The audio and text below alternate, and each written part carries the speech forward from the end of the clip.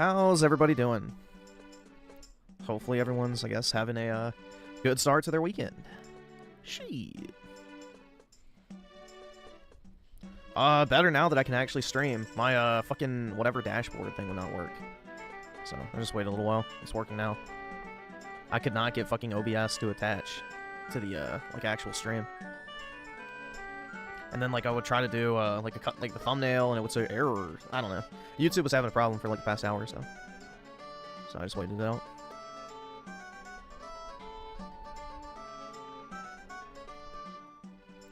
If we deported all Latinos, will rent go down? Yeah. Less people equals less rent. Sneak feed with the 2. Let's get some subs. Hell yeah, dude.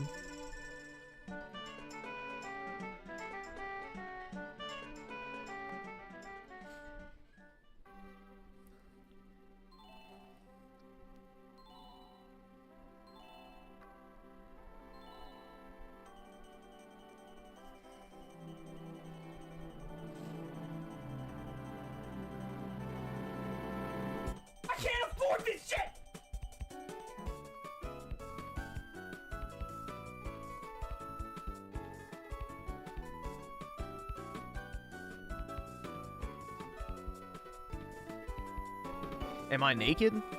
Not yet. But we'll see how the night goes.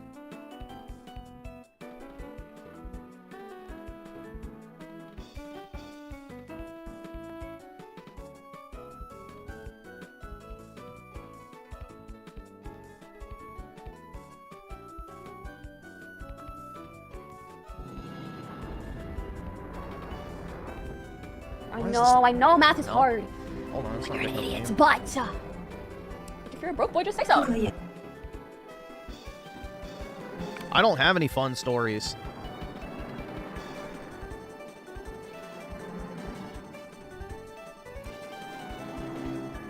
My life is pretty boring, sorry. Alright, why is that not detected? Properties. There we go. Bro, I didn't even do anything. I just opened the settings and then it started detecting it.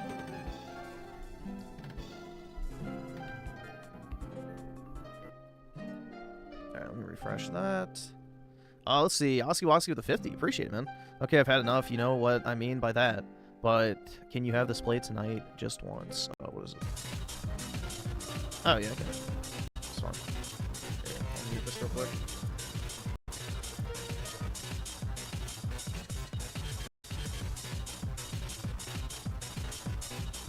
I was watching DSP play Mega Man. He might actually be better. Wait, you might actually be better at games than DSP?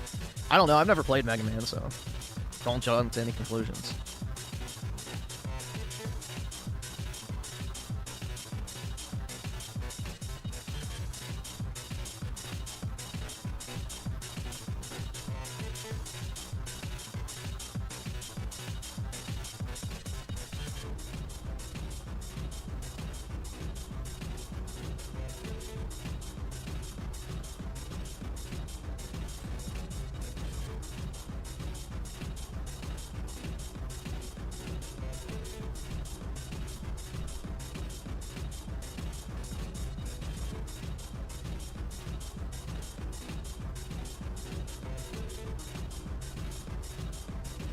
Your girl Gina won? I don't know who it is, but I guess good for her.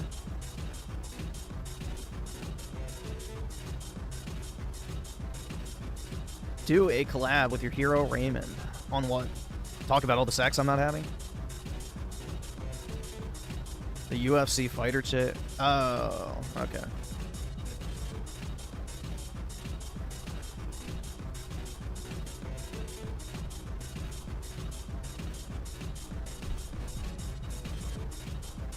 People in this chat were mad because DSP scammed them out of their money and didn't do DSP try. Uh-oh. Sorry, my wife. She ate all the Taco Bell. I don't know what he ordered.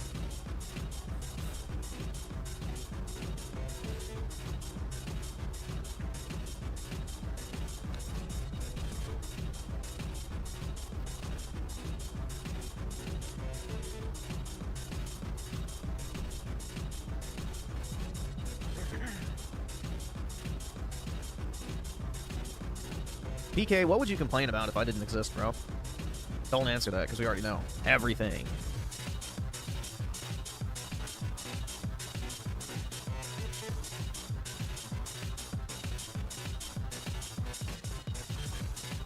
Would I run a Pokemon Ember Lad Nuz? I don't even know what the fuck that's supposed to mean.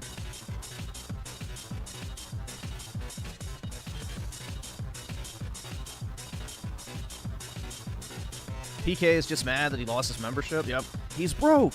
He's gray. And gay. It's over for him.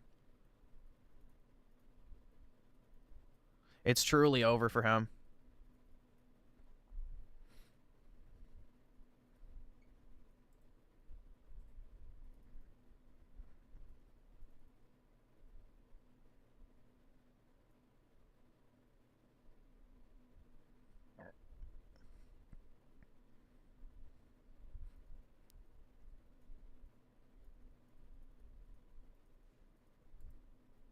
Well, I can't say anything that PK wants to hear, so...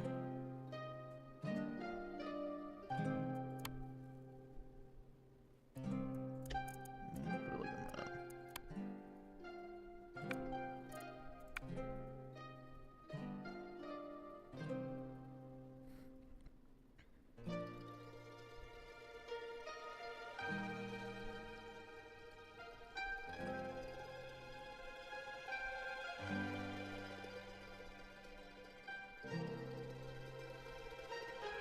13% alcohol. Wine? What's wrong with wine? Usually, I'm guessing that's what it is. Hopefully it wasn't beer. That shit's gross. Malt liquor.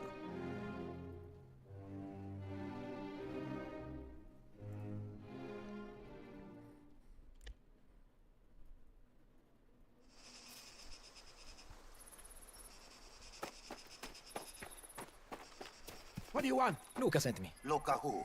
Luca Trapani. From the vineyard. Idiota, get inside here. So, what's going on? Take a look for yourself.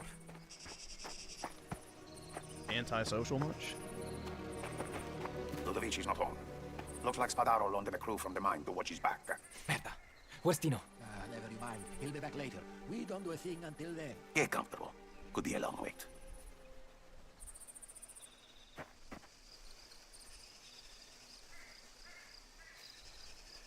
Yeah, the likelihood that all of human history has been a result of the good guys winning is very unlikely.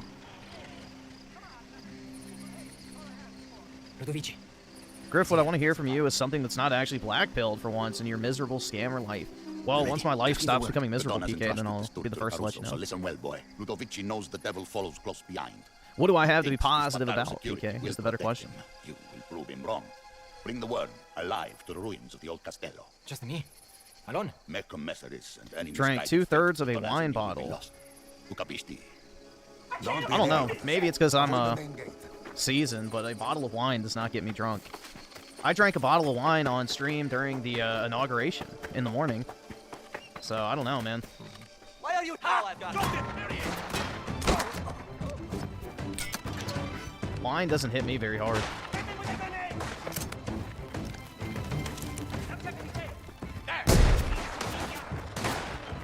Nah, PK, unlike Raymond, I don't have like this delusion that having sex would radically change my life, so that wouldn't be it. Oh, sorry. Yeah. Let's go ahead and do it. Only women drink wine? I don't think that's the case. Don't be an idiot. Avoid the main gate. No, avoid the main gate. Oops.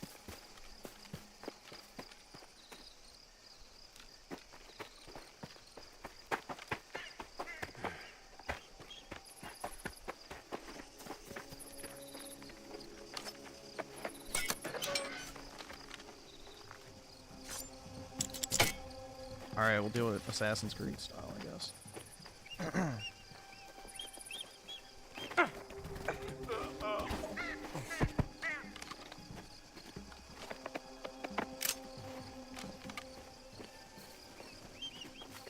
Strunzel won't even have us inside. I wouldn't let you in my house either. What? You told me your pigs sleep in the back room. Don't take it personally. My wife is very particular.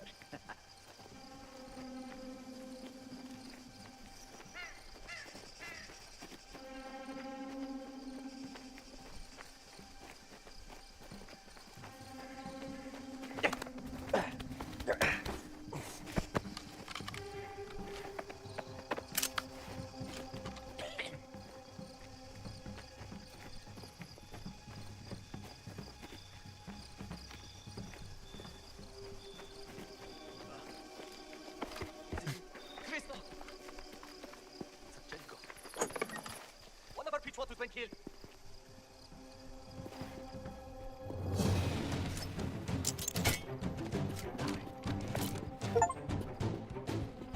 Found a, I don't know what this is, Trenica coin? That's the bad thing about having your UI set to 4K on Windows. It's like everything's so fucking tiny. And I don't want to do UI scale because it fucks with everything else.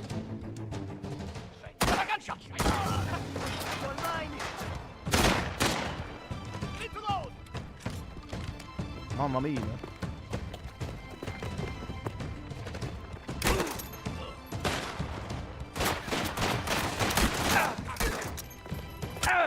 Oh shit. It's Jover.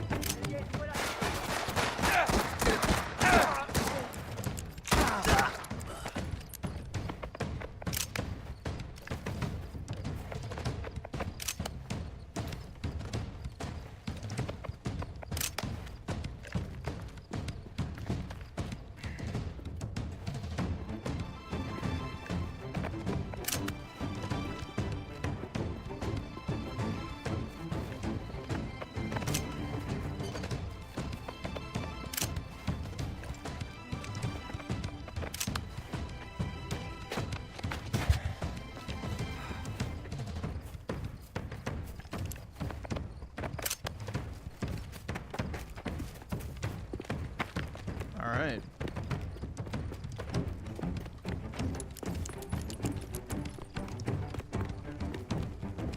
Kill his security, I think I did.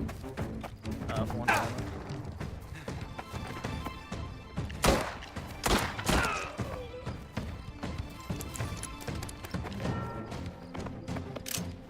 Alright.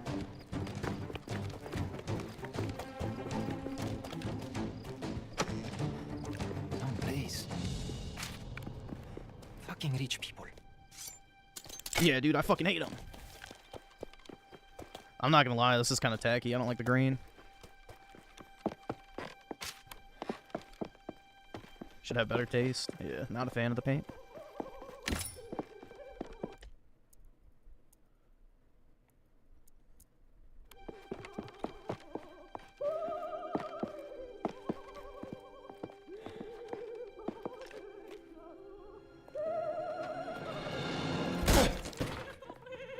Aw, shit. You want money? Take anything. Give me money! God! Please! What's that do?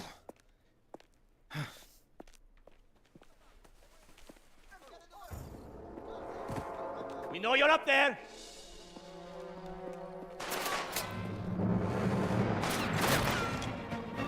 Let's see. So Tim Marco with the 279 just finished reading Coraline Greatest Book. Is that like the Tim Burton movie type Coraline or something different? And Tim Marco with the 279 meant great, not great. Yeah, it's all good, man. Oski Woski with the 2. Yo, Griffin, new NG4 footage release you down. Yeah, we can check it out later. It's fine.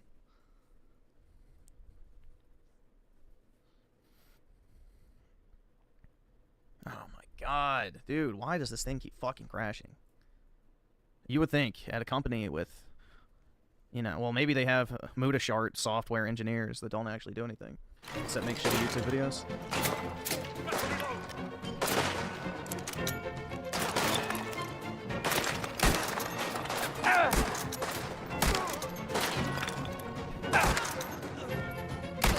Time we left.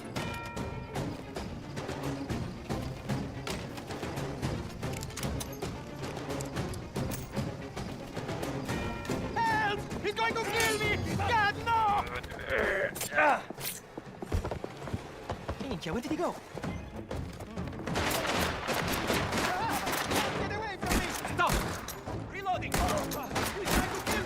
back here!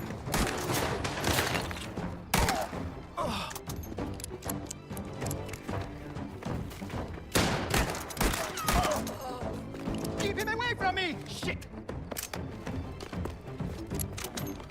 You won't get through us! What are you waiting for? Shoot him! This goes easier if you don't run!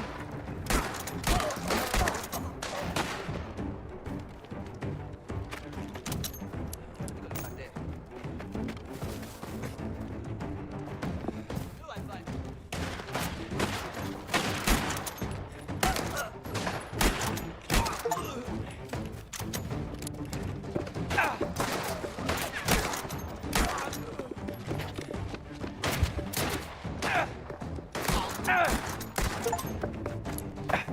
Help! He's going to kill me! You're right. God, no! Heavy bastard!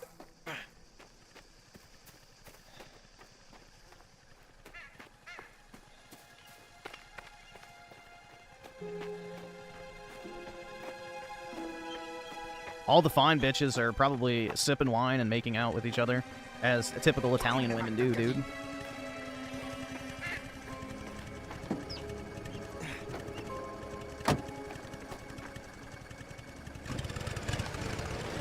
Anna, Mazzari!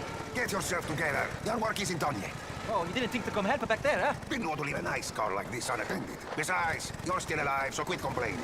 It's him in the back who has the real problems.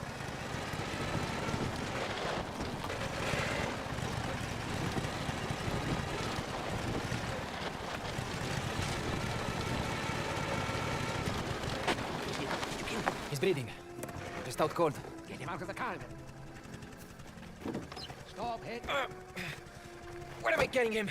Where do you think? To meet Kino. And he couldn't come down here. Enough complaining.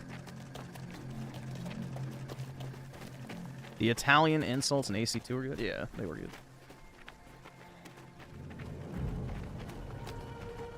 Caruso didn't think you'd have the nerve.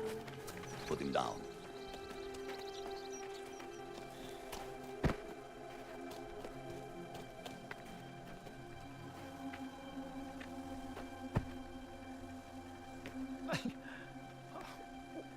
What's this? Sit up and shut your mouth. Now it's time to prove yourself, Caruso. You know what must happen. If you think you can deliver it, you best show me now. Kill this rodent. No! Don't do this! Do it. I don't want to die! Please, God! How should we execute him? No, please! Probably this.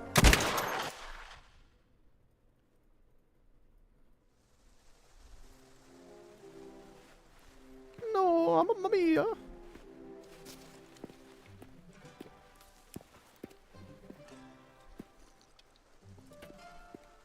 100 shekels.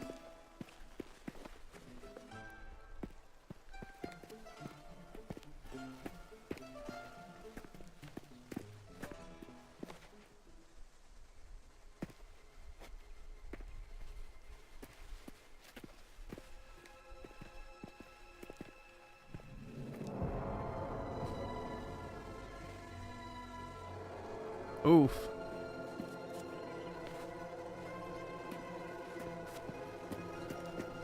Dude, you can't say it's all Italians with no blacks. Italians are black.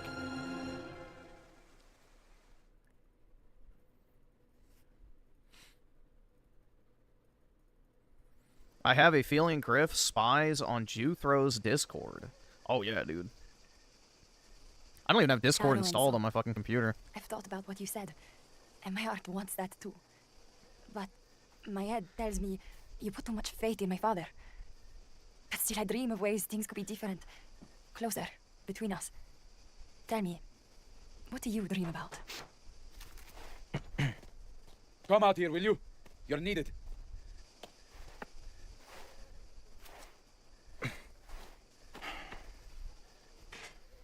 We was Italians, yeah. What's this about? All that matters is that you Where? currently are standing inside of a country and you're that nationality. Tell me what's going on. You stop talking and listen, all right? Luca, what is this? No need to look so worried. We're all friends here. You walk through this door, then you listen and answer honestly. Answer what? You want to be part of this, yes? Of what we are? Yes. Then go inside. Whoa.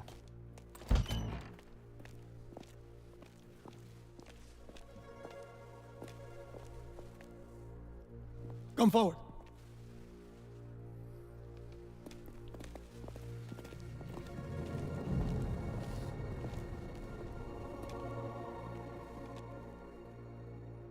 All of the men in this room are bound by blood. Is this when I get my This is assassin a ring? family.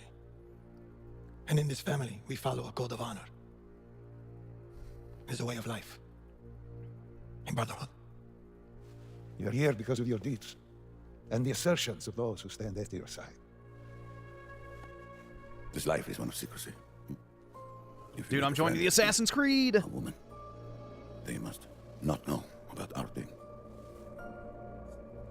It is binding. It is not forgiving.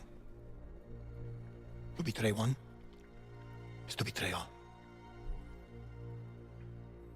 Do you wish to commit yourself, your life, to this family? Yes, I do. Then, before the eyes of all here present, join me.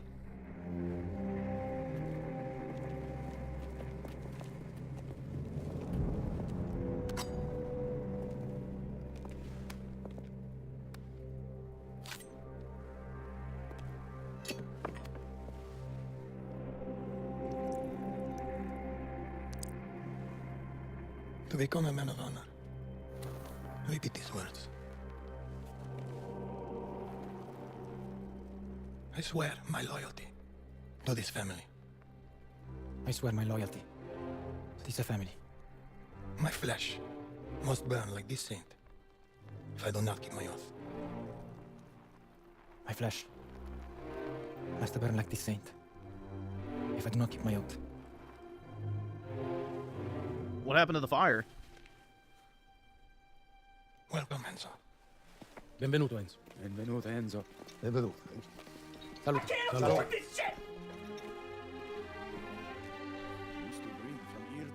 Chronicle at the 2. Appreciate it, man. 100% the Crisis Remaster Trilogy. Hoping for 4. I don't know what Crytek is doing. Subscribe, donate, or get the fuck out. They've had a lot of financial issues. I wish they would make Rise 2 as well. We found you in that bar. Alas, Your doesn't skin seem and to be bones. happening. Either subscribe, donate, or get the fuck out. I saw fighting. They make that, what is it, Hunt Showdown won. game or whatever, which I think Got to did be pretty this decently, but Our thing? they have some pretty bad It's your financial life now. problems. Done well, Enzo. And Chronicle with the 3 Proud gifted of you. memberships, bro. Really appreciate it, man. Grazie, Luca. That's very nice of you. Thanks for spreading the long night. positivity, bro. When they did this for me, we went through 3 crates. W gift, but oh my god, deleted my message.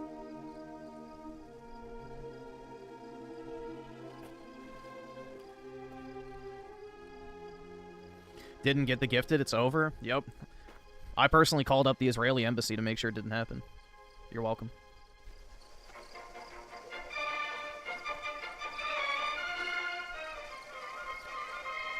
Yeah, there's so many game studios that have like all these games that they could easily make sequels to, but don't. Like, I would love a Darkness 3 as well, but I don't even know if the studio that made that exists anymore within 2K. You meet a girl who is deaf, dumb, and blind. Forget about him. I think Valentina keeps his balls in a little bag by the bed. You're going to drink that? What? Oh, no. Go ahead. Whoa, be careful. Enzo, lose their face. Mamma will you? mia. It's a celebration. Let's get some more drinks. We should take the music with us. If it drowns you out, sure. Stronzo, you fetch that for me. That thing would be ripped up. You have a place in mind? Oh, I think so. Just wait and see. He knows what I'm talking about. People are trying to sleep. You know I know. You're a hound, Leon. A fucking hound. So, San Celeste. Italians, the original minorities, blasting music on their speaker to everyone else's detriment. Come on, let's go.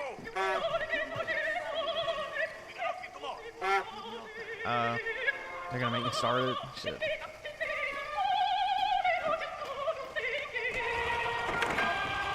Apparently they were doing a Bioshock 1 remaster that got canceled. I need a woman. All right. I need a woman. Where to again? Women. You forgot already. San God, I Celeste. need to have sex. And don't spare the horses. So, you're in, mine boy. How does it feel? Good. Really good. Damn right it's good. Now, you can do whatever the fuck you want. Sit down, idiota. Hey, keep those dainty hands to yourself. And show some respect. I'll be boss of this crew one day. If things ever get that bad, I'm moving to Palermo.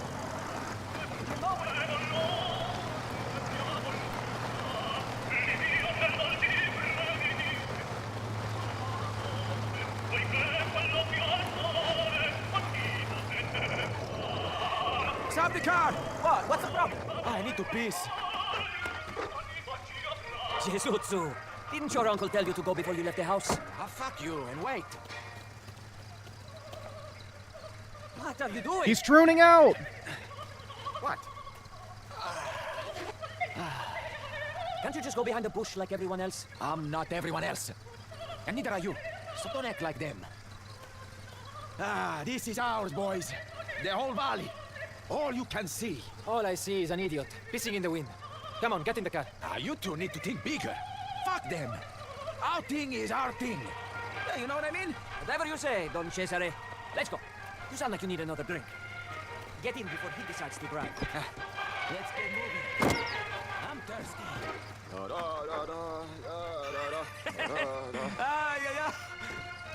Enzo, the time will come when it'll be just me and you. Good friend. Loyal. A man of honor. My right hand. Hey, what about me? You. Who can be my... All right, awesome. Thanks, big guy. All right. Wine, give me wine, give me wine, give me wine. Wine. The beauties. Beauties, okay. Wine, give me vino. Andiamo for vino and all the lovely boobies. I like boobies, huh? Bella manci, my fucking ears. Give me wine and a lovely principessa. Principessa!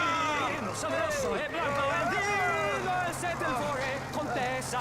Mi tu, contessa. Salute! Oh, coglione! Celeste, San Celeste, San Celeste, San Celeste. Put your foot on it, Enzo. Nearly there, amici. The brothel courtyard. Hell yeah, dude. Here, on the left, pull in. We don't need the music no more.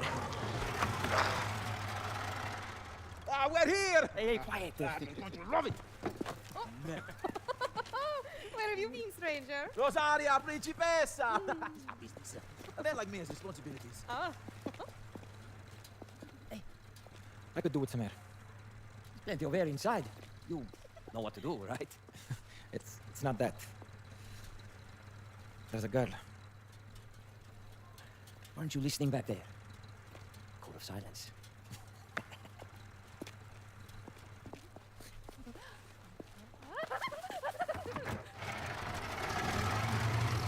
L. I'm about to learn Italian because of this game. Oh yeah, dude. What the fuck is this? Where were you? Peeping through the window like some Bardone. You don't live in a hole anymore, Enzo. You're part of the Torrisi family now. Act like it. Now, move over. Got something to show you. All right, awesome. Thanks, big guy. All right. His herpes scars. Blindfolded. Besides, a good woman sob as a man out. Let's see. E-Man with the 5-time eye siler. Bro, who's that?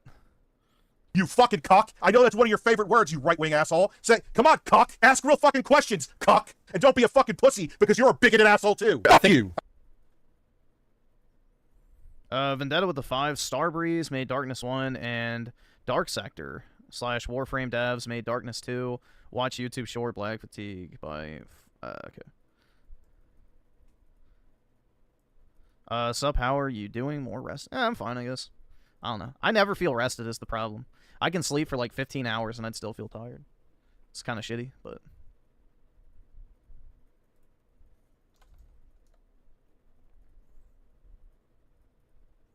is this it? A guy.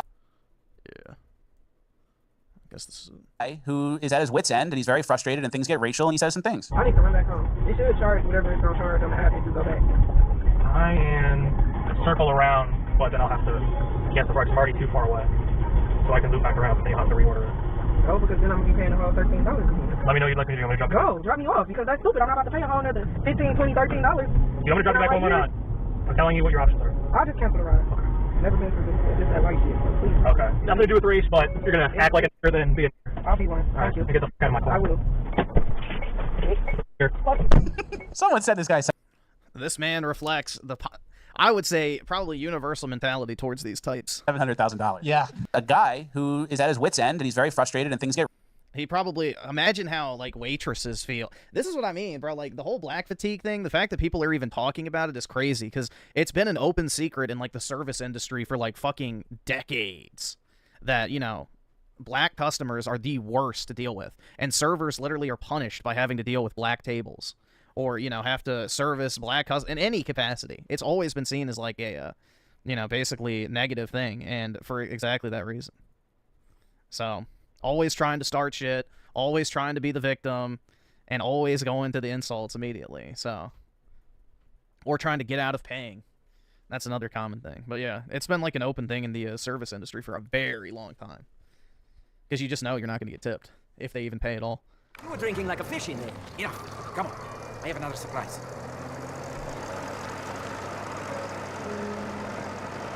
Whoa, whoa! Eyes on the road. Calma. We're fine. Mika, not down here. Do you know where you're going? I'm driving, not you. Just want to turn it around here. I don't want to die today, Cesare. Here we are. Yeah, finally. Come on. Pasquale said he'd meet us here with the keys.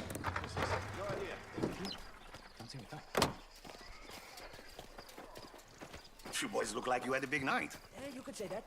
I appreciate the invite. You know how it is. You're family only. Sure. Not like I don't do enough for you all. Well, I left the keys inside.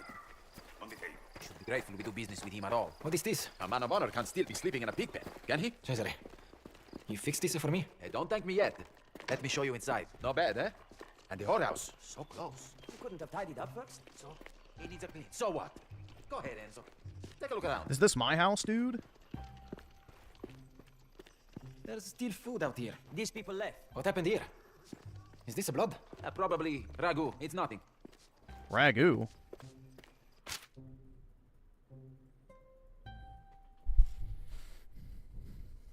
Huh. Yeah, you can't There's cancel Uber rides without paying for them now. There's someone's clothes in here. For you, if they fit. If not, throw them out. You haven't seen everything yet. Let me show you the bedroom. Damn, dude, I can bang his cousin in here. Look, a proper bed. And now you won't have to sleep with the fucking pigs anymore. No, you can leave that to Cesare. Hey! All right, we did the tour, Enzo. I'm heading back. Get some rest. So, what do you think? Don't know what to say. It's great. Well, you're welcome. When I met you, I thought shoveling shit was all you amount to. Right. No, I mean, you've done good. My uncle, me, we're lucky to have you around. And when it's my time, I won't forget that. It's going to be just you and me one day, like I said. Remember? You should go take a bath or something. Strones. I'll let you sleep. See you later.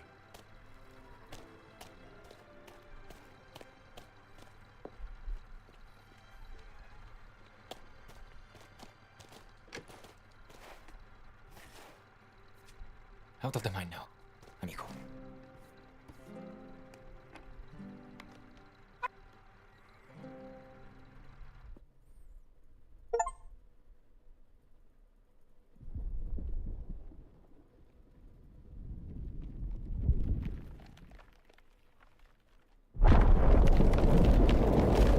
Whoa.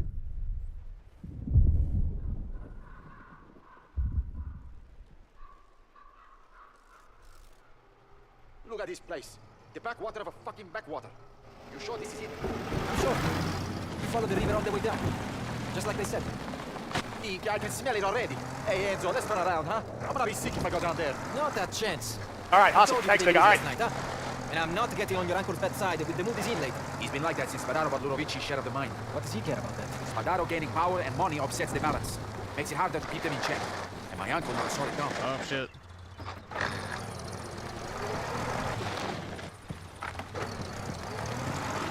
That was deceiving.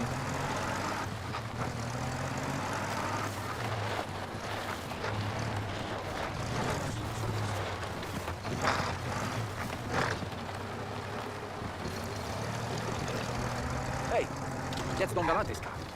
Why is he risking his Venetian loafers way out here? All right, awesome. Thanks, nigga. All right. All right, awesome. Thanks, nigga. All right. Guessing that's not your doing, Enzo. I don't need you breaking my balls today. You're right. I'll leave that to your uncle. You're the last ones here. Whoa. You know what's going on, Leo? I have some idea. And just wait. Hey. Oh, looks like every buffo in the valley got an invite. So, what are we doing here?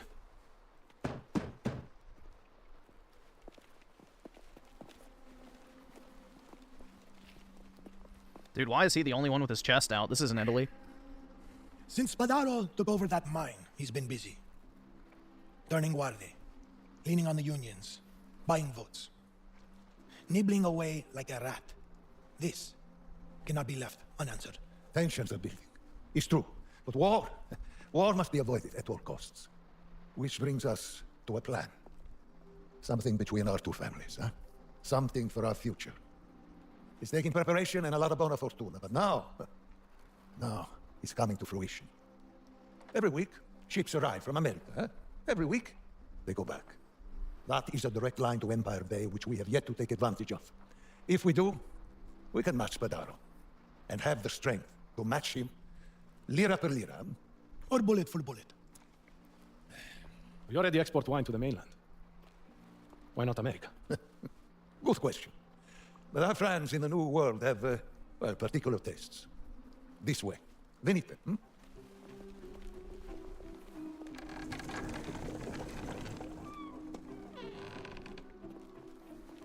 Do these wops ever quit scheming? Nope. That's how they conquered the known world. While everybody else was shitting in fucking holes. And bathing in the bogs. What is this? A government currency press. Officially, it was destroyed during the unrest in the East African colony, but unlike the governor, this made it out. You want to print cash? Peace. When opportunities arise, you seize them. There's too many eyes and police over there in America.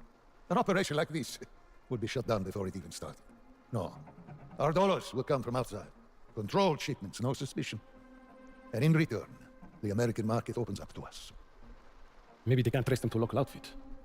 But would they be good enough? We have enlisted the finest counterfeiter in all of Italy to engrave our printing plates, eh?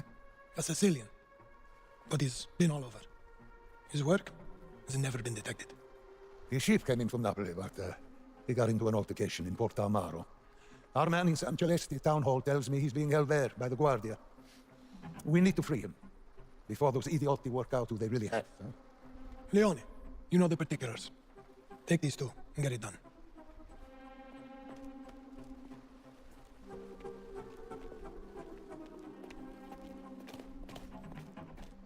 All right, let's go.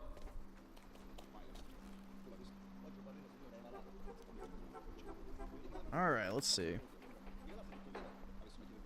Tab it real quick. Vendetta with the 5. Hey, send a reel. Can we watch it real quick on the grant? Yeah, let me get on my account. I think I'm logged in on here. Let's see. Yes, I am. What the fuck is the DM button? Bro, I really. Okay, I see it.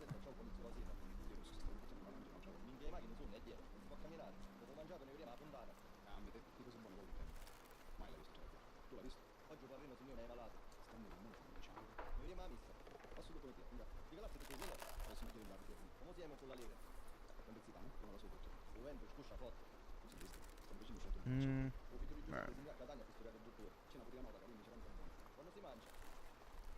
Just refresh it real quick.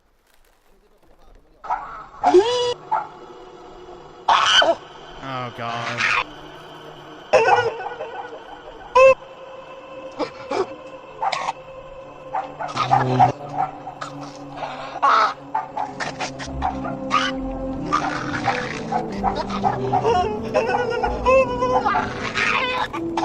Bro, habaneros aren't even that spicy.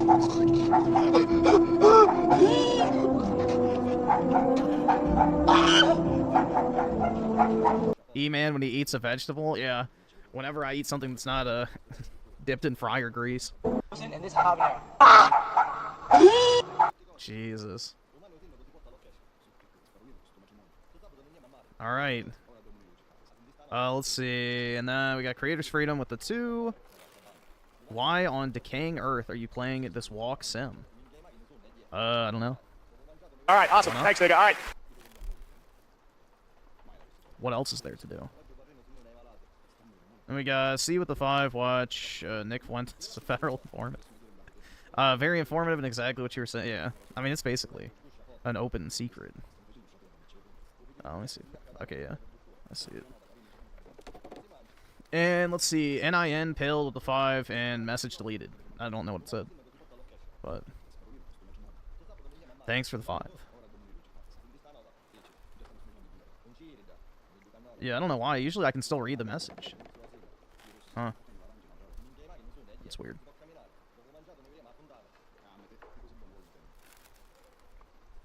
And let's see. Nefarious with the 5 just left the club. 3 a.m. Heard a loud crash nearby. Found a man hanging out of a totaled car. Looked deceased. I called the cops. Stay safe out there. Shit. Yeah, that's nasty, man. Well, I'm glad you weren't involved in the crash, but yeah. You know what they say, nothing good happens after, what, 10 p.m.? That's crazy, though. I don't know, that's like kind of one of those irrational fears you have to get rid of, is dying in a car crash, because statistically speaking, it's like the highest chance everybody has of dying suddenly that nobody really thinks about. Improvise our way through a building full of fucking police. Am I a capitalist or a social? Oh yeah, dude, I'm a commie. Karl Marx is my, favorite political writer. You want to tell your uncle that? It took months to get this man to Sicily. He's wanted in every city in the The only way I would be a socialist is if I was the head of the state. Our man at the town hall That's is it. the key. He'll know exactly where Unless I get to make the decisions, He's I'm not waiting down us for in the main square socialism. in San Celeste. You're going to meet him, Enzo. I'll go. Enzo doesn't know the Maledenti. The Guardie know you. Nobody knows Enzo. Egos. This forger, he got a name? Giuseppe Palminteri.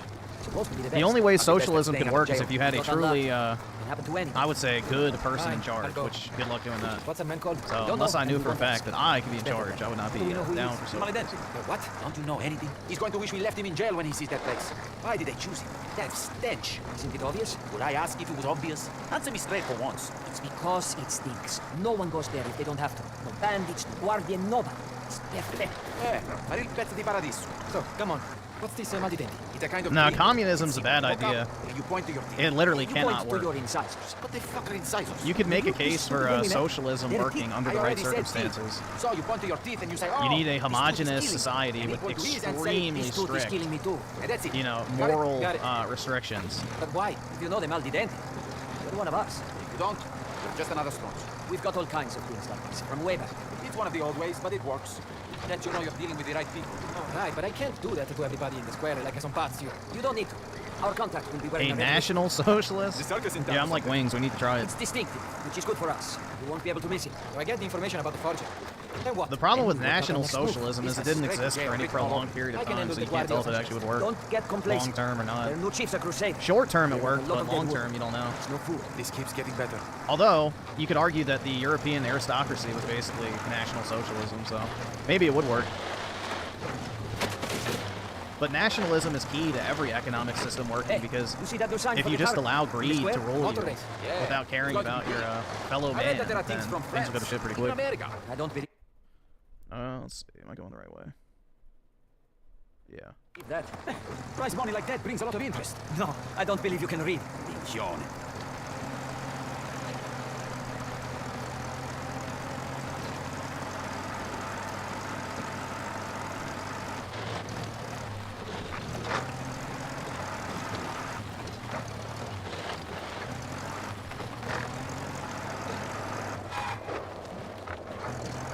This is you, Enzo. All right, awesome. Thanks, nigga. All right. Remember, our contact is wearing a red waistcoat. And my tooth is killing me. I got it. Don't get caught. That's 4 commands. His best too. I know this. It's getting worse. He's taken to sleeping out there with his rifle.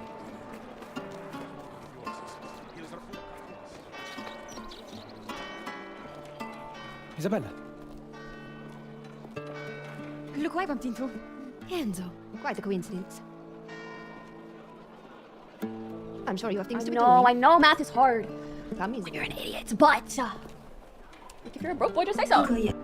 Bruh, speaking of Pokemon, I keep getting recommended this one IG reel every single time I open up Instagram, and it's of her putting on makeup in French. Like, for whatever reason, I've been like fed this video by fucking Instagram like 15 times over the past week. It's like, why is this like the video they're choosing to send to me? Show it? If I can find it. I don't really want to look for it, to be honest. Here, let's see. Pokemon, get ready, French. I don't see it. It's like a get ready with me in French. And it's just her doing her makeup. It's like, bro, why are they sending me this? Sure, buddy, recommended. Yeah, that's how Instagram works now. You don't even get your follower feed anymore. They don't give you a follower feed. They give you like their shitty fucking recommended bullshit. You don't even get to see like the posts from the people you follow anymore. They ruined it. Ruined it. We used to have a good thing. Let's see, Pokemon. I'll see if I can find it.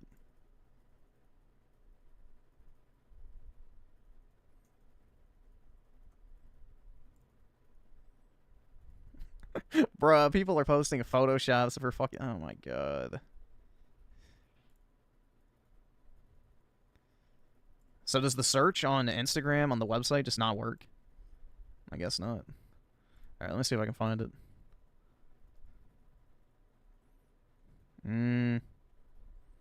I don't see it. It must be really old. Oh, wait, is this it? Yeah, it's from 5 weeks ago, and they're trying to push this shit on me, bro. Nice. Here you go. Perfect. There's the video. J'ai aimé ton vidéo, mais j'ai rien compris. Et je me demande comment tu as aimé le vidéo et tu as rien compris. Anyways, j'ai eu de la chance à pratiquer mon français avec mes voyages That was not French. The French do not say anyways. I want my money back. à Paris récemment. Ça me rappelle qui je suis et d'où je viens. Et je trouve que c'est un sentiment qui est important à cultiver. Si vous voulez d'autres vidéos en français, laissez-moi savoir dans les commentaires. C'est un peu comme avoir des devoirs qui vont m'aider à améliorer. Merci et bisous. Bonjour. Finalement, une vidéo en français. Croissant, baguette. Oui, oui. Damn, that feels pretty good to say. C'est vrai, le français est ma langue maternelle. J'ai grandi au Canada et je suis allée à une école française. J'ai commencé à apprendre l'anglais en 4e année, mais maintenant c'est la langue que j'utilise le plus, donc j'ai besoin de pratiquer. Ma mère va être tellement contente parce qu'elle comprend pas trop l'anglais. Elle me dit toujours, j'ai beaucoup aimé ton vidéo, mais j'ai rien compris. Et je me demande comment tu as aimé le Alright, it's past the loop point. There you go. But yeah, they keep shoving this fucking video at the top of my, like, I guess feed on Instagram every single time I open it. It's fucking annoying. I don't follow, like, it's literally on my fucking trading card account. So, like, the only accounts I follow on there are, like, other Pokemon card accounts, basically. And for whatever fucking reason, this singular Pokemon fucking short has been shoved down my throat. Probably for the past, like, 2 weeks. Griffin is rock hard right now hearing his native tongue. Yeah, I'll give her my native tongue. Talk French on this dick, bitch. Shit. E-Man with the 5. Time Eugen, he needs to go to the gym. I don't have any Boogie stuff on here. So you'll have to settle for another fat bald man. Oh, I guess Boogie's not bald. But... You're not a woman. I just shit about you with your big fucking ugly mouth. You're ask all fucking questions, fucking racist, and don't be a fucking pussy, because you're a bigoted asshole too. Fuck you. And U-Generation with the 50. Uh-oh. E-Man needs the day off. All right. Jeez Louise, dude. Maybe y'all can both go to the gym. And Big Juicy Balls with the 20. Hold on, I can't read it yet because it's giving me a fucking notification that someone's been timed out. Time Juanold. All right. There we go. I'll do 30 for that. I'm just gonna say it because you're talking shit about me with your big fucking ugly mouth. Dare I say it? Fucking racist bigots. Fuck you. Move your fucking podcast. God!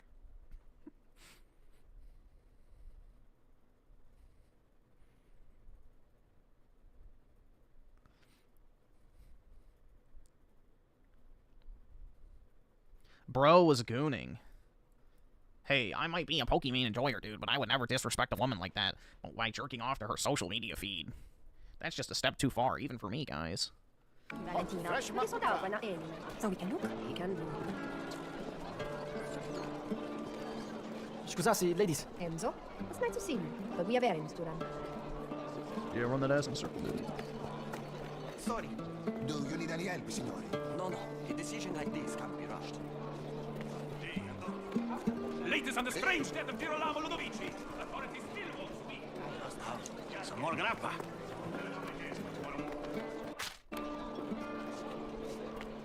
The red waistcoat.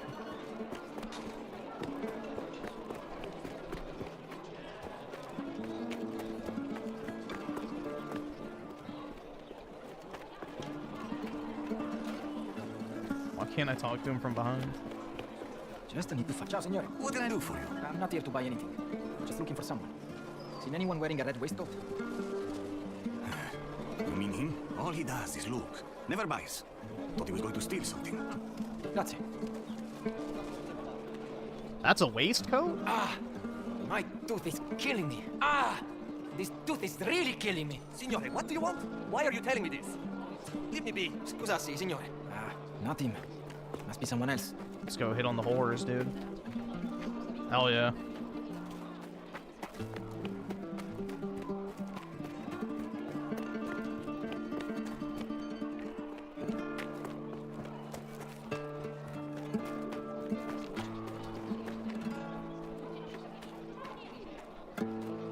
Griff, what if she knocked on the door and begged you to bang, then marry you tomorrow? Would you end the stream and abandon us, Chat, Chud, Aryans, and be a J? What?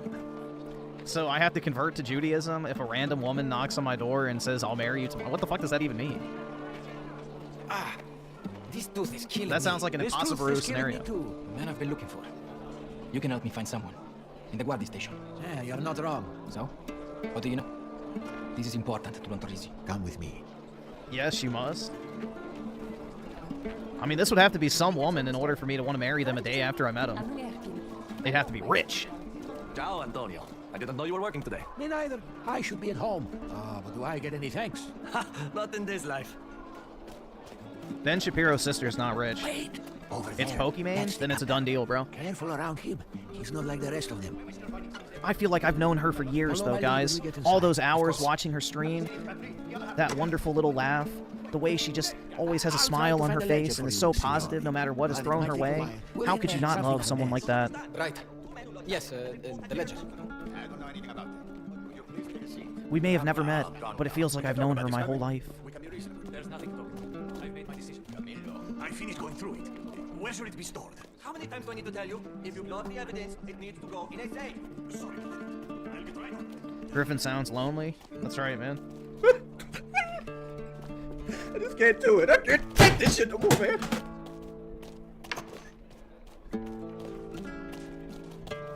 They're keeping the prisoners down there, in the old cellar. Are many in there? He was this morning. Guards? Inside, 2. Outside. What about the night? Well, must be fewer than now. You should go now, before we're noticed. Come on! I didn't do anything! Enough! Keep walking. Chief said to close the Ludovici file. What? Already? Already? Don't you think No, we Griffin wasted sounds enough hopeful, time? which is a good sign. There is no hope. There is no joy. There is only misery. Can't keep him in much longer. Dr. Grimaldi made a mistake. Enzo, can we talk? Where's Valentina? She should be a little while. I've asked her to find me in working. Useful little things, but mine have a habit of breaking. I've missed you. We've hardly seen each other since you left the vineyard. I know. I've tried to get away from the others, but I've been busy with work. So busy you haven't even invited me to your apartment yet. Your own place. You must be doing something right. I told you I would make a good impression on your father. Maybe soon we won't have to hide. It would be nice to believe that. For now, I'd settle for an invite. I want you to see it. If I ever get some time alone, but... You keep me waiting like this, and I'll have to take matters into my own hands. You better go. Your friends are waiting for you. See you later, Enzo. Damn, bro, she's gonna break into my place and rape me.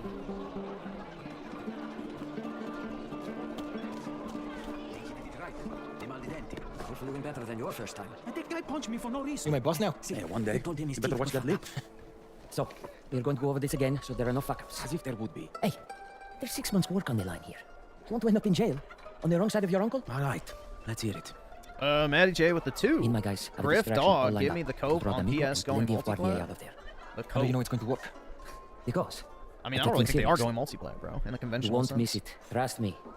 Once they leave... If anything, I think Enzo a lot of goes in, people are gets our overreading man into up. that Do it quietly. quote. We don't need complications. Because why would they need to focus on I'll be waiting hardware in the anymore car. when they've already won Yes, the sir. hardware, you know, Keep an eye on him battle? from outside. They're the Any last danger, man standing on the there. traditional home Let's console take a turn. front. So yeah, the obvious have to do. course of action is to focus on making more money from their existing user base. The fuck is this? What did I say? So Enough they're the fooling only around. like home console that even exists anymore, Half this pretty town much. and conned most of the others. Because the Switch is an I can't be handheld, seen. Xbox is dead, And so unless Enzo wants to PlayStation has the to market to Adorno, neither itself. can he. We won't be. But be careful. Unfortunately, the Intellivision Amico doesn't exist. Be man. smart. Will you? Come on. Better look over the exits again. Nintendo's not bigger. Sony's a much bigger gaming company than Nintendo. Nintendo sells better, but on paper, they don't make as much money. PlayStation makes so much money from the third-party game sales. So, Nintendo does not have that same, you know, financial weight Now, they could with the Switch 2 if people start porting more stuff, but... No, Sony makes way more money than Nintendo. Let me see again! They strike again! Let me see again! Presto! This must be it. Mamma mia! Let's go.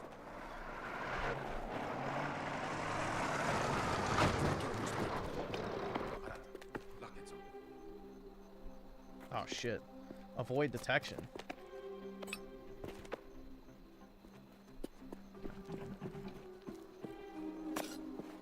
What are you doing out here? What the hell was all that noise? He's saying it's missing. Mink. That old fox has balls. I'll give him that. You'll need them. Chief is spoiling for a fight. Took half the men.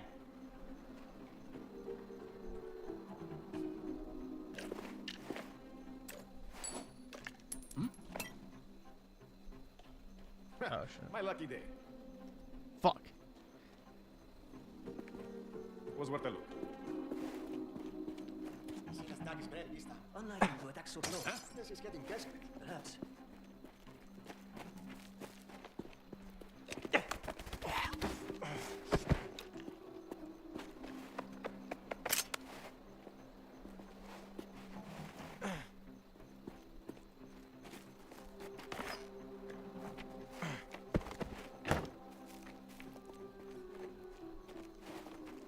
What's got everybody running around? Fuck if I know. Situation at the garrison. Chief looked ready to shit himself. It could be anarchists. Oh, yeah? Tell me, Alfaro, what exactly is an anarchist? What do they look like? Shut up. This is why nobody likes you.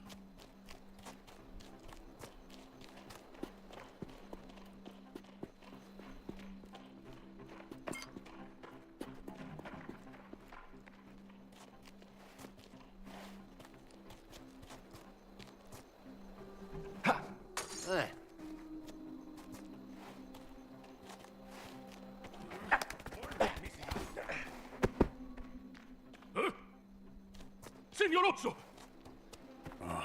He's definite. Nice. Alright, let me pick his fucking pockets.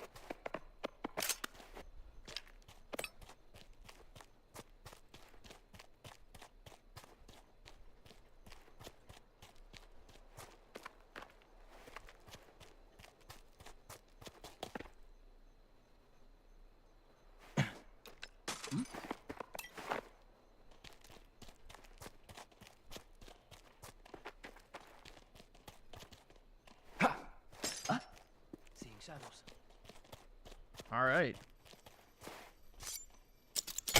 Anyone recommend a movie? My Little Pony, Friendship is Magic. Now go watch it, bitch. Giuseppe, over here. Let's get you out of there. Grazie. Let's go. You have my plates? Plates? Printing plates for the press? Nobody told me about any plates. In my bag, taken when I was arrested.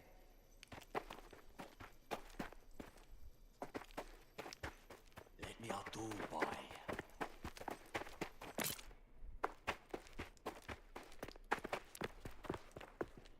You look fine, right where you are. Huh. I know you. Feels like you know me. Leave him. Let's get out of here now. I'll be out soon enough.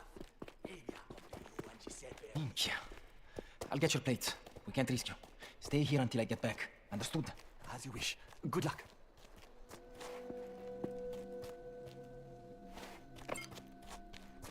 Hell yeah, dude.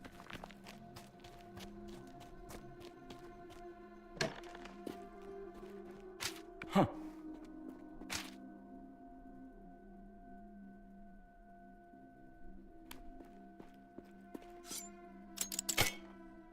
You look like you're still half asleep. Davvero, sharpen up or you'll be sorry. Si, caporale. I don't care how you did things in Sardinia. In this unit, you will toe the line or you will deal with me. Do I make myself clear? Si, caporale. Present yourself to me after watch. I like this game so far, personally. Or your night will get a lot worse.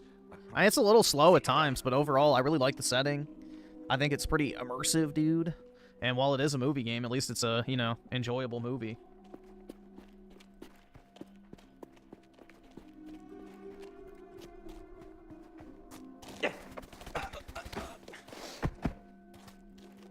Yeah, the story's pretty good so far. Yeah, there's like nothing woke about it at all, which, you know, is nice too.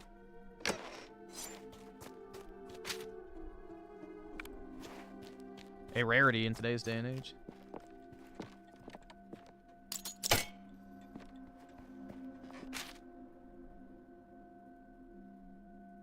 I could use this.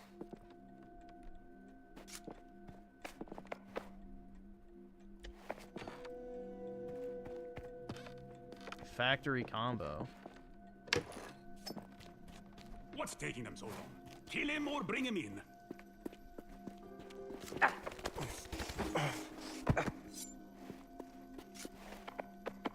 They made season 2 of the Wednesday show? Oh, hell yeah, dude.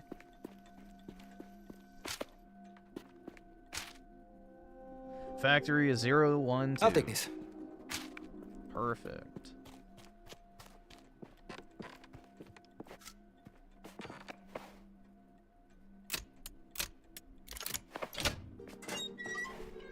Shit. No plates here. Nika!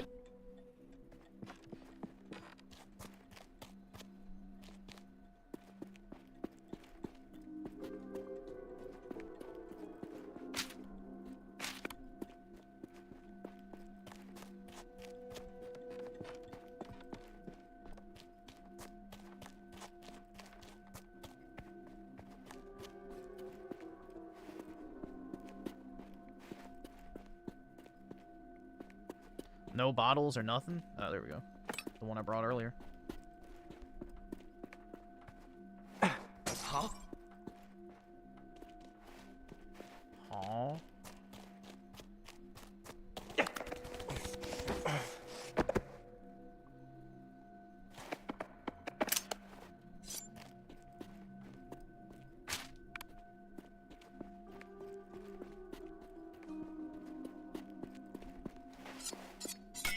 Oh shit, I didn't want to do that. Oh well.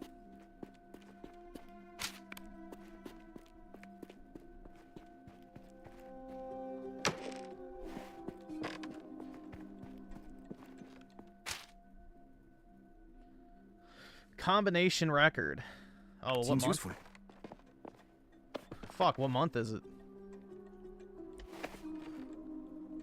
Maybe I should try the default code again. Oh. Oh, fuck. Maybe it's May? 1190. This'll help.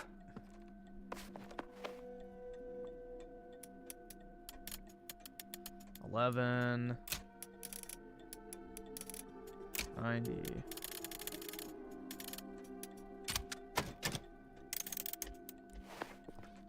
Well, shit. I could use this. Oh, over there.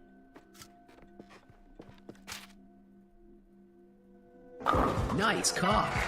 Perfect. Huh. Not bad. Okay. That would be why.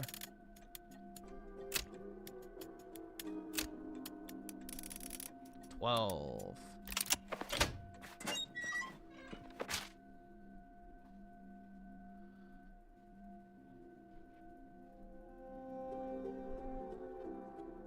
Huh.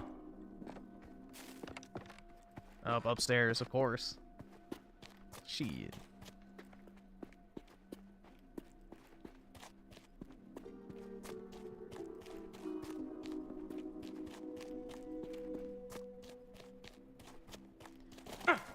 Bro, the game's called Mafia, not Bloods and Crips. I don't want to be black.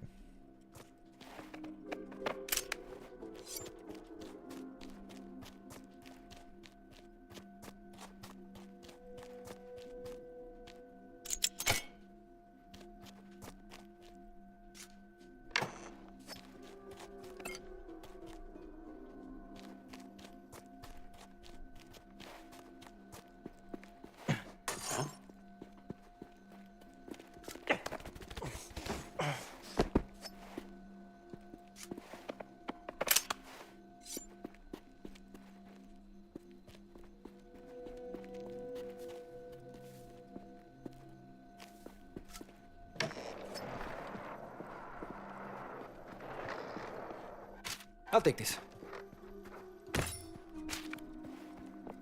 All right.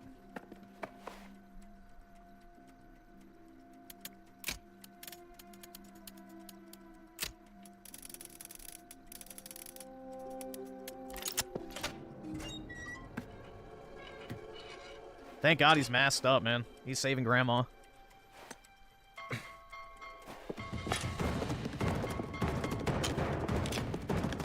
Oh, shit.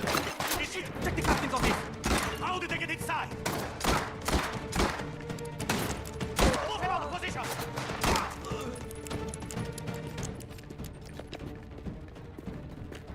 You can just go out the window. Oh, what the fuck? Nah, it's just a glitch.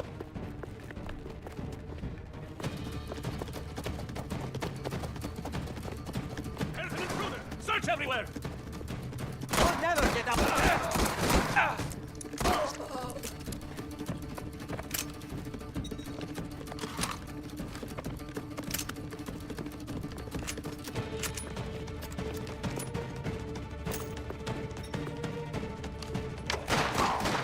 Secure the jail. So much for doing this quiet. Not if we're behind bars, he won't. He'll find a way. Trust me.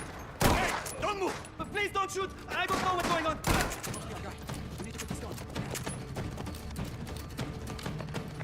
Oh shit. What took you so long? Merda! There's more of them! I can't afford this shit. It's almost like it's their job. People doing their job.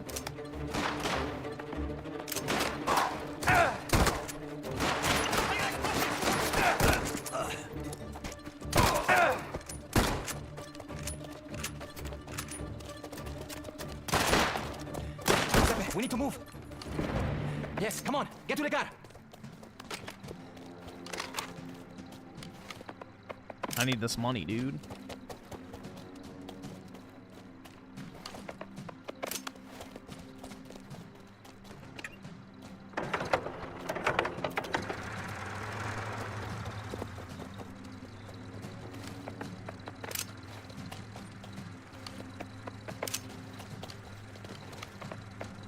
Lots and lots of money. I haven't bought anything, which I probably should. Get better guns and stuff. Go, get out of here.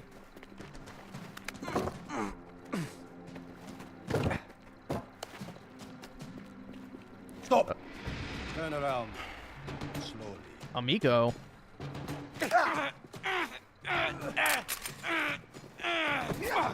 Oh, boss fight. You made a grave mistake here, boy. Shut your mouth. And I'm...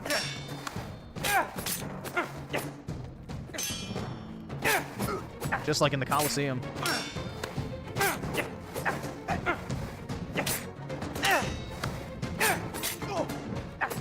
I'll get that mask off. Then I'll have all I needed to know. Need to get to it first. You'll get COVID. Come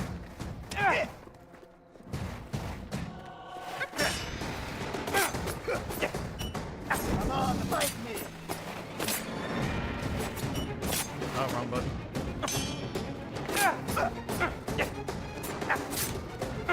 What the hell? There we go.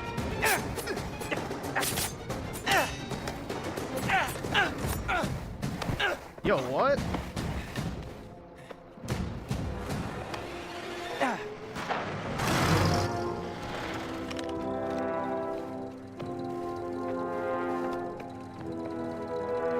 Hey, grab them. Then let's get out of here. Bro, I was winning. What the fuck? I was chewed, bro. Ninja, what now? No, we get you home and you lay low. Hey, what about us? We take Giuseppe to the tannery and keep him out of sight. The tannery? We'd be lucky to make it out of town. I make my own luck, you know that. Just stick to the plan and we'll get out of this. We need to go. Get inside, Enzo. And keep your head down, all right? Did you say it?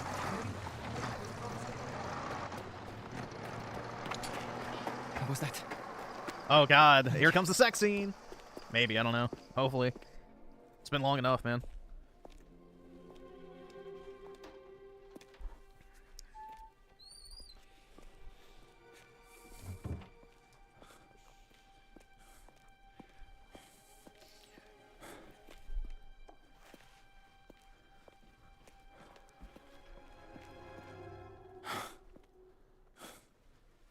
A little color in here wouldn't hurt, don't you think?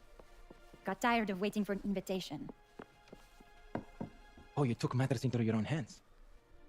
Sometimes you need to reach out and take something, if you want it. You know what happens if someone sees you here? And yet here I am. Whoa.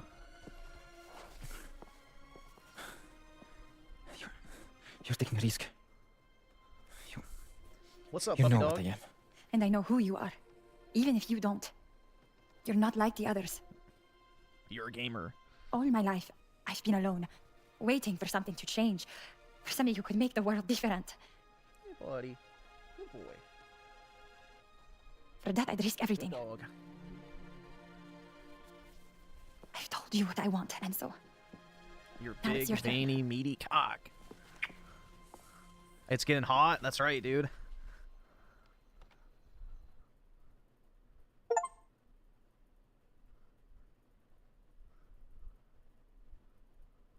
Women knowing what they want? Yeah, exactly. Impossible.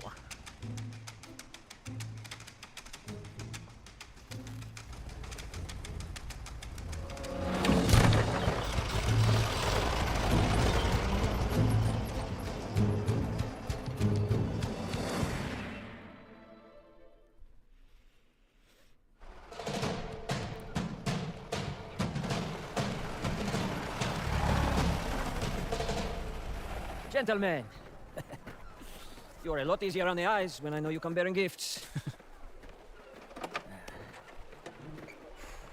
We didn't get to really see it, I moving, know. eh? I don't know if this game is rated for nudity or not. Hidden, quiet. Nobody goes near the place. It's like it isn't even there. Beautiful. And long may that continue. On your side of things, so Uh, far, like clockwork. no From nudity. here to Empire Bay, Fuck. someone at every link in the chain, and what we've started getting in return. Damn it. Ichoti, bye. Follow me. I wanted to see Isabella Cheeks, dude. Let's see. New generation with the 20. What's this? They sent all this? Alright. That's not even the half of it. Oh, Madonna. Made in America. There's more. Oh, minchione. Here, try this. Empire Bay are really opening up And the various band, with the huh? two, Hope so. honestly, I love you They're sending guys. them Please enough. don't call me broke. This Alright, but I will call you just a a... start. Skip it up, you fucking loser faggot. Does that work? And some fun. But I appreciate it, man. Take a look Big at ups. Hey, andiamo, come on.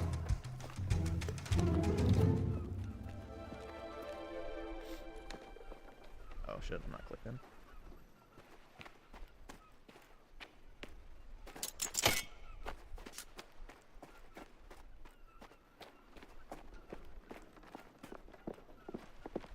Can I stop being mean on the weekends? No.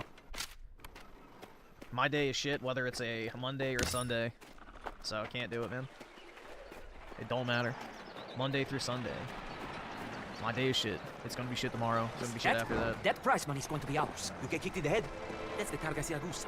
We can't win it. We can't even enter. I'll get us into that race. How? No chance. What are we gonna drive anyway? The delivery truck? I was thinking we could drive that. Just join a club? That's right. Where did you get this? Dick Like I Suckers said, Anonymous. Our American friends have been making connections for us. Wait, with who? A fighting squad? These are bullet holes, Leo. Have some vision. So it needs work. Nothing Pasquale can't handle. Pasquale.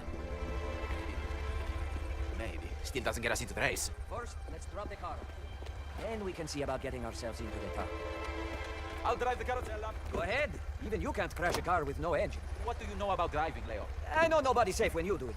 We're heading to Pasquale's new place. I'll show you the way.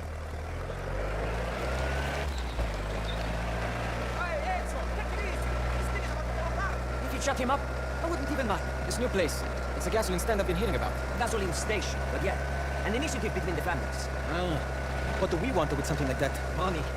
Pumped gas is the future. We've got the only pump this side of Palermo. You want gas? Coming to us. Right. And that goes for every driver in the race, too. Right. What you think? What if on the race day, Pasquale makes a mistake? Mistake? What if he, I don't know, fills some gas tanks with water? Didn't hurt that chances.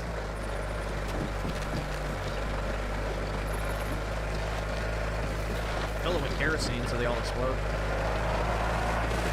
He's fast. How are we going to win against drivers like that? Being fast isn't everything. It's a race, Leo. It's an endurance race. You need to be fast and avoid trouble, crashes, breakdowns, mistakes. Well, yeah, they're not speaking Can happen, Italian. especially to the other teams. You can swap here. We'll see what it sounds like, but you can swap it to a. believe. Oh, do they not have? I thought they did have the native Italian, but I guess not. Oh, yeah, they do. Okay. It's just labeled Sicilian. Di qua, Enzo. A sinistra. Ti stai vedendo? Enzo, valle! Anche senza cavalche, ammazza! Grazie. Casi, tutto a posto dopo. Avessi stato pensiano? E stai della mente come quello io. Oramai pensavo a cavolo, ti facevi dire di più. Dai un regalino.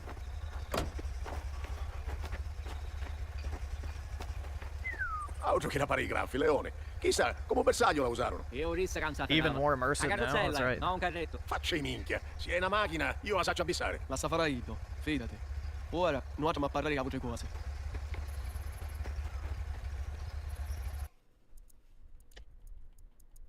Oh, shit.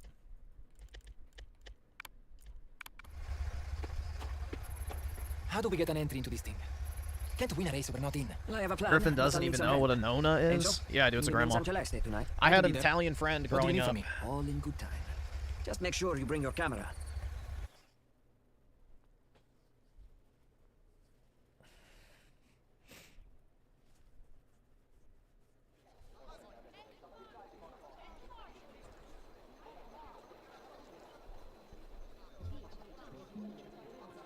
Thought it was a type of bread? That's non-bread, you dirty Indian.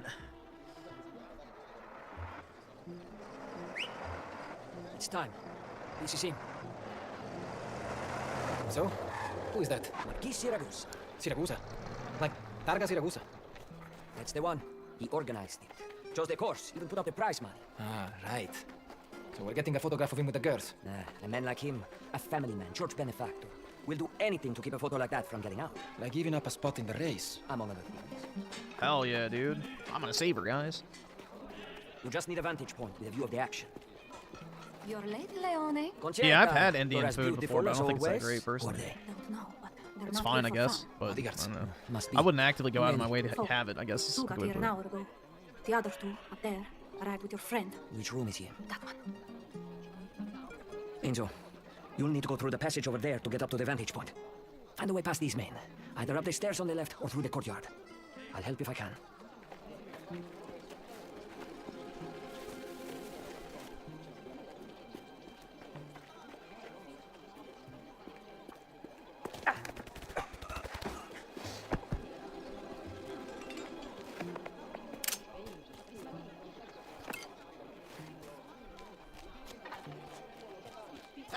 You're incorrigible.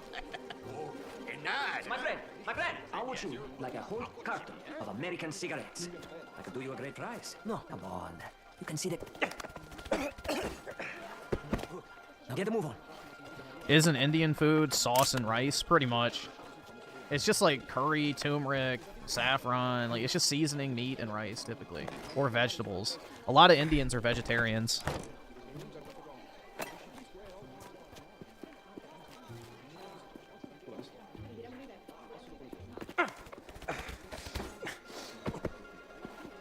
Yeah, I wish we had real Italian food over in the U.S. because, like, the Europeans, they have better food standards, so you can eat, like, pizza and pasta and bread and everything all day, and you won't gain weight over in Europe because they have, like, real food. But because, you know, in the U.S. we have Bill Gates slop for our, you know, produce and stuff, everything is unhealthy. Perfetto. Damn, dude. There's now. Need to get around to the other side.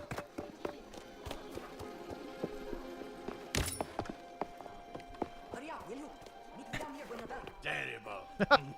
Completely irredeemable. I can only offer my most humble apologies, signore. And you're no better, dirty girl, laying hands on a man of my stature. Outrage. I can't help myself. I beg your pardon. I can't help myself, signore. You can you? Wretched creature.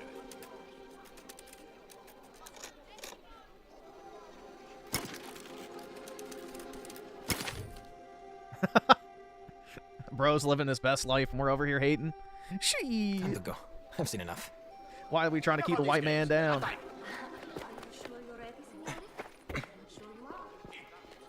Took your time. Next time, you climbed on the damned roof and take the dirty pictures. Anyway, that gets us in the race. The Marquis will be more than happy to grant our request when I show him this. Not that I don't trust Pasquale, eh? But in that car, the odds are against us. They are. Which is good for my books. Only if we win. Have a little belief, eh? By the way, I hear the French teams are shipping their cars through Genoa. Makes sense. It does. Although there are rumors of a dock worker strike. Yeah, pineapple on pizza can be good. It just depends on the shame. pizza. Wouldn't it just?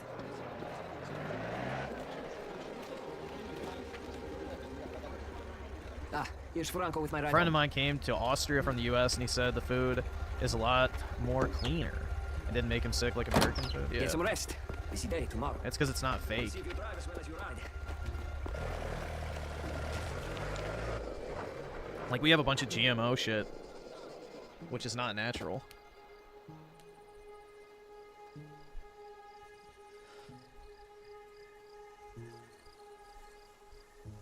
We get our Zog slop from Bill Gates. It'll be here any second. You better be ready. No, GMO is when they go in and change the literal genetic makeup of the plant.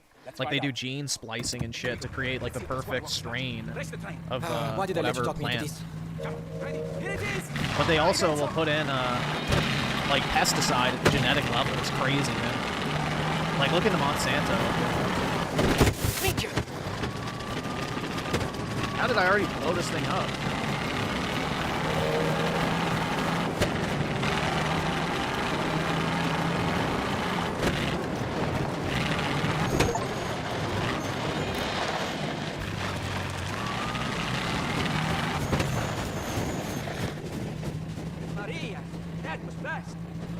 This thing can really move, but it still needs work. Let's get her back to Pasquale. Why did you pick Cesare to navigate? It was the only way to keep him out of the driver's seat. Why? You want somebody else? No, I trust him. And he trusts you. Oh shit, there goes the chat. Fuck. Nah, no flying, man. Hadn't been invented yet. Why is Suto in the car? Lucky for us, he'll be the best navigator in the race. The best? The others only get a week to practice here. He's lived here his whole life. He knows the course better than anyone. All down to my driving then. That and a little luck.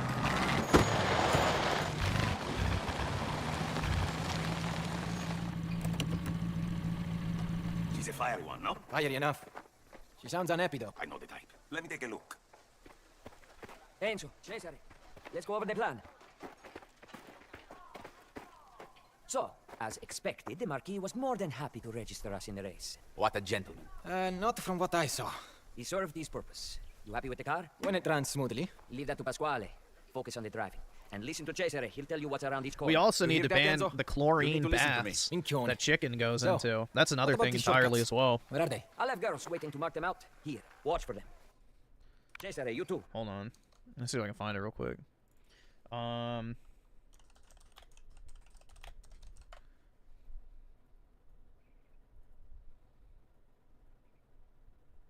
Yeah, here we go.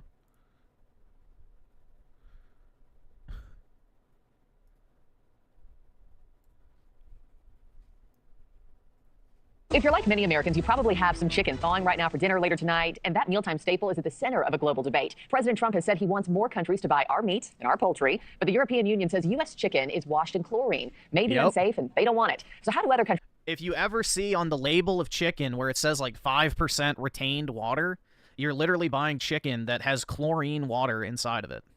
Like you're eating chlorine. Countries process their poultry to prevent deadly foodborne illnesses. And is the United States method actually the best?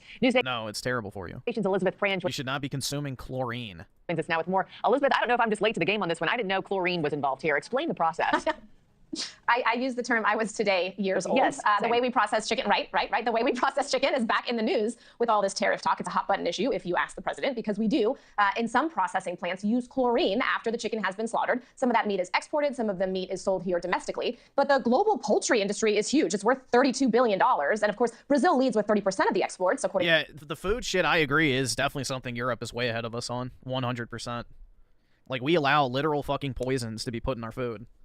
And it's insane. To Rabo research, but the U.S. really isn't that far behind. It's closer to about 16%. So again, the issue at hand is how the U.S. processes our meat. So a chlorine wash would reduce any foodborne illnesses. So that's salmonella or campylobacter. And countries such as Europe say that they don't use this type of pathogen reduction treatment. Now, the National Chicken Council bites back. It says Are they washing their chicken? Only 5%. At least we're not using Dawn dish soap. Still use this rinse and spray, and it's diluted, it's safe. They say mostly organic acid washes are used, so vinegar and hydrogen peroxide. The takeaway here is that here in the United States, you don't need to disclose whether or not you use that organic wash or you use the diluted chlorine. Now, when you are exporting that meat, you do need to disclose it. Europe will say that they simply use different ways. They use vaccines, and they also use additives to their food to prevent those foodborne pathogens. So, well, the vaccines now might be worse. Because we all know Bill Gates has got involved in that one. Marquis, the more you know, the more you know. Yes, fascinating. And another story. Yeah, Bill Gates has infiltrated every aspect of that to sabotage the food supply, I'm sure. That dude, like, bro, he belongs on a fucking cross, man. I don't know how the fuck Bill Gates gets to run around rampant doing everything he wants. That shit's crazy to me. String him up and hang him from the top of a building. Like, goddamn, bro. That guy is genuinely evil. Yeah, he has access to everyone's computers, so yeah, he probably has unlimited amounts of dirt on people. He can see every keystroke politicians make on their computers. So, yeah.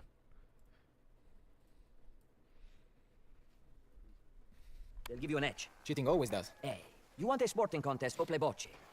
I want that prize money. That makes two of us. I don't have a problem with that. Bruh, hold on, I just opened up Twitter. This is sad but true, man. Oh my god. Jeez. That's brutal.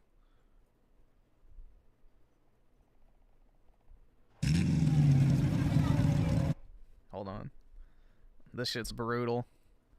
Canada bros, what happened?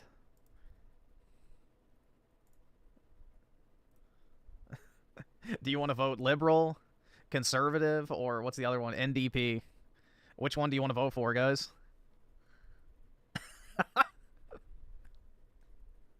Bruh, it's over, dude.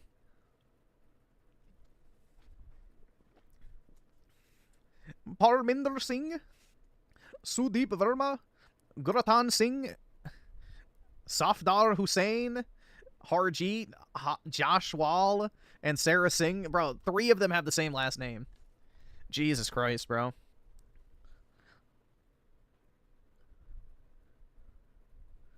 Yeah, we need to liberate Canada. Holy fuck, dude. Yeah, they're just as Canadian as, you know, all those colonists from years ago. Bro, who was it that tried to, like, debate me on the fact that the conservative, quote-unquote, guy in Canada put on a fucking turban to, you know, humiliate himself publicly to appease the Indians? Somebody was very, like, you know, angrily defending that guy, the Pierre dude. Like, he never did that. And it's like, yes, he did. Yes, he did.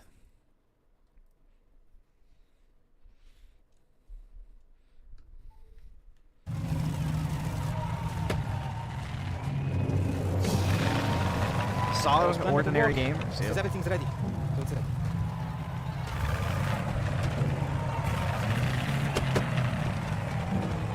There's my piece. Some machine they put together. Not going to be as fast as the visitors, but it's the driver who wins races, not the car. The noise, the noise. Won't be complaining when you're counting your winnings. Mario Kart 0, that's right. This has to be the drive of your life. You just get me right. Forza Cesare, forza Enzo! When you lose, you're both on stable duty for a month, eh?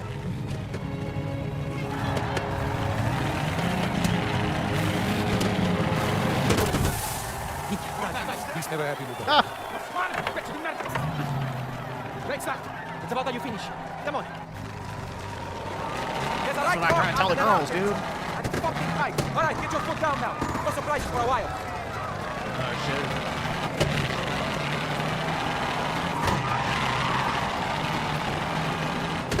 Switch back left up there. Really tricky. Once we're out of down, it's easy. Open it up. Show us what you can do.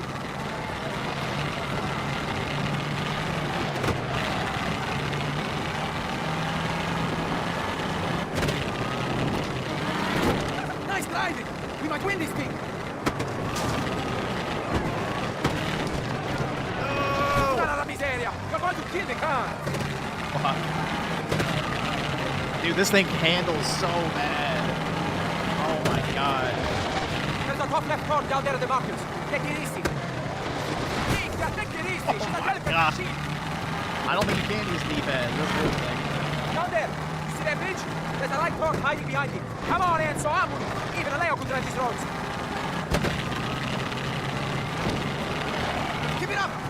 prize money is ours! Yes! Well taken, Enzo!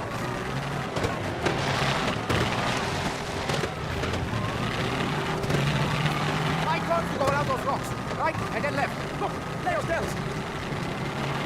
That's how you drive! Keep pushing! No! Keep on careful! No, no! Shit! Do that then? Dude, alright, fuck. I'm debating if I should just restart. This is brutal, right dude. Rattle their fucking windows! The next part is like Francesca. Not a curve, but pretty easy. Yes! Well, they need to take it easy. She's a delicate machine. That's how you drive. Keep pushing.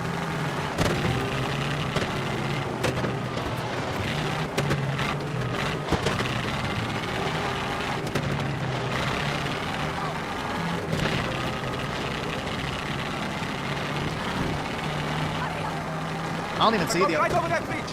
Pretty sharp. Don't fuck it up. We're making good time, Enzo. Keep it up.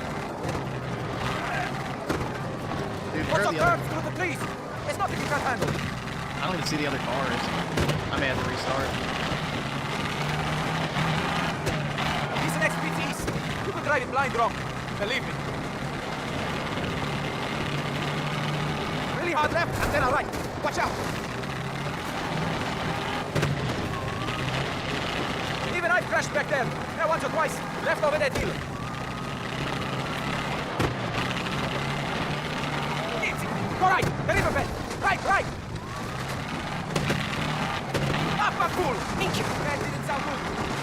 Give me no power. Hold on. I'll take a look. Make it quick. Stay. Hold on steady, Enzo. What do you think I'm trying to do? Steady up. Fuel line. It's loose. Can you fix it? Yeah. Just need to...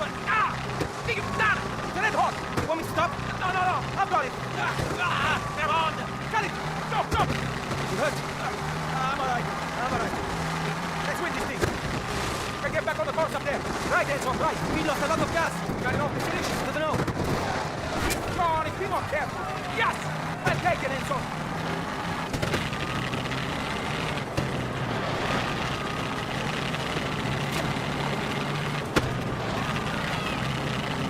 Long hard left, after the markers. Nice driving! We might win this thing! Nope.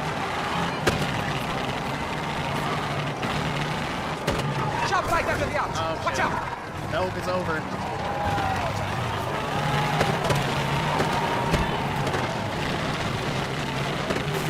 Alright, you can get your foot down here. We need to make up some time. Take it easy. She's not delicate. Alright, I probably need to That's a restart. wide left. Dude, this is and then it's so a hard right, bad. And then a really tight left. Got it. Fuck, man. These controls are fucking horrid. Take your foot down, no! No! That's Restivo up ahead. Get it, Enzo. Come on. Pedal to the floor. Not far now. Yeah, there's no way.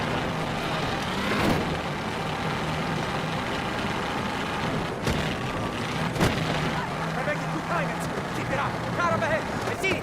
Think. Don't let him get ahead. We're so close. Three switchbacks coming up. Right, left, right. We're almost done, Enzo. We're going to make it. Keep it up. The prize money is ours. Unless it's scripted, which it might be.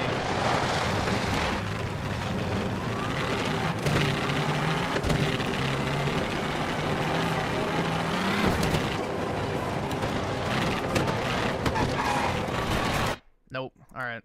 I'm gonna have to restart. That was the finish line, so... Damn, bro, that fucking blows. I hate shitty driving.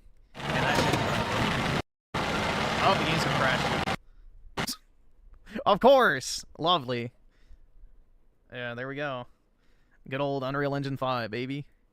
Alright, give me a second.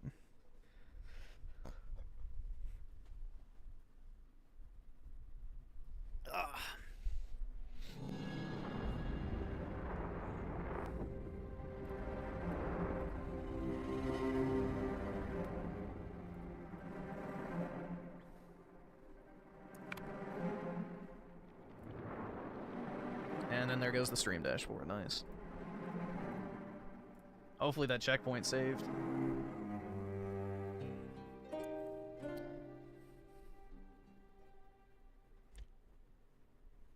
Let's see.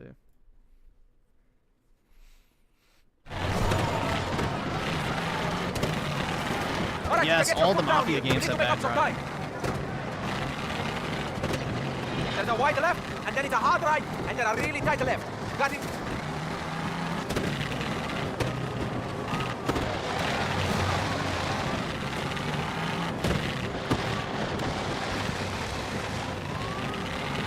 Get the Steve up ahead. Get him, Enzo. Come on. Pedal to the floor. Not far now. Johnny, be more careful.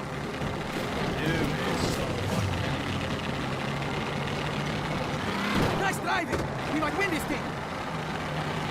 Minka, don't let him get ahead. We're so close. 3 switchbacks coming up. Right, left, right. We're almost done, Enzo. We're going to make it. Dalla la miseria. We're going to kill the car.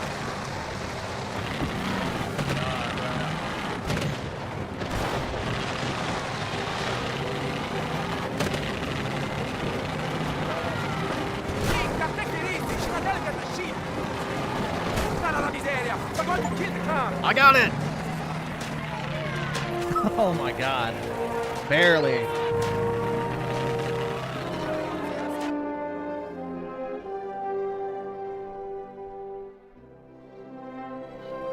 Barely. Shit.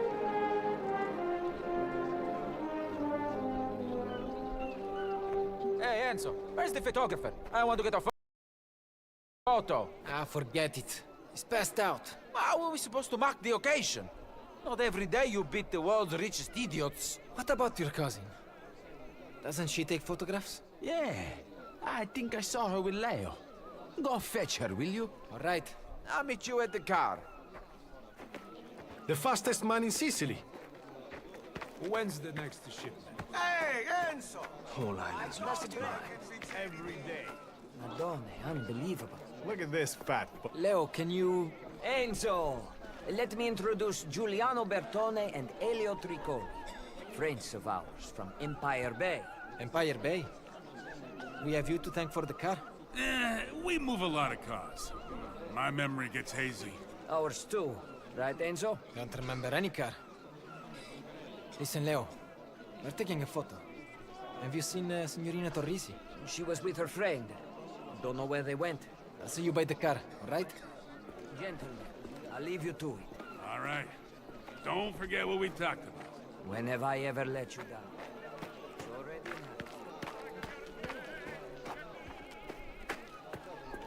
It's time to go rizz up my Italian baddie, dude. Enzo! I didn't even know you could drive. Signorina Torrisi, your cousin wants us to take a photo. What a celebration, Enzo. Are you enjoying yourself? I am. Thank you, Signorina Torrisi. I hope you're not drinking too much. Oh, I'm not. I don't want to miss any of tonight. I've got a feeling, it will only get better. Better? Well, it's a special day. Your father's giving all the men the night off. So nobody's watching the house. Somebody could sneak in during the night. Or sneak out. Huh. They could, Signorina Torrisi. Do you think they will? Who can say what will happen Imagine after her that? getting railed by BBC. Yes, I bet you do, because your mind cucked. You default to woman getting blacked. It's over for you, chud. Stand up straight, Cesare. What? I am. Let's get this over with. Get together there. Closer. Here, you should be holding this. Alright, get in position then. Don't move, hold that pose. Hurry up! Let's get on with it.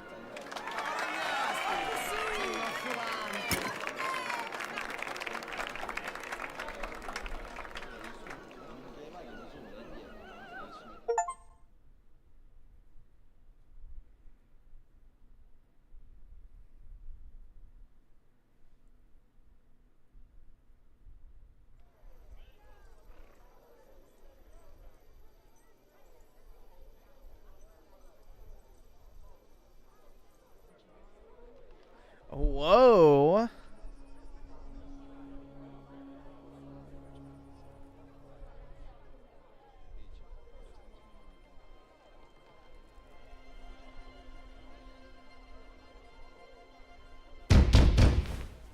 it? Minchia. Stay in here.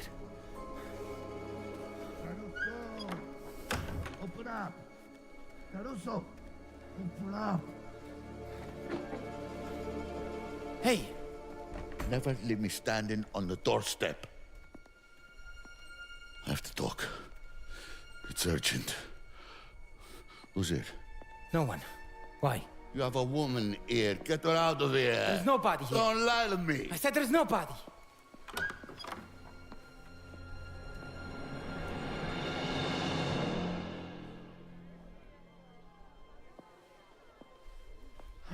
Whew.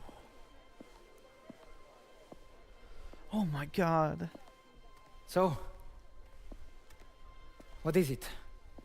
My man at the guard has been told to prepare for a raid of the tannery today. We have a traitor. You have to get down there now. Huh? Warn the men, clear the place out. Who could have talked? You leave that to me. There's more than $20,000 in bills in there.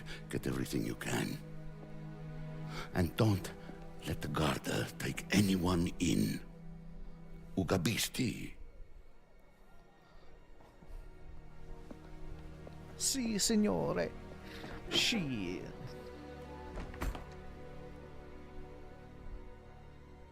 Chud was gooning so hard, every woman is Riley Reid in his mind. Oh yeah, dude. That's actually kind of scary or sad. Ciao, Signor Favara.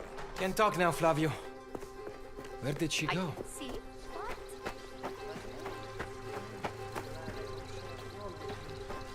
Hours he gives. Oh, yes, I'll tell him. We can both see you at market. Oh,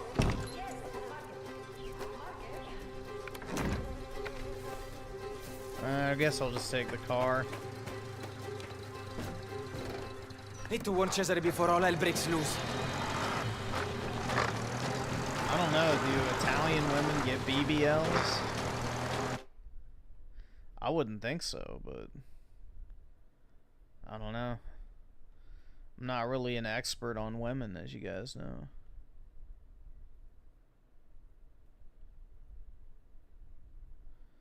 So wait, I have to drive all the way down here and then go all the way up and... Bro, what the fuck? I should have taken the horse.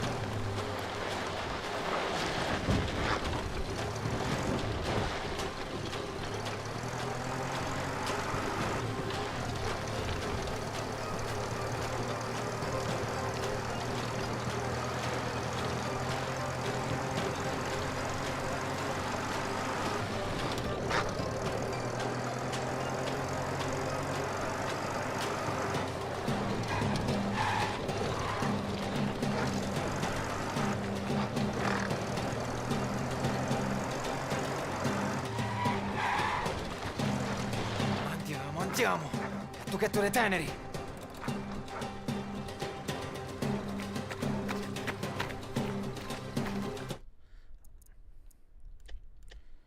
Dude, how fucking long does it take to get there?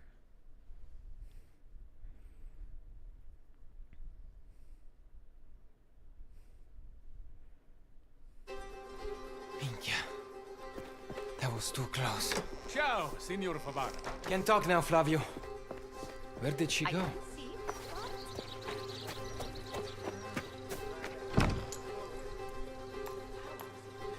Need to warn Cesare before all hell breaks loose.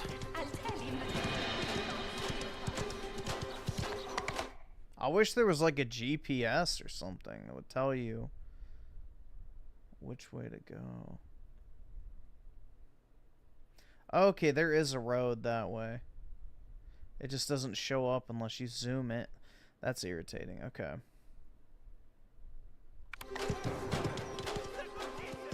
I need to find the road.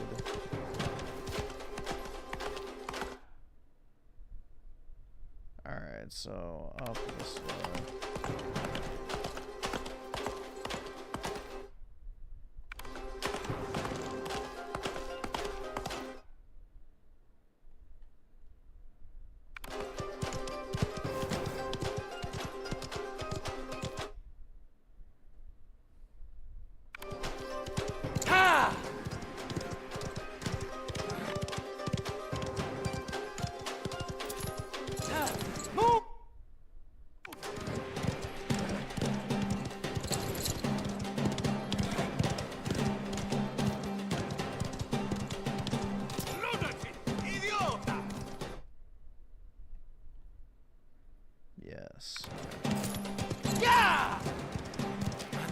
Andiamo! To get to the tannery.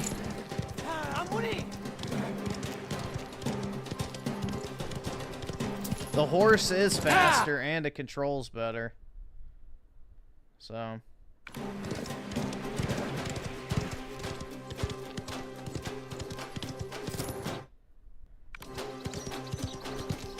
Vai!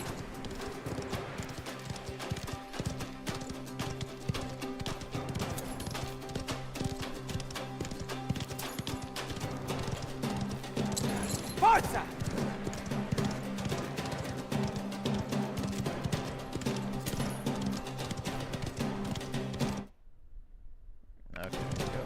Più veloce, più veloce!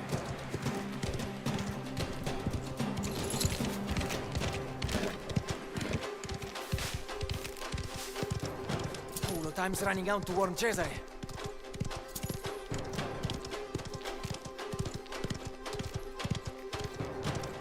Ah, faster!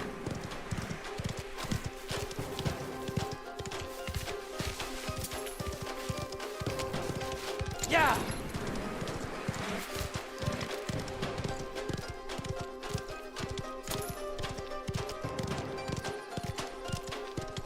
Andiamo!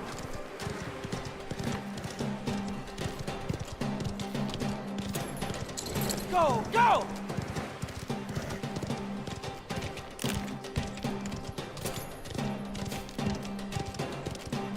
Ah, come on!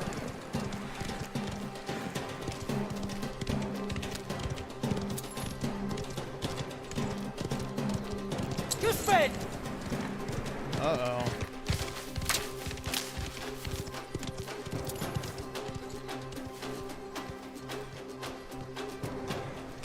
Bro, why isn't he shouting from his Where's horse? Cesare?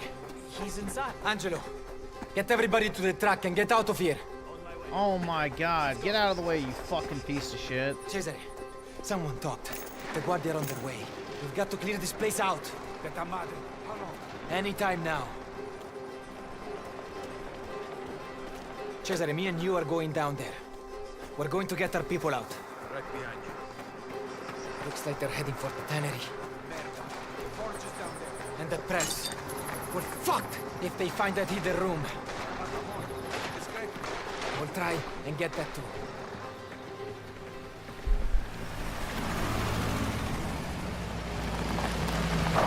There is no open world. It's linear.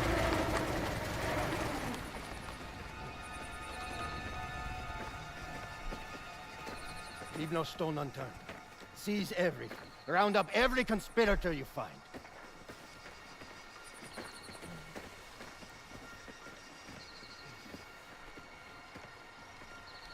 Should have gutted him. Suppose the stench doesn't bother you. This information had better be sound. You see, Dorisi had this going on right under your nose. And Oh, come on, bro. We should have killed him in the jail cell. Hey, remember your place. The agreement stands, but get in my way and I'll haul you in with the rest. as soon as I find out what we agreed on, I'll be gone anyway.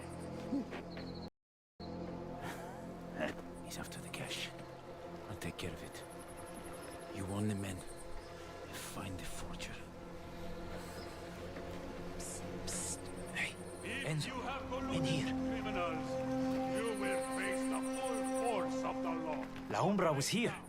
I saw him with the Guardia. All right. Now go. Get out of here. Will follow. Those in charge. These mafiosi. They care nothing for you. Do not jeopardize your future or that of your family.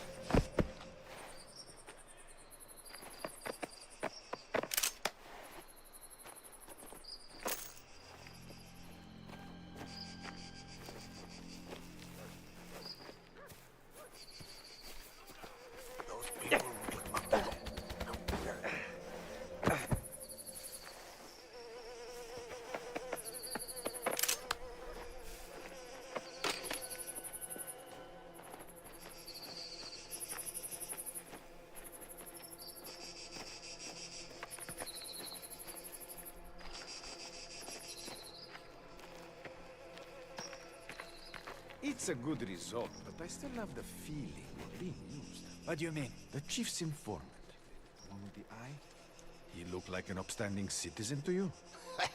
Not a chance. So we used a small crook to catch a bigger one. Still a win in my book. A win's a win, right?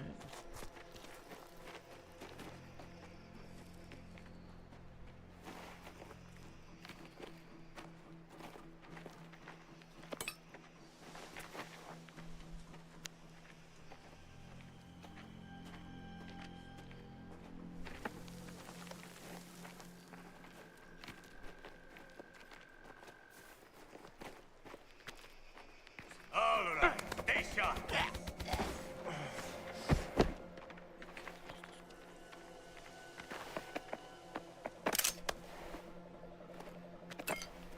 All right.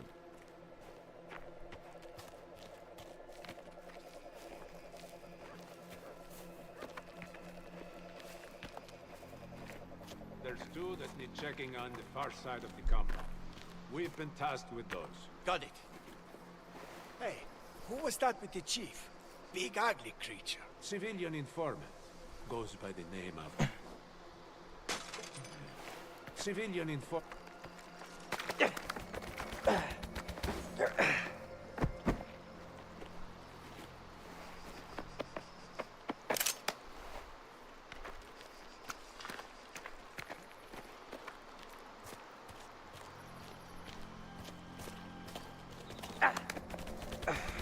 There we go.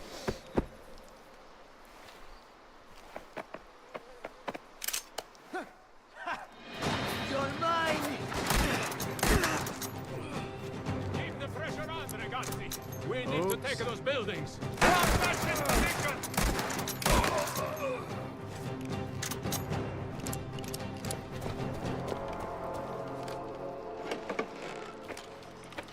Whoops.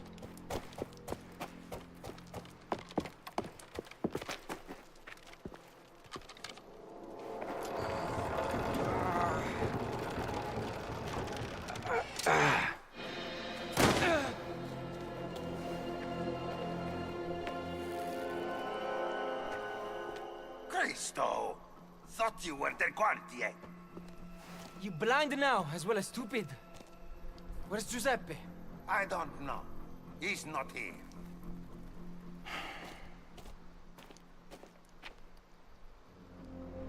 Giuseppe. Uh-oh. Look, right ahead. Move up.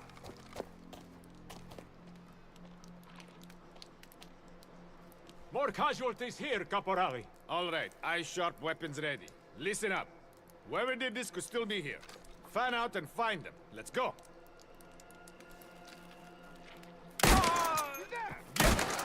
No one kills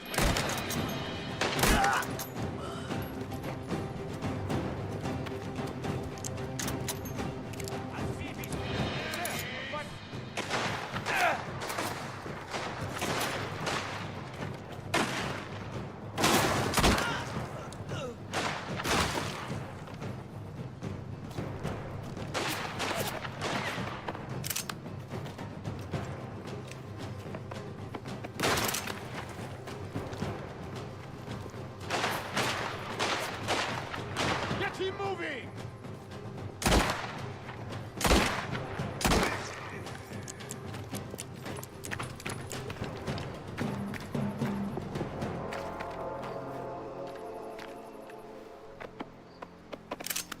Damn COD skills. That's right, dude.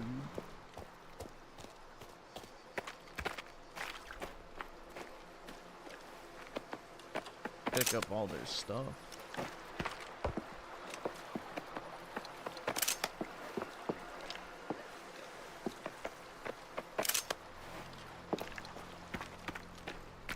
Well, every once in a while I get sick of stealth, so... Enzo, thank God. What's happening? All right, you head towards the chapel and get out of here. Watch your backs. Forget him for now. Where's the forger? He was in the storehouse last time I saw him. All right, you head towards the chapel and get out of here. Watch your backs. Ah, Giuseppe.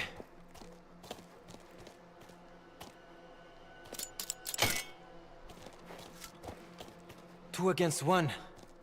You're lucky to be alive. They were unlucky to meet my knife up close. Where's the money? The scraping house. Almost a whole shipment, packed up and ready. I'll go for it.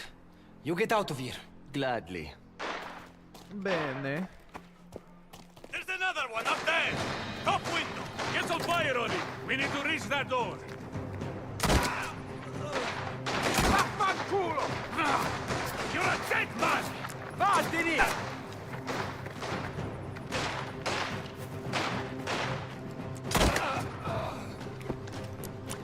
You're not getting up here!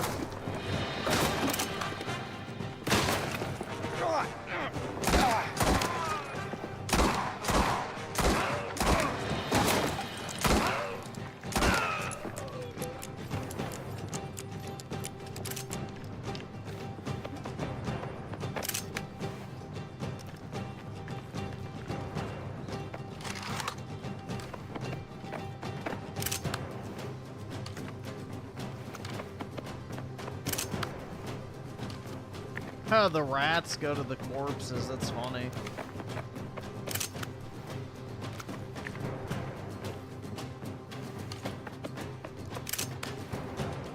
I still need to try out the Battlefield beta.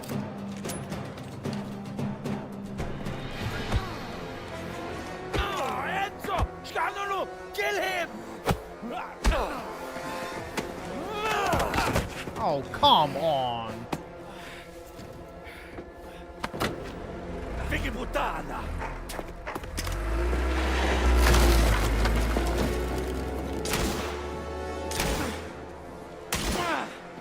Fuga minchia! Chiedere. The car. The money's in the car. Oh, he's a fucking dead man. Come on.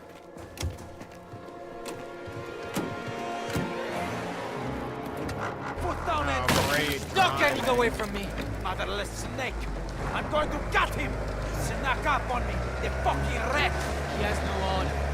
He's an animal. Watch out! But they're everywhere. What a fucking disaster. I never want to see this shithole again. Left! He turned left! Up ahead! What the fuck is he doing? Oh, Mika! What the fuck are you doing? Enzo! Figli puttana! Fuck! You are right. Don't ever do that again! All that money. Mika! Keep on him! We finished this! Keep on him! What the fuck do you think I'm doing? Don't lose him in the fog! Get closer! Trying. Figli puttana. The fog against your fucking thing. Has to be worse for that one-eyed yours. Keep going! How did that one-eyed bastard find the tunnel? To the jail. He saw the forger. Must have been looking for Giuseppe and tracked him down. Or he figured out what you were. Maybe. He and his brother would do anything to get him. And not just you now. He fucked all of us. Why can't anything go right? Is that smoke? I think so, yeah. It's his engine. I got it!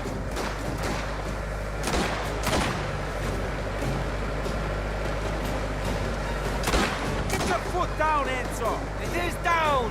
Then what's the fucking hold-up? Deep hills and weak engine. Minchia! We've got to go faster! Do something! You want to get out and push? Be my guest! Bah! He's heading to Colenzone! Minchia! We've got to stop him! I know! If he gets to Spadaro first! I know! I'm on him!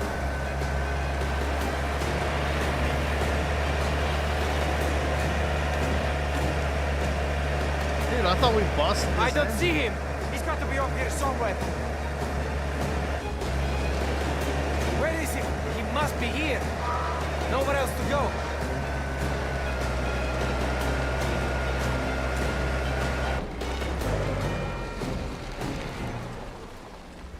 He can't be far. Let's find this coglione! How is that $20,000, bro? That looks like millions. Hurry up!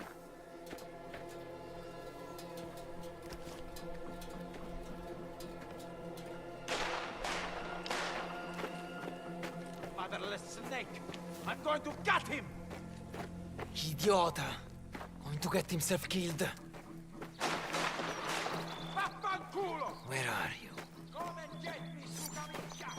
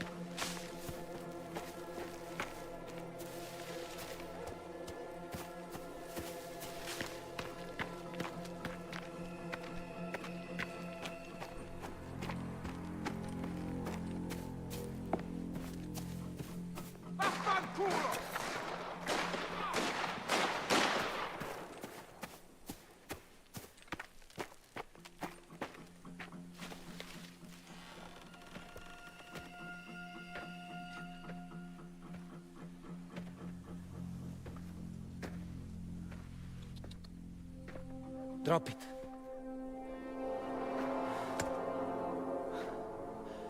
Kill me, you start the war, huh? My brother will tear this valley apart. When people hear you broke Omerta, you'll be dead anyway. Your word against mine? How long have you been working with the Guardia? Or did Spadaro set this up? Why don't we just... Bastardo. He was a caporegime, Cesare. He was a soldier. Rat. Now they can do CBT torture on him. We can't leave him here.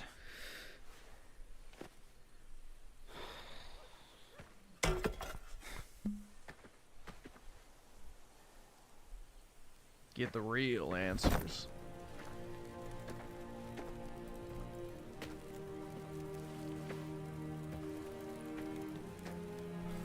Brucia all'inferno.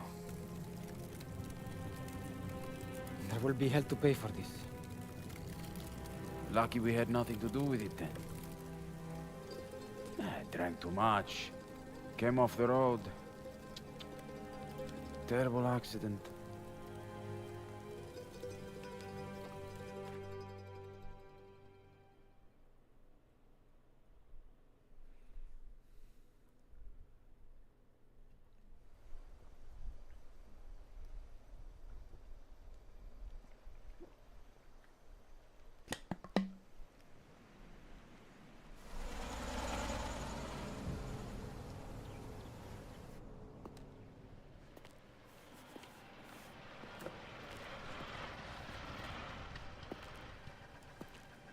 He's here.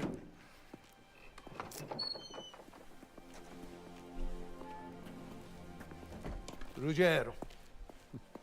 Welcome.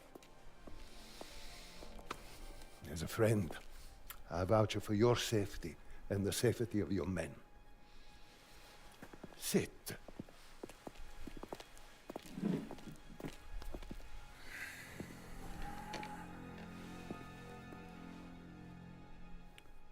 So why am I here?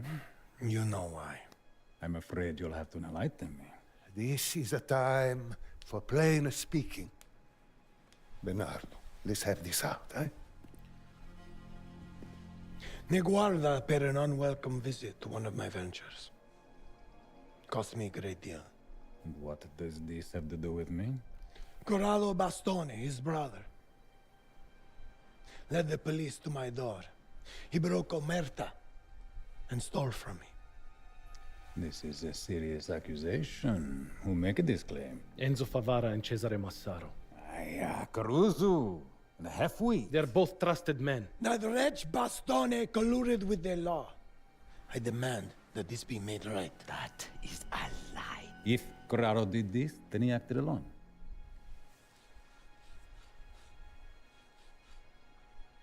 A man in your position should keep his dogs under control. My brother is dead. Mere dead. Do you make these accusations? What do you know of what he speak, Trisi? The killing of a man of honor would be a cause for war. We know nothing about that. Enough! Enough. Please. Be reasonable, eh?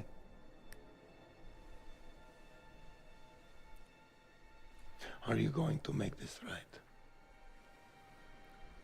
There's nothing for me to remedy. And nothing further to discuss. Then he must die.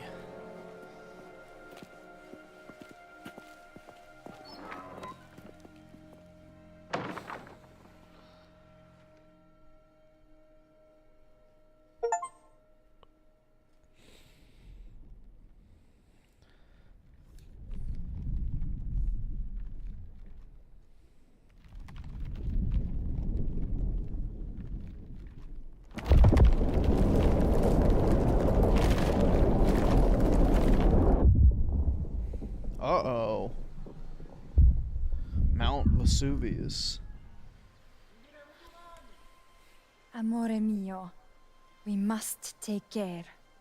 My father's mood has grown dark and he is quick to anger. He has men on the gates all through the night. I will not visit, for a while at least. Just know that I love you, forever, and with all of my heart. Isabella.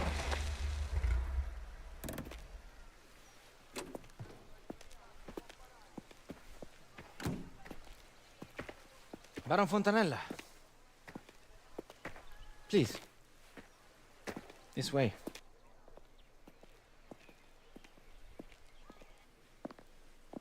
This is a nice movie. Yep, it's definitely a movie game. Go.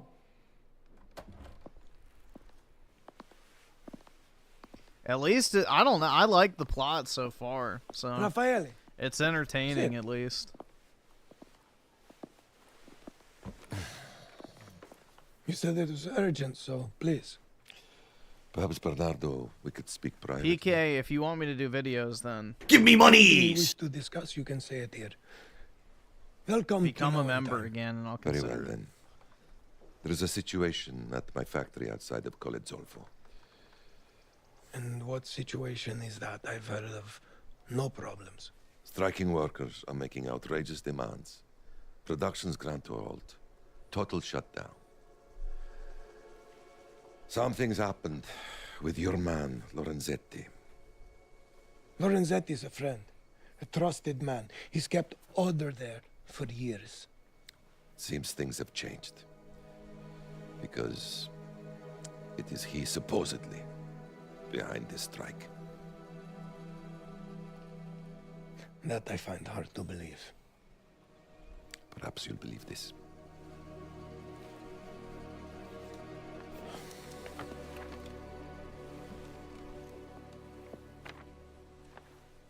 No signatory, of course, but only he could be behind this. And the workers take orders from him.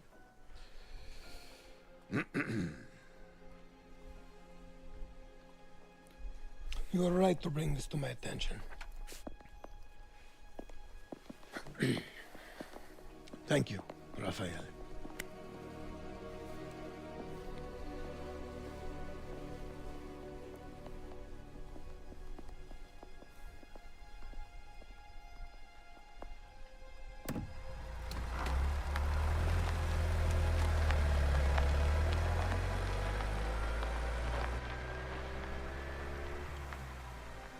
Always something with Fontanella.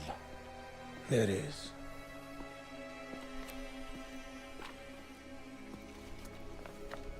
But this needs investigation. I leave that to you. Okay. Give me a moment.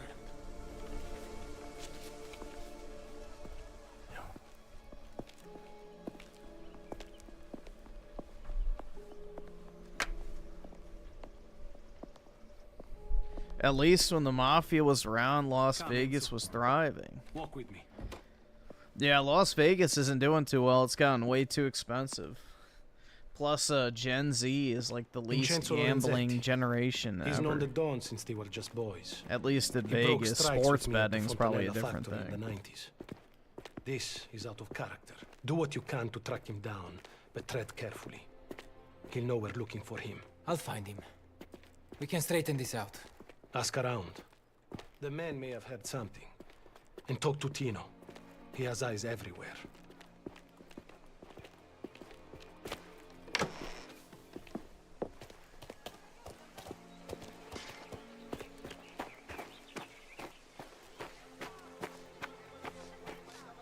Oh, Enzo. Roberto, there's been some trouble at Fontanella's factory over in Colle Zolfo. You heard anything? Meh. I don't hear much from that side of the valley. Seems to be trouble everywhere these days, though.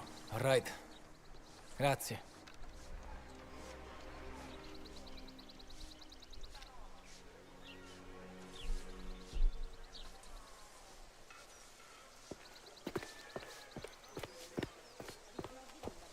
Spadaro's brought in men from Agrigento.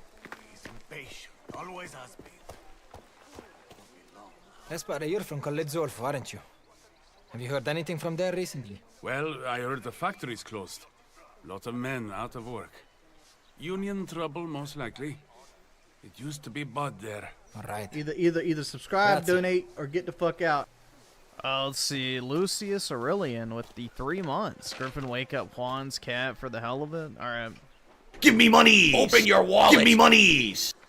That's not begging. Open your wallet and give me all of your monies! Give me monies! Open your wallet!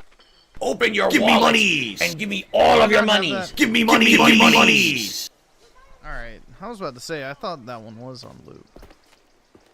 There we go. That should wake it up. I'm going to find this Lorenzetti. Headed over to Colle Zolfo, so I could do with some backup. I can't. My uncle wants 6 of us on the collection run in case Spadaro tries anything. Ah, all right. You know anything about Lorenzetti? Just what you heard. Vincenzo Lorenzetti. 4 men at Colle Zolfo. I tried talking to Pasquale. He fixes the machines over at the factory. Will do. Be careful out there, Cesare. Hey, you too. Eyes keen, huh? Hand on your knife.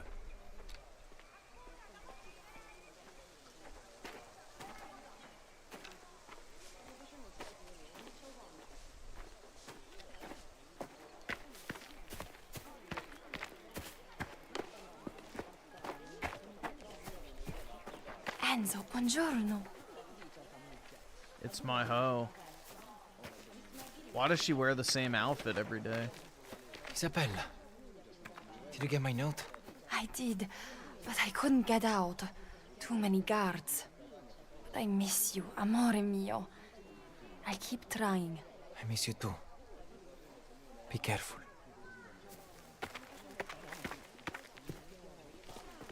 She's 15, you pervert! It's already war. But nobody wants to call it. Either of you know Lorenzetti? A factory foreman. Seen him lately? Vincenzo? You monster! Yeah, we play cards sometimes. Enrico here cleaned them out 3 weeks ago. Haven't seen him since. Lucky Lorenzetti. Been on a losing streak for a long time. Heard he owes a lot of money, but keep that to yourself. I will. Grazie. You think he's in trouble? Hope not. Still owes me 100 lira.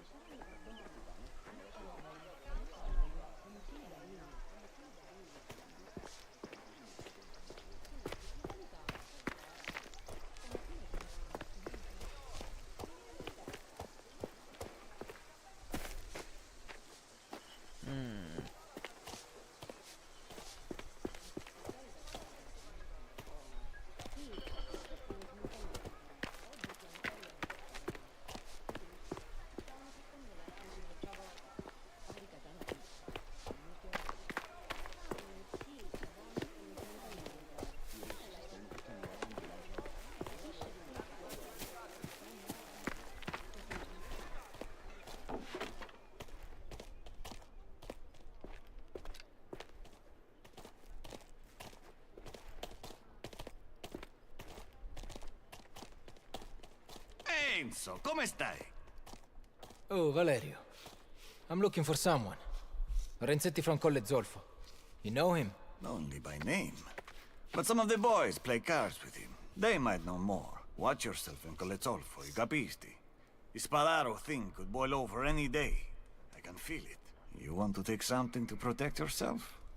Got some beautiful weapons from America. Shame not to use them. Good hunting, Enzo.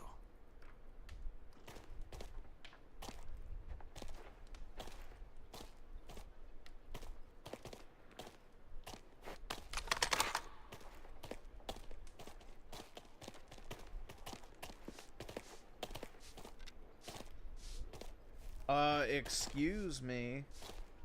Holy fuck, bro. I should have blown his head off. But I don't think I can. Yeah, you can't aim down sight.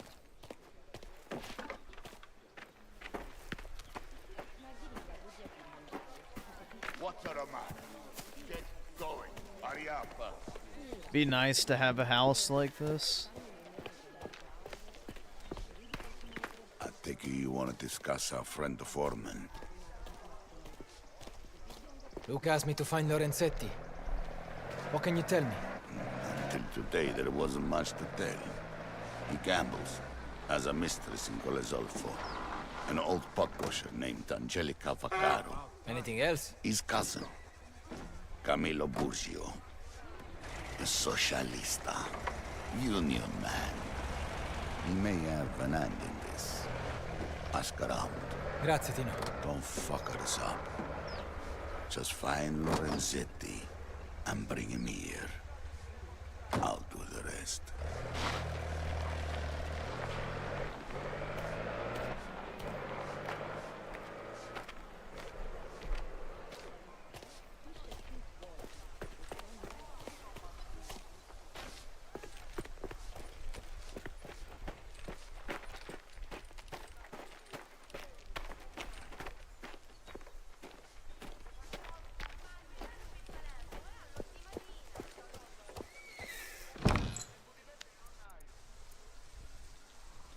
I've got 6,300. Might as well buy a new horse.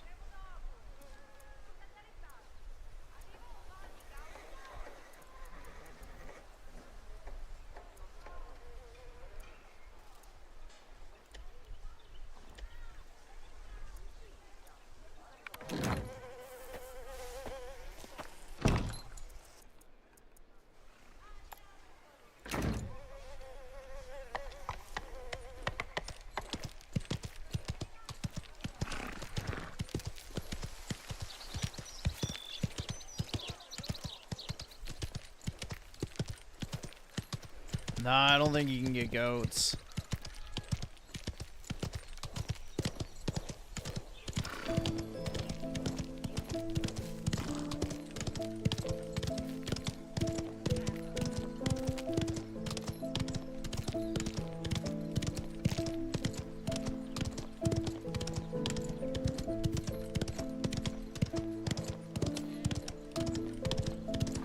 Mods are fighting in the chat. Uh-oh.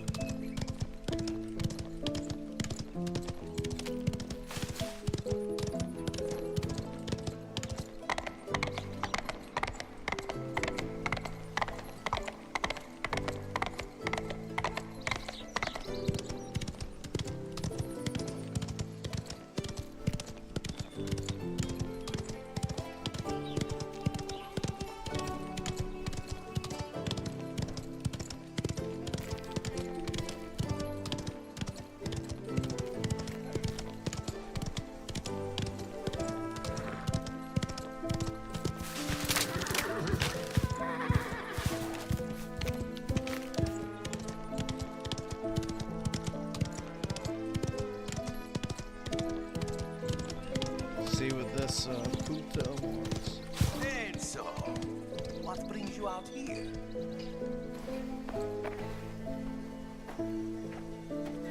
Really? Stupid horse. Ciao, Pasquale. I just need information. You know Vincenzo Lorenzetti? A foreman at Colle Zolfo? Yeah, I know him, but I don't see him like I used to. It's always one thing after another with him. What kind of thing? Money. And always a good story for why he needs it. Never his fault. But I know he gambles it away, or spends it on that mistress. When did you last see him?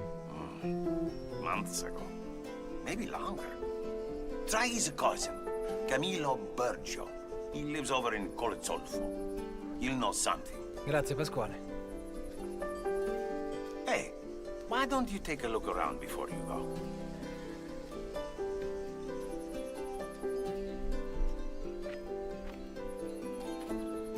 Take a look around. Oh, to buy a new car.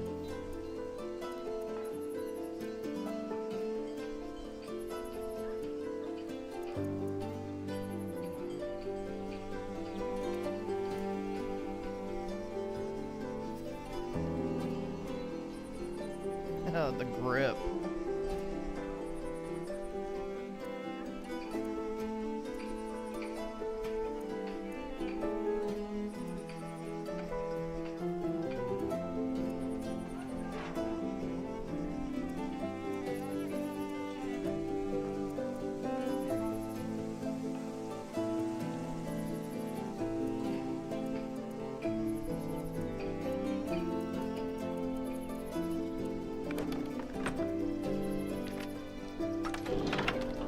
Yeah, I don't know why nobody makes cool-looking cars anymore. Everything has to be gas, you know. Efficient, dude.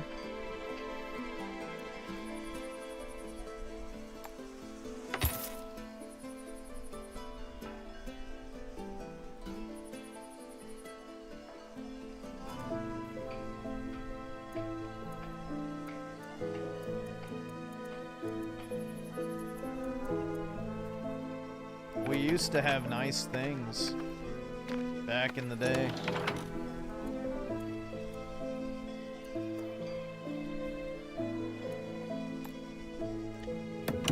Let's see how this controls.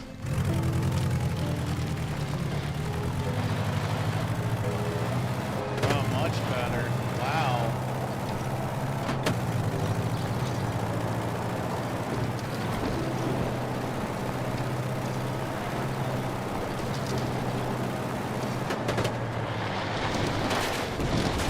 Still turning is tough.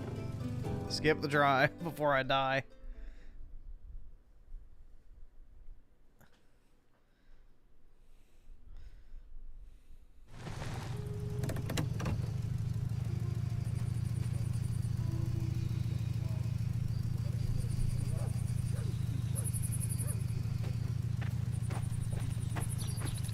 He's a fucking bastard.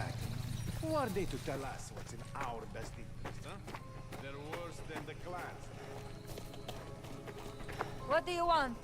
I thought mistresses were supposed to be hot. I'm looking for Vincenzo Lorenzetti, signora. You're wasting your time here. I already told your friends I have no money. Friends?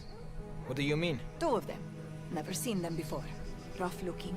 Came around asking questions just like you. Is Vincenzo inside, signora? No. He went out to play cards last night and hasn't been back since. He'll be caught up in all that trouble at the factory. Who does he play cards with? Those idiots from the town. Maybe she Tonio, fucks like a Sebastiano, minx, there's I a don't bunch know. of them. Thick as thieves. Grazie, signora.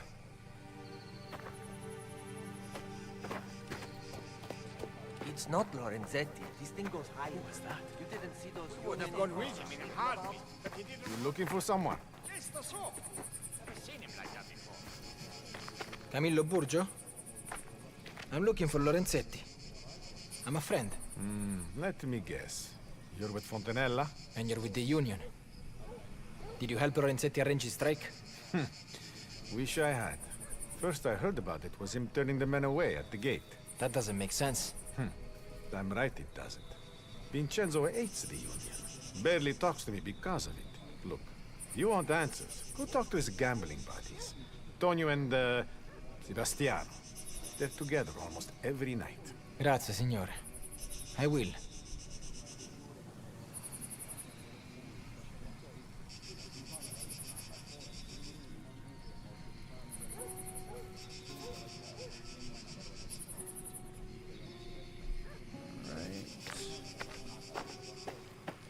I don't think even Angelica. Or maybe she just Watch out. isn't letting on. Here comes another one. I don't know what chapter I'm on. Oh, Industria. I have no idea how many chapters there are, but chapter 9 it looks like. Any of you Tonio or Sebastiano? Have you seen Vincenzo Lorenzetti lately? Sure, last night. We were out in his office playing cards, like always. Then these two ugly bastardi turned up and make us all leave. What did they want? No idea. Not like Vincenzo to leave a game when he's winning. The office is up the hill by the well. Go take a look. Grazie.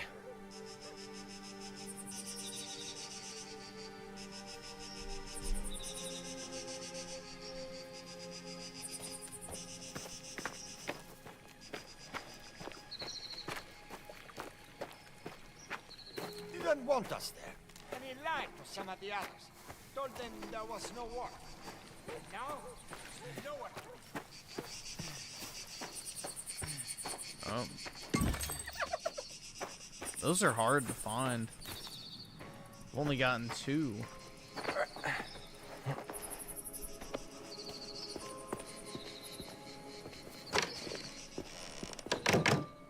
You didn't make this mess alone. Da figli puttana.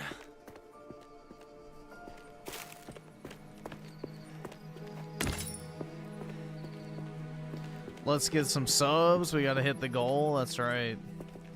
Or else I'm gonna kill myself. Spadaros. Tino needs to know about this. You're the man who's looking for Lorenzetti? Please, out here. Let me show you. Look, down there. If you're looking for Lorenzetti, well, there are armed men down at the factory stripping the place. They dragged Lorenzetti to Fontanelle's office, locked the gates. I'll find a way in. You did the right thing letting me know, signore. I'll take it from here.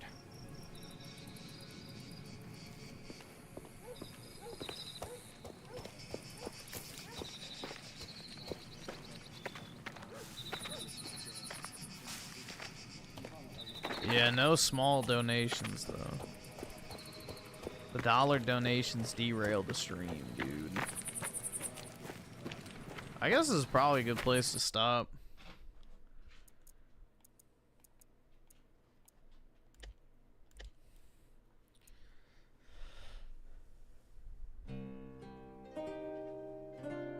Let's see.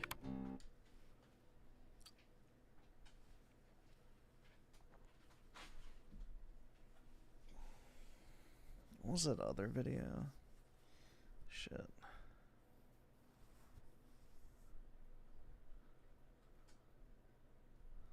All right, awesome. Thanks, nigga. All right.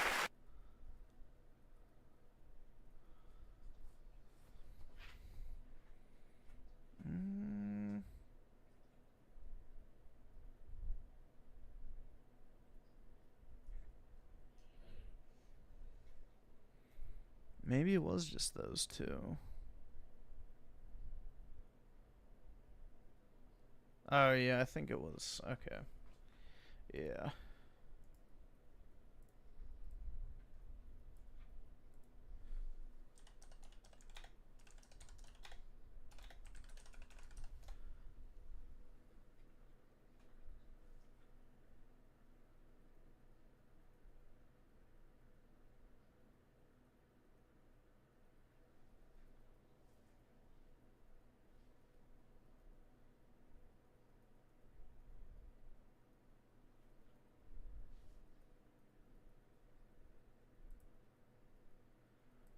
Alrighty. Let's see. Yogi Bear with the 10. Really appreciate it, man. Just the tip. Ooh. Gonna tease me like that. But I appreciate it, man. Big ups. And Sneed Feed with the 2. Appreciate it, man. Thanks for the gay pair. Always love to see a gay pair. Alrighty. So first up, we have this one, I guess. Nick Fuentes is a Fed, which, yeah. Can we just stop? That's a given. The only person not actually charged with the crime on January 6th. Shocker.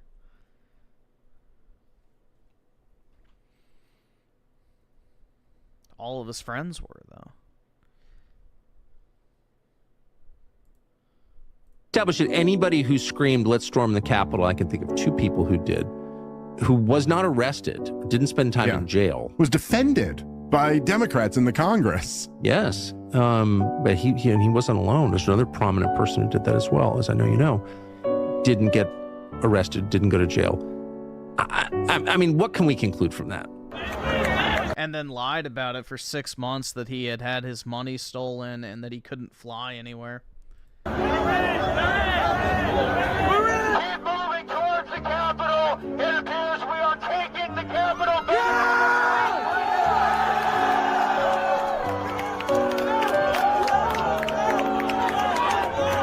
Keep marching and don't relax. Never relax. Yeah.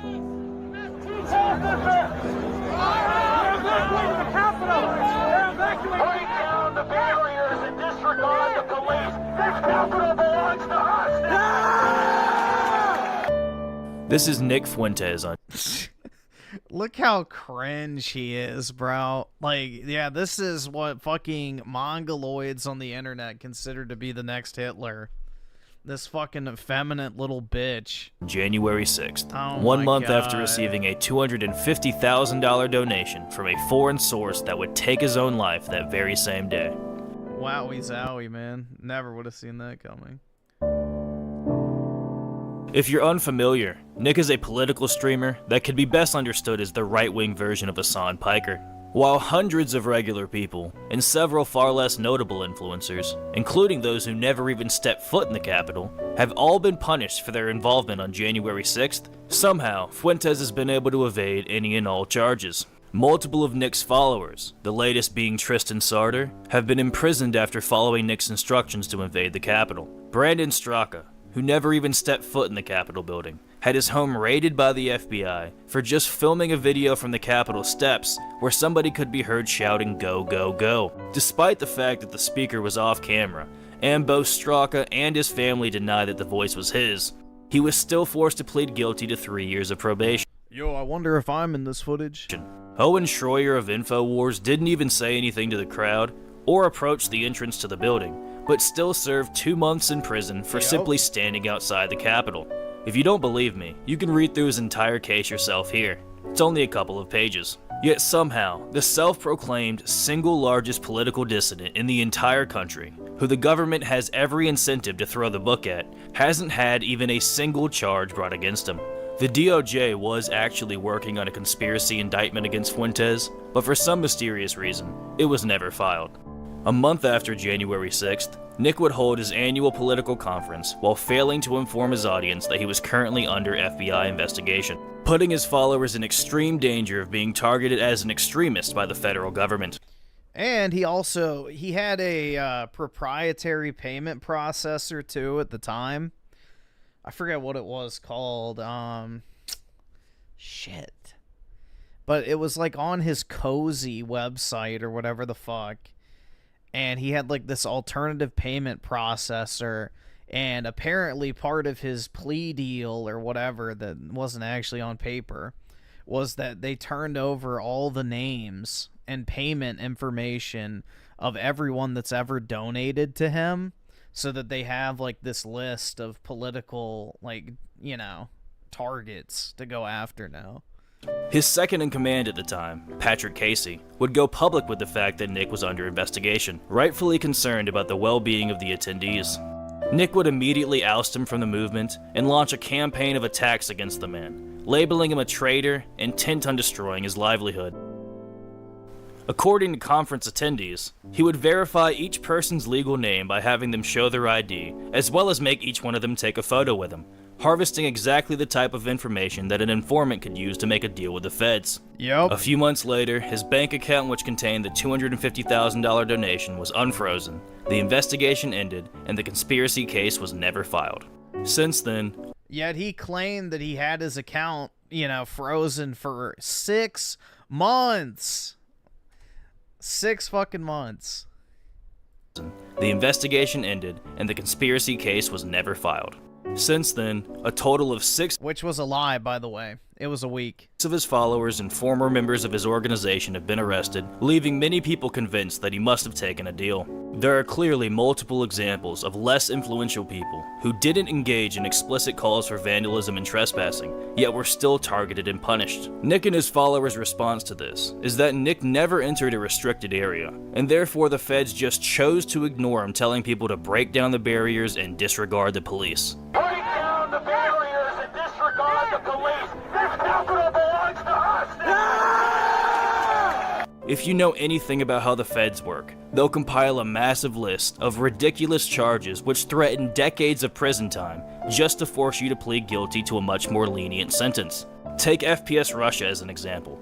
A large gun influencer who was charged with distribution for just giving his girlfriend weed and hit with defacing serial numbers over professionally done camos he had painted on his weapons. So there's this federal law about defacing or altering serial numbers on firearms, and one of my guns had been Cerakoted, which is a fancy word for like professionally painted by a third-party company.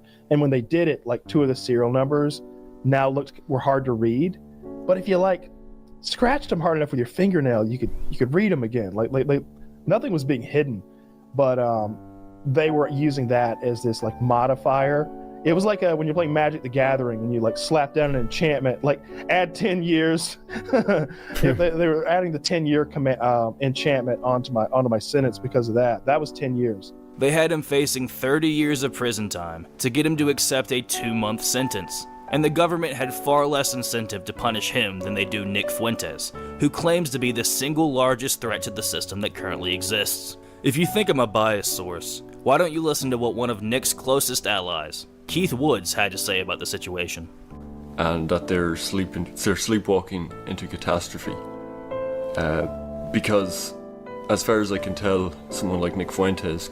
Like, recently, I just saw a clip of Nick Fuentes saying, like, you know, having children is a trap.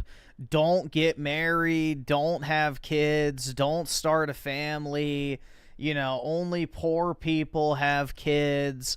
Like, bro, this guy is such a fucking psyop, dude. This is the so-called savior of the West, the savior of the white race, a Catholic nonetheless, and he's actively discouraging people from starting families and having children so that they can just become wage slaves and give him their fucking money.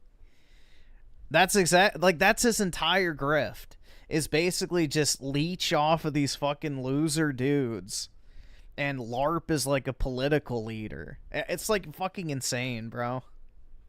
Could easily be perceived as and presented as one of the key organizers of the Stop the Steal rally on the 6th.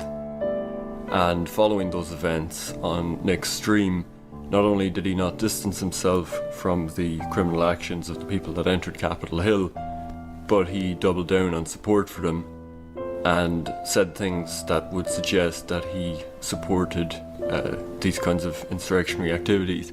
Now, I'm not very familiar with the legal process, but it seems to me that the system would be keen to pursue someone like Fuentes, and that they may have enough, based on statements he has made publicly, based on the actions of some of his supporters and people associated with him, that they could easily tie him and the America First movement up in very dangerous federal legal proceedings. At this point, I think it's clear to anybody honest that Nick took a deal with the feds to act as controlled opposition moving forward. He went from distancing himself from proponents of Hitler and Nazism, labeling them as unserious and potentially harmful to any genuine political action. Look, it doesn't take a test to say you're not a very smart person, and maybe if you are, you have no place in politics. You have no place doing this kind of thing. You're doing far more harm to the cause of good people than you're doing good. To outwardly proclaiming his love for Hitler and comparing himself to him in speeches. Not to mention the entire Kanye West saga. What's a better way to discredit critics of Israel as mentally ill conspiracy nuts than to have a rapper with a long history of public mental breakdowns, who just released an album detailing his struggles with schizo behavior, be the new face of anti-Zionism? I I see good things about Hitler also. I love everyone, and Jewish people are not going to tell me you can love, us, and you can love what we're doing to you with the contracts, and you can love what we're pushing with the pornography. But it's almost unbelievable how a supposed major enemy of the media was let off scot-free for January 6th, yet there hasn't been any mainstream media coverage on this at all. Something here isn't adding up. Let me know what you guys think down in the comments. Please like the video, please subscribe. There's a lot of good content coming in the future. Yeah, I 100% believe Nick Fuentes is controlled op. I think he's addicted to the money, honestly. Either that or they have, like, some shit on him about being gay. Would be another thing, too. But, yeah, I just, like... On April 22nd... He's such a demoralization agent, at the very least. Like, he is the complete, antithesis of everything he claims to stand for. He's like this little homo flamer guy who does nothing but, extract cash from people in a fucking live stream. He claims to be a Catholic, but now is discouraging people from having children, getting married. He wants dudes to be lonely and, depressed, basically, so they just go to their wage cage and then shower him with super shekels. Like, it's very odd. I don't know. I don't really think there's any other conclusion you can come to other than he's just controlled op.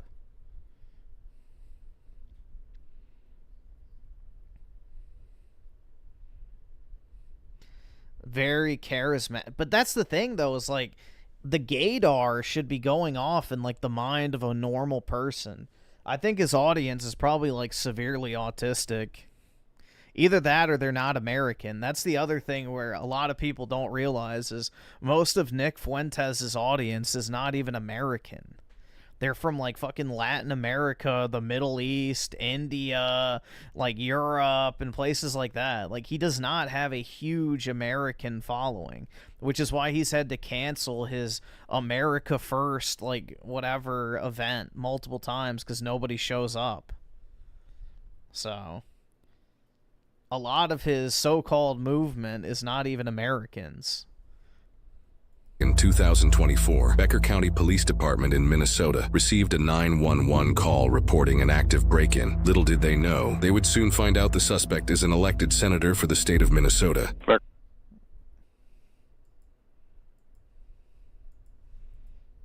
Got a 911. Somebody just broke into my house. Oh, They yeah? just ran down into my basement. Did you get a look at him at all? No, it was completely dark. I tripped over him. He was on the floor next to my bed. He ran downstairs into my basement. Okay. Can you hear him breaking out the window in the basement? I'm not hearing anything right now. Okay. There's a basement, a drop window that can crank open. I don't know. Please just get here. I'll stay on the line with you. Don't worry. I have officers en route right now. If you hear anything, just let me know what's going on, okay? Are you armed? I have a little steak knife in my hand right now. Steak knife? Okay. All right. I don't know where they could have. I don't see any. My yard lights haven't come on outside or anything. The motion light in the back or anything. Did you notice any vehicles or anything like that? No, I haven't. Okay. Am I speaking with Carol? Yes. I don't know what the hell's going on. Oh my God. Did you hear anything at all? No. Is that police? There's officers that just came outside your residence, yeah. They just came in there. Okay. Right, I'm still. You're good. Yes, here. There's a drop window on the back side of the house, and I don't know if that's. Is he outside or inside? He ran down here. Okay, I'll go down there. You stay back here. Okay. Police department! Make yourself known! Police department! Make yourself known! 37 Becker got a little motion underneath the stairs in the house. Sounds like he's trying to get outside to the back to the north of the house. Police department, make yourself known! He's still in the house. A lot of motion underneath the stairs. Sounds like he's trying to get outside through a window. Police department, make yourself known now! Where to? He's the other officer's downstairs. I'm trying to see. Turn it off. Here, watch out. Where'd you? Here, underneath the stairs. Police department!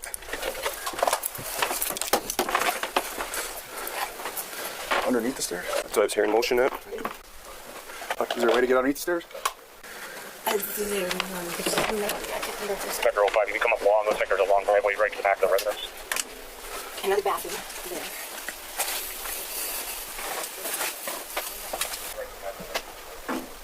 Another bathroom there. It's a disaster because my husband passed away when I was here and everything's... Get on the ground. Okay. Oh, no, you stay back, stay back, stay back. Hands behind your back.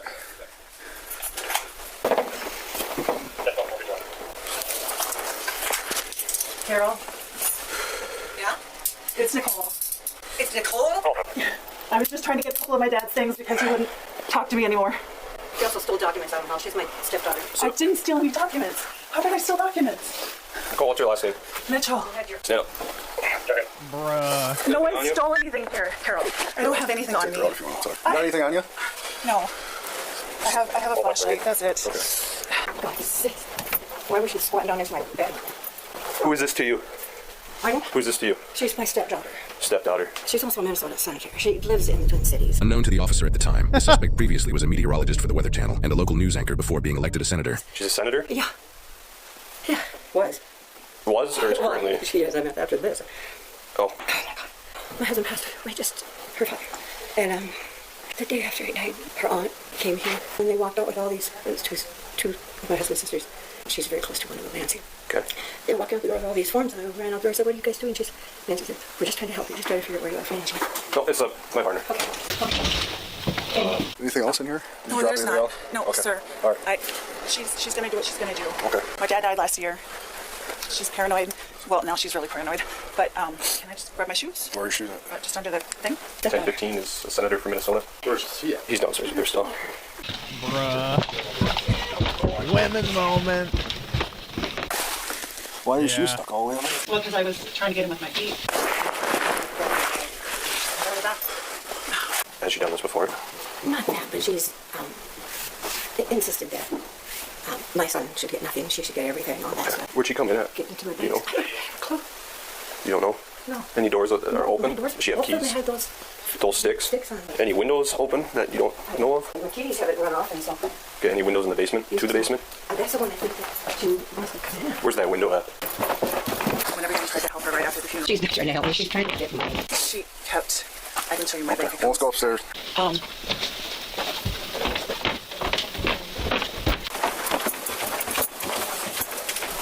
Obviously, I'm not good at this. All right, let's go out the front door here. Okay. I'm sorry. We're leaving. Yeah, we'll go to my car here quick and we'll let you sit down. Yeah. Yep, there it is. That window? Over there. Yep. Okay. Is this her bag? Must be. I don't know. Yeah, stuck in the window. You need me to go out and try to get it out? Yeah. I'll take a picture of it before I touch it. Something woke me up. Did you hear something? Something woke me up. Okay. I stepped over the side of the bed and there was a body laying on the floor next to me. Okay. What would you do? Oh my god.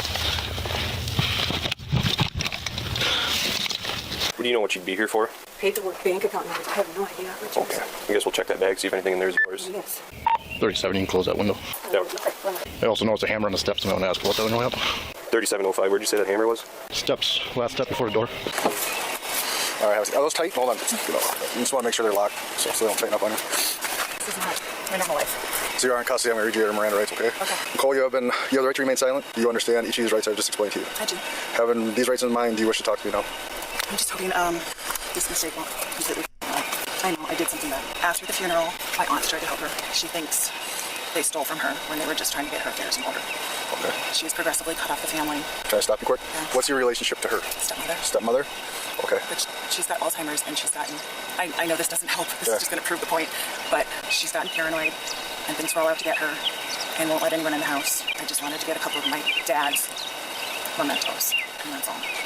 Okay. So what kind of mementos? A couple pictures and maybe one of his shirts. How'd you get in the house tonight? That window The window? Okay, which window? where the bag was. Or the bag? I didn't go back there to find it, so. What's in the bag? A couple laptops. Your laptops or someone else's? My laptops. Okay. Nothing else in there? Water. Water? I used to be here all the time. Okay. When's the last time you were here? I got therapy. The last time I was here, October and November. Okay. And then she just got progressively more paranoid. Did you see it? The hammer out there? On the steps? Oh. I had a hammer. Oh, you had a hammer there? That one's mine. That's yours? Okay. That's for protection, yeah. I know it's your bedroom. Was there anything missing from there? I don't even know she was. I know it's your personal space, so. She was laying right here? She was laying right there. I crawled out of bed and stepped on her. I'll go take a look at that bag. Yes, please. I'll get the adrenaline pumping.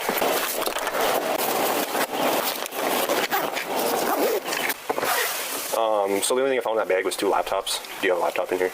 Well, I have 2 laptops that are unplugged, mine and my husband's. You have 2 laptops? I had to. Where are they at? I don't know. You want to go look for them? Do you know where they were at? No, I don't even know. I'm also not. Do you know what they look like? They're just little laptops. Would you know if I showed you? Maybe. Okay, I'll go get them. What else?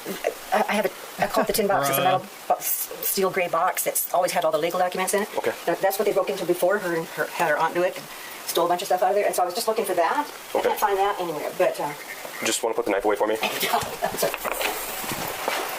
So what got you to this stage where you thought this was...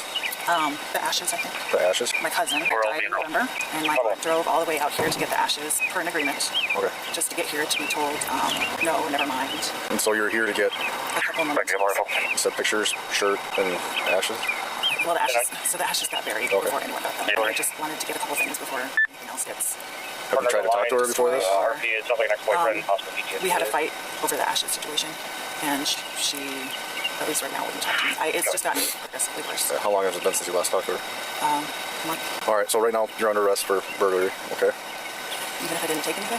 So you broke in the house with an intent to commit a crime, so it's burglary. I mean, you're definitely dressed for it, and I understand your situation, but you still can't. I understand. I mean, there's other ways to try to go through it. The door off and on trying to get in. Is she Mirandized? Yeah. Okay. Hey, hi. What's your name? Nicole. Are those laptops in your backpack yours? Yes. Okay. She's saying she's missing 2 laptops. I mean, I can show you one. It's got my kid's Minecraft game on it. What's the other one for? I have one for work. Okay. And then she's saying something about a tin box. It was in question last time. So. I literally had just got in the house. I hadn't had time to do anything. Okay. I'm clearly not good at this, but yeah. I know this sounds like an excuse. She has Alzheimer's. She's been misplacing things. I can show you texts going back months saying, things are missing, this and that. I'm just asking, so it's not a reason to break anybody's house. No, that wasn't my intention. Alrighty.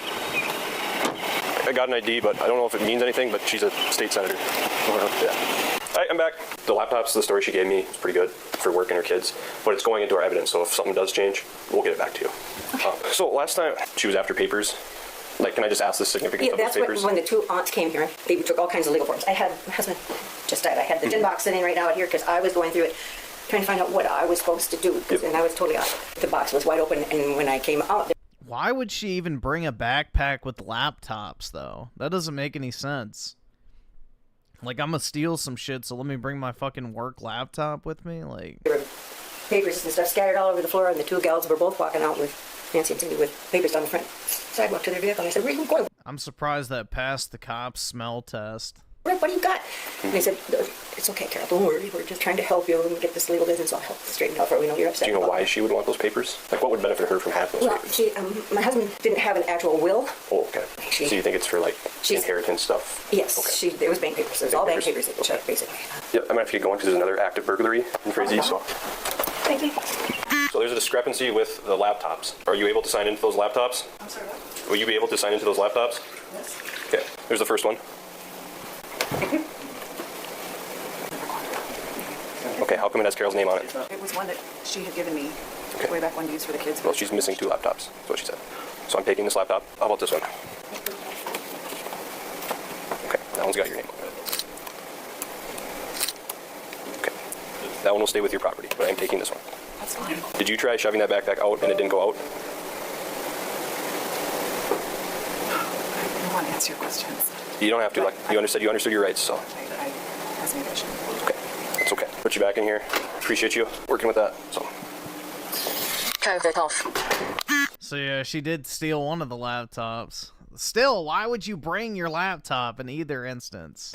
Nicole Mitchell, who has served as a Minnesota state senator first elected in 2023 and before was a lieutenant colonel in the Air National Guard, was charged with first-degree burglary, which is a felony, as well as possession of burglary tools. Mitchell was a Minnesota state senator at the time of her arrest and refused to resign after the incident. She accused her mother-in-law of suffering from paranoia about break-ins and senility. She also refused the release of the body Well, maybe she was right about the being paranoid about break-ins. cam footage. After her arrest, she posted on social media changing her story that she claimed in the body cam footage. Instead of saying she was there to take possession of her father's mementos, her social media post claims she was there to simply check on her stepmother due to her health issues, and she startled her, essentially putting the blame on the stepmother's medical problems. This, however, doesn't line up with the fact that she was wearing the most cliché burglar outfit she possibly could have. She then put out a statement saying she has no intention of resigning from her seat in the Senate. However, in mid-July 2025, things took an unexpected turn for her. New today, a Minnesota state senator found guilty of burglarizing her stepmother's home has officially resigned. This is Nicole Mitchell. Police body cam video shows the moment officers found her in her stepmom's basement dressed in all black in the middle of the night. She testified during her trial she was checking on her stepmom, not stealing from her. A jury disagreed, finding her guilty. Today on her Facebook page, Mitchell thanked her family, friends, and constituents who, quote, trusted her to work on their behalf. She says it's been an honor to serve Minnesota and her community. Ultimately, more than a year later after the arrest, she was unanimously convicted by a jury, and at that point, she resigned her seat. Governor Tim Walz has issued a special election on November 4th, 2025. Yeah, and Tim Walz tried to assassinate a U.S. senator so that he could take her seat. I guess this is just a common thing in Minnesota with Democrats, you know? They love to commit crimes. It's interesting. For an opportunity to fill Mitchell's seat. Mitchell's sentencing date has been set for September 10th, 2025 at 10 a.m. in Becker County District Court in Detroit Lakes, Minnesota. She's a senator? Yeah, was. Was or is currently? The Senate situation in Minnesota is pretty wild. Yes, I meant after this. There's one more betrayal that never makes the news. Some criminals kick in doors, but others find ways to slide around them, and that's what makes this kind of act so dangerous, because it's wrapped in enough subtlety to confuse the possibly weak-minded. But the strong know better, and now the world is watching, no matter what position you... Alright, bro, we get it. You can talk.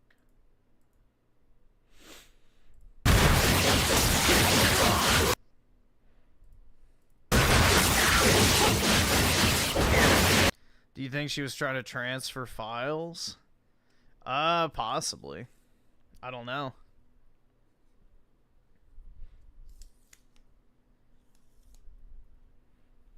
I don't know what would be on the computer, so maybe her dad was big into Bitcoin, dude. Let me take you on a quick journey back to the past for a second. It's the early 2000s, years before a little game called Dark Souls would forever change the landscape of the action and action RPG genre. Forever ruin the landscape. It was a time mostly without stamina bars, a time when style, spectacle, and creative expression of combat ruled above all else, a time when games like God of War 1 and 2, Devil May Cry 1 and 3, and God Hand blazed the trail for others to follow. But if you ask me, there was one game that stood above all of them, a masterclass of action design that challenged and thrilled the teenage me with aggressive enemy AI, gorgeous visuals, and the most dazzling combat I had ever seen. That game was Ninja Gaiden, and later Ninja Gaiden Black. I made a whole feature on why I think Ninja Gaiden is the pinnacle of the action genre, so I won't spend too much time on that here, but the point of all this preamble is to say that my expectations coming into Ninja Gaiden 4 were massive, and yet, somehow, based on the 4 chapters of this preview build, it's living up to them. This is exactly what I've always wanted a modern Ninja Gaiden game to be.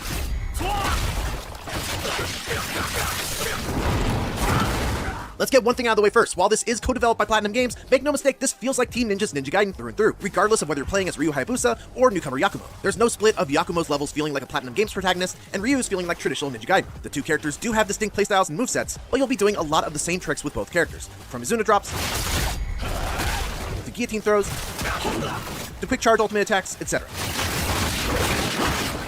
Where Platinum's influence is truly felt is in the absolutely wild segments in between bouts of combat. One level felt like a demonic 3D Sonic stage, as I had to bounce between physics-defying rails while avoiding getting shot by a helicopter, using my grappling hook to pull myself from rail, to wall, back to rail, finishing off with a dramatic leap into an assassination from above to kickstart the next combat encounter. It was just one of the many times I grinned like a giddy little child, laughing out loud and shouting, "That was so sick!" When it comes to the fundamentals of combat, Ninja Gaiden 4 feels like an even better version of Ninja Gaiden 2. Dude, he soyed out and reeled, "That was so sick!" You've got light attacks, heavy attacks, shurikens, and of course the signature flying swallow attack that allows you to quickly dash towards an enemy out of a jump and potentially slice their head off with just a single strike. New to Ninja Gaiden 4 is a powered-up form for both Yakumo and Ryu, accessed by holding down the left trigger that allows them to use slower but much harder hitting attacks, powered by a meter that is filled primarily by landing hits with your base form and by using obliteration techniques on dismembered foes. You'll need to use this form primarily to break through an enemy's guard once they start blocking your standard attacks, or to guard against one of the many especially powerful red glowing attacks that many larger enemies and bosses like to use. Yakumo's Blood Raven form allows him to use a giant blood sword that extends and allows for some really cool looking attacks that hit a wide area, while Ryu's Gleam form allows him to use the kinds of multi-hitting high-speed sword slashes that you would normally get from charging up an ultimate technique. But it's the small touches and improvements that really made me fall in love with Ninja Gaiden 4's combat. The way that guillotine throws now home in on enemies and can be used to knock airborne foes out of the sky. The way you're now more encouraged to use the environment to your advantage thanks to powered-up flying swallows when you use them out of wall runs. How you can now use quick charge ultimate techniques right after landing from an Izuna drop or flying swallow. Or the way you can grapple up to zip up to a flying drone, leap off them, land a couple strikes on a flying enemy, and then literally yank them out of the air and pile drive them into the ground. That was so sick! This is exactly the kind of substantial... Why did he feel the need to put... Did he really think he was doing something there? Like, oh yeah, dude, this is such a great meme-worthy... Like, come on, bro. Your soy cuck, that was so sick, is not meme-worthy. And pile drive them into the ground. That was so sick! This is exactly the... Oh my god, dude! My heckin' science! Kind of substantial, but ultimately iterative upgrade to the classic style of Ninja Gaiden's combat that I had hoped Ninja Gaiden 3 would be. Perhaps the thing I was most delighted about, though, was that Ninja Gaiden 4's boss battles, or at least the two that I've played so far, are excellent. Outside of a handful of exceptions, bosses have never really been a particularly strong suit of the series. But right out of the gate, the first boss, a large samurai-clad enforcer, was a satisfying test of my skills, reflexes, and pattern recognition. It was an intense one-on-one fight against an enemy that was reactive to what I was doing. He would parry my attacks and follow up with a quick counterattack of his own. If I stood too far away, he would quickly close the distance and bring the aggression to me. He would sneak in unblockable attacks to simultaneously threaten and provide me with an opportunity to stun him by quickly hitting him with an attack out of Blood Raven stance. I was on the edge of my seat throughout the whole fight, and even when I died, I would catch myself smiling at how much fun I was having. The second boss was a little less traditional, as after our first encounter she fled, leaving me to chase her through a distorted demon hellscape, but the actual battle itself was no less impressive. She wielded a giant umbrella that she would twirl around continuously, forcing me to be precise with my blocks whenever she got close. Another thing I appreciated about both these fights were the grapple points that I could quickly use to zip out of the way, and then flying swallow right back to keep up the aggression. My demo gave me a ton of skills unlocked right from the start, and while that was very much appreciated in the sense that I had Ryu and Yakumo's full set of tools available for me to play around with, it also did give me a good sense of what the progression would be like in the full game, and how much of that arsenal do Ryu and Yakumo start off with, which is something that I am very much looking forward to figuring out once I get my hands on the full version. At the very least, I can say that the training and tutorial tools in Ninja Gaiden 4 seem excellent. There's a full training mode where you can practice against customizable enemies, you're able to look back and get explainers with video on every technique that you've learned, full combo lists, the whole works. While the levels are linear, and I didn't happen to find any golden scarabs or crystal skulls, there are still things to do and find off the beaten path. There are terminals throughout the level that come with submissions, such as defeat X number of enemies in Y location, or locate a number of creatures called Gordies that are gourd-shaped fiends that you can capture by completing a quick button press minigame. By far the coolest thing to find, though, are the combat challenge rooms, where you can actually set your health handicap and get a reward based on how hard you make the challenge for yourself. I love the challenge rooms in the OG Ninja Gaiden 2, so I was super happy to see a form of them return. And the ability to essentially set your difficulty is a cool change that gives you an appropriate reward for the effort you put in. The currency you gain can be used to purchase items and abilities at the shop, but again, I didn't really have to engage with this all that much in this preview build, since most of the things I needed were already provided to me. I'm glad it actually looks like it's bloody, though, because when they first showed it off at that Microsoft event, there was, like, 0 blood. So... I don't know why Microsoft is, like, afraid of showing women and blood. Because I remember with Ninja Gaiden 2 Black, they edited out the women from the trailer. It's rare that you wait for a game for more than a decade, and it finally comes, and it seems to be everything you wanted and more. But so far, Ninja Gaiden 4 is shaping up to be that game. October 21st can't come fast enough. Do you have any questions about Ninja Gaiden 4? Let me know in the comments, as I'm planning to do a follow-up to go through as many of them as I can. Thanks for watching, and for everything else, keep it here on IGN.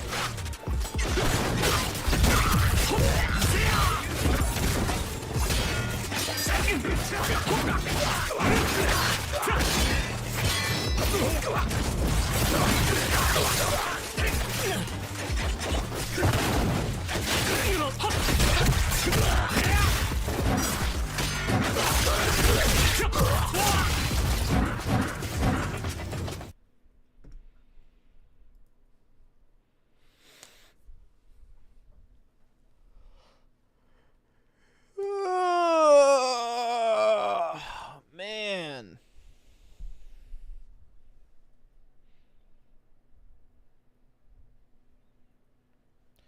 What are the enemies? I have no idea. Like robot thingies? I don't know. I have no fucking idea, bro. Probably dudes in suits.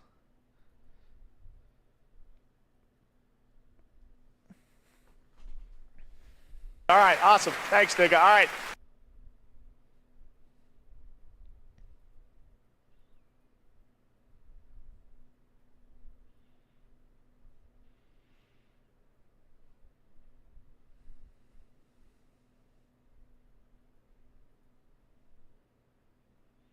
You're so annoying when you yawn, Griff.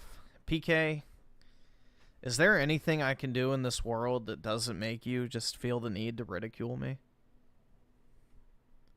I mean, God, can I do anything right?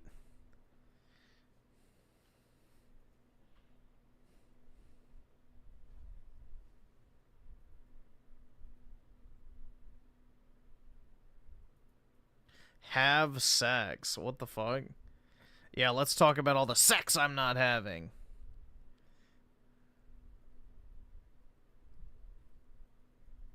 Wants me to watch another Melanie Mac video. Alright, guys. If you like the new Sydney Sweeney ad, you're a gooner.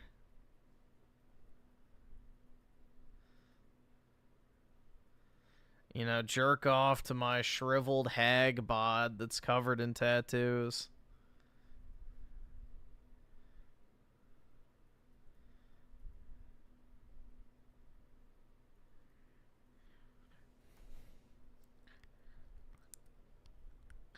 Sounds like a screeching old harpy crone.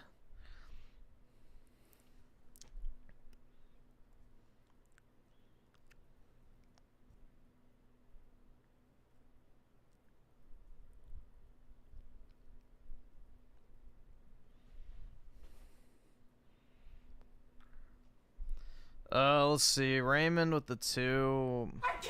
Electro boom making. Let me see what it is.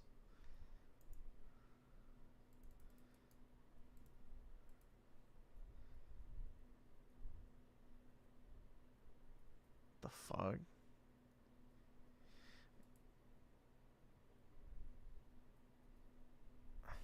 Hi, I have a great and unique idea, which is turning your wooden or plastic seat into a heated seat so your fragile buttocks can rest in peace. All we need is a heating element, which I'll extract from this. I already don't like this guy. His arms creep me out. Broken hairdryer as these wires. So here we are. I hot glued these wires to my seat with their end connected to a cable where I can just plug into the wall. Okay, there we are. What the f is it?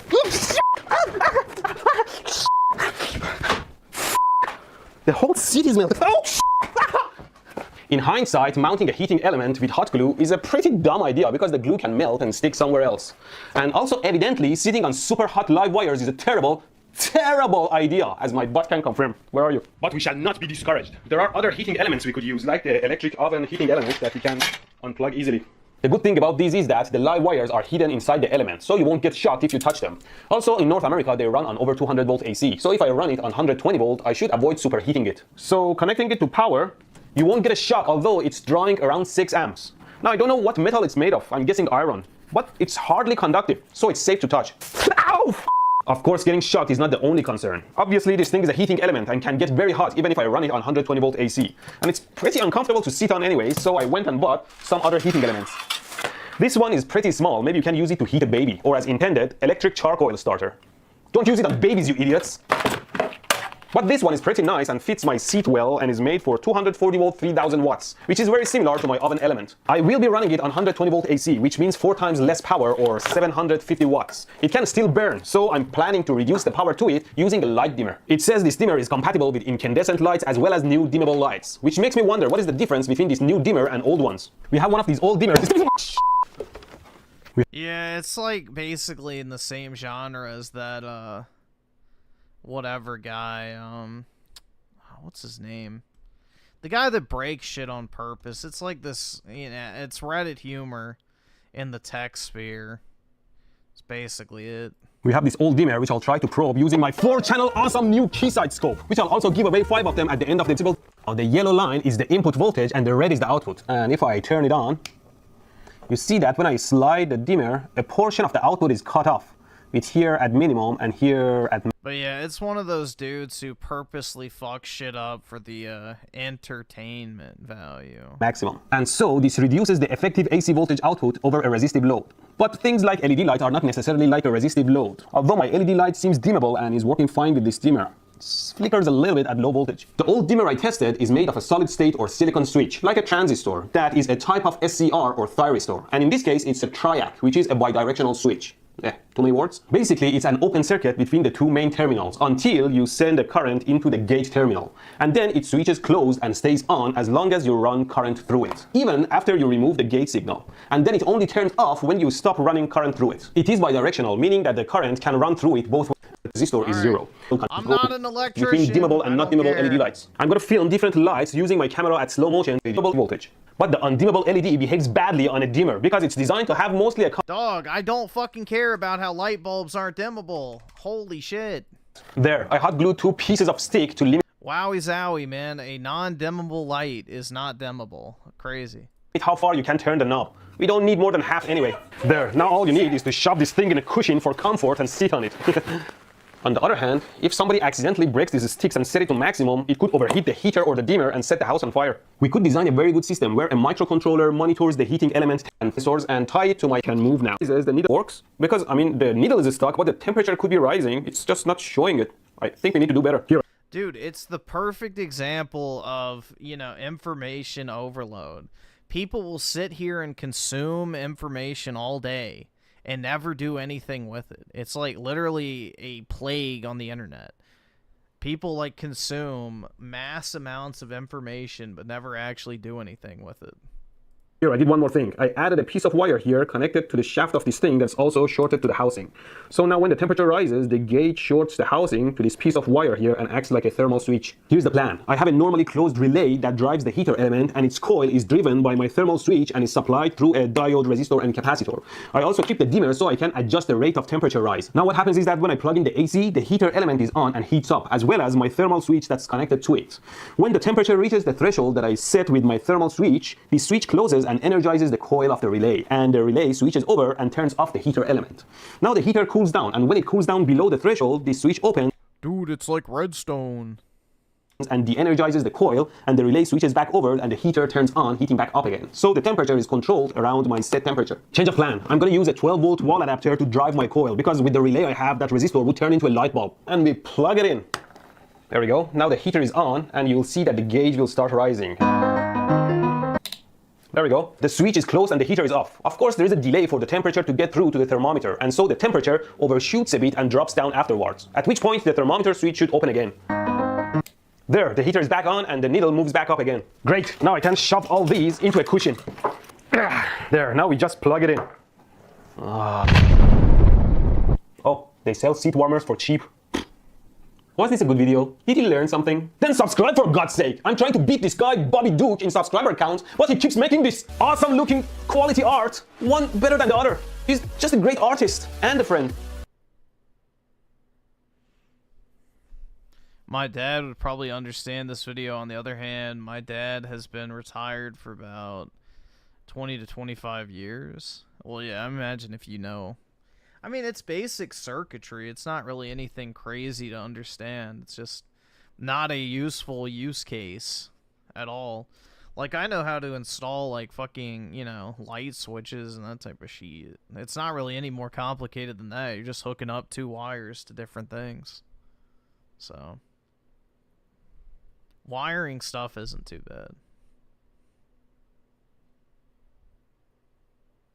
Yeah, you can't do it? That's not true at all. My previous house or whatever the fuck, I helped my dad, like, rewire a bunch of shit. So, no. Back when I was, like, in middle and high school, I used to do, like, light electrical work with my dad.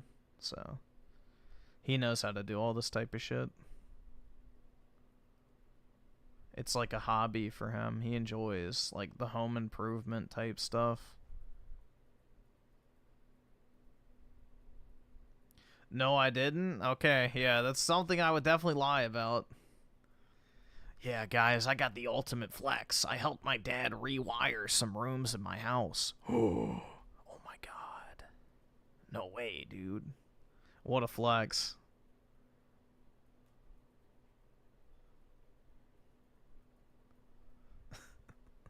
Crazy stuff. Griffin makes boom booms in his basement every day. I don't have a boom boom basement, unfortunately.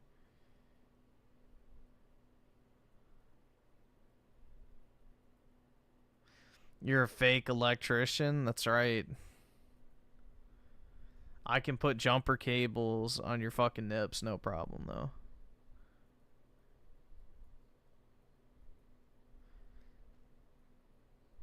Dude, PK is obsessed with Melanie Mac, which, if you ask me, I don't think anyone being honest would say that Pokimane is less attractive than Melanie Mac. So, do with that info as you will. I think it's 100% more respectable to be a Pokimane simp than a Melanie Mac simp.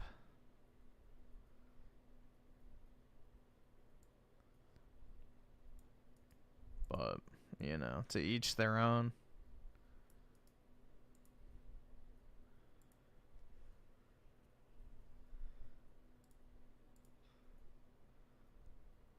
Pokimane is way less attractive. Look at those eyes. I can't, dude.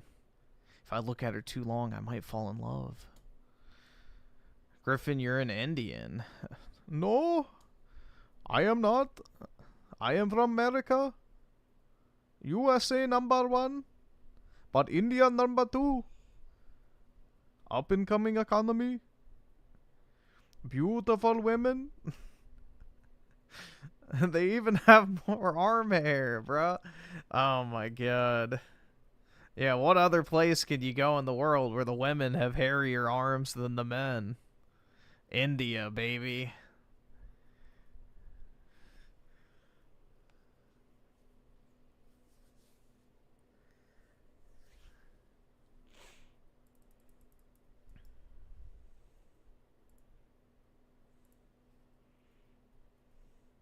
Yeah, Greece also has that problem, too.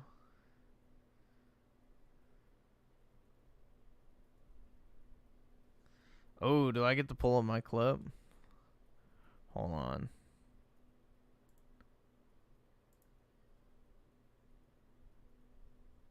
Where is it?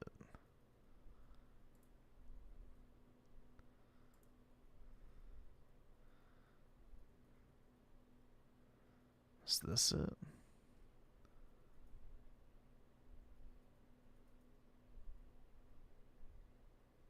Toxic masculinity isn't if 33 minutes, you gotta pay me about $100 to do a reaction to a 33-minute video, dude. I'm not kidding. I want a $100 super chat. Think I'm kidding? I want $100. We're gonna go ahead and go back.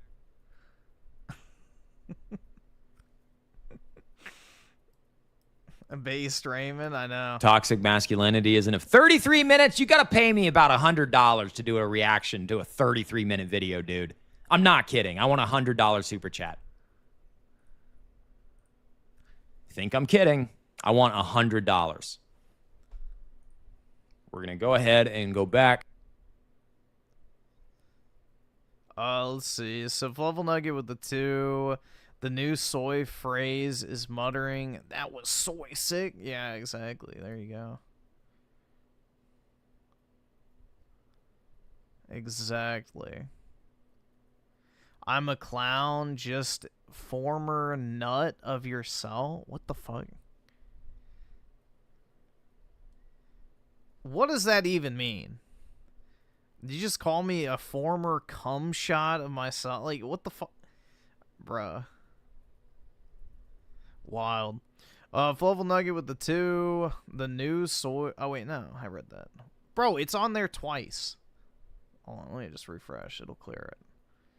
Yep. There we... Oh, yeah. It wasn't twice. You sent something different. Okay. This brownie is more of an engineer than Mudafart. Oh, yeah, definitely. Mudashart doesn't do anything except make slop YouTube videos.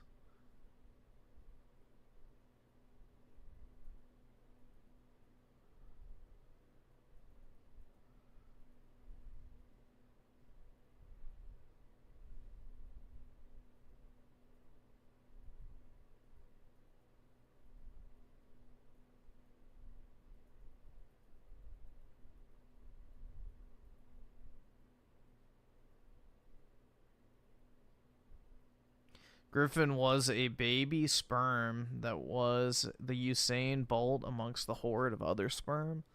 No, it's just my dad's sperm count was super low that day, so I was the only one, bro. I won by default, obviously.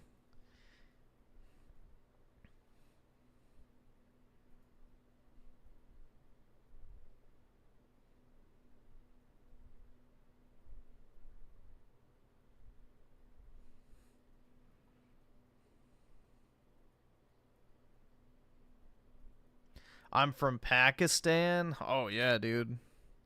Definitely. And proud of it.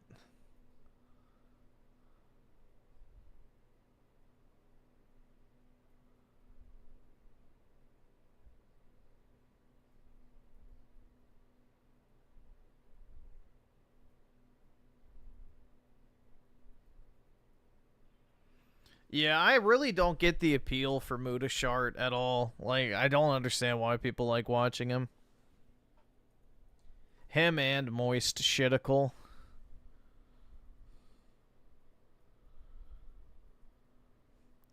Okay, we just have like a genuine fucking tard in the chat. We have a genuine retard in the chat. Can you get your parents in here so we can tell them to beat you more? And maybe, you know, knock your brain into a little bit more of a functioning state? Like, blunt force trauma to the skull could probably do you some good.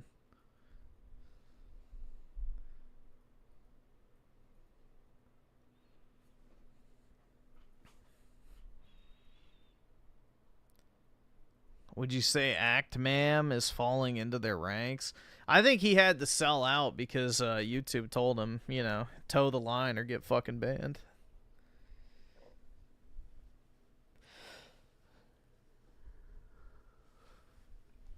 Dude, a slipper's not going to do shit. They need to throw a cinder block or something at him. Alright, we'll see how this goes. I don't really know if I want to watch a video essay, but we'll see.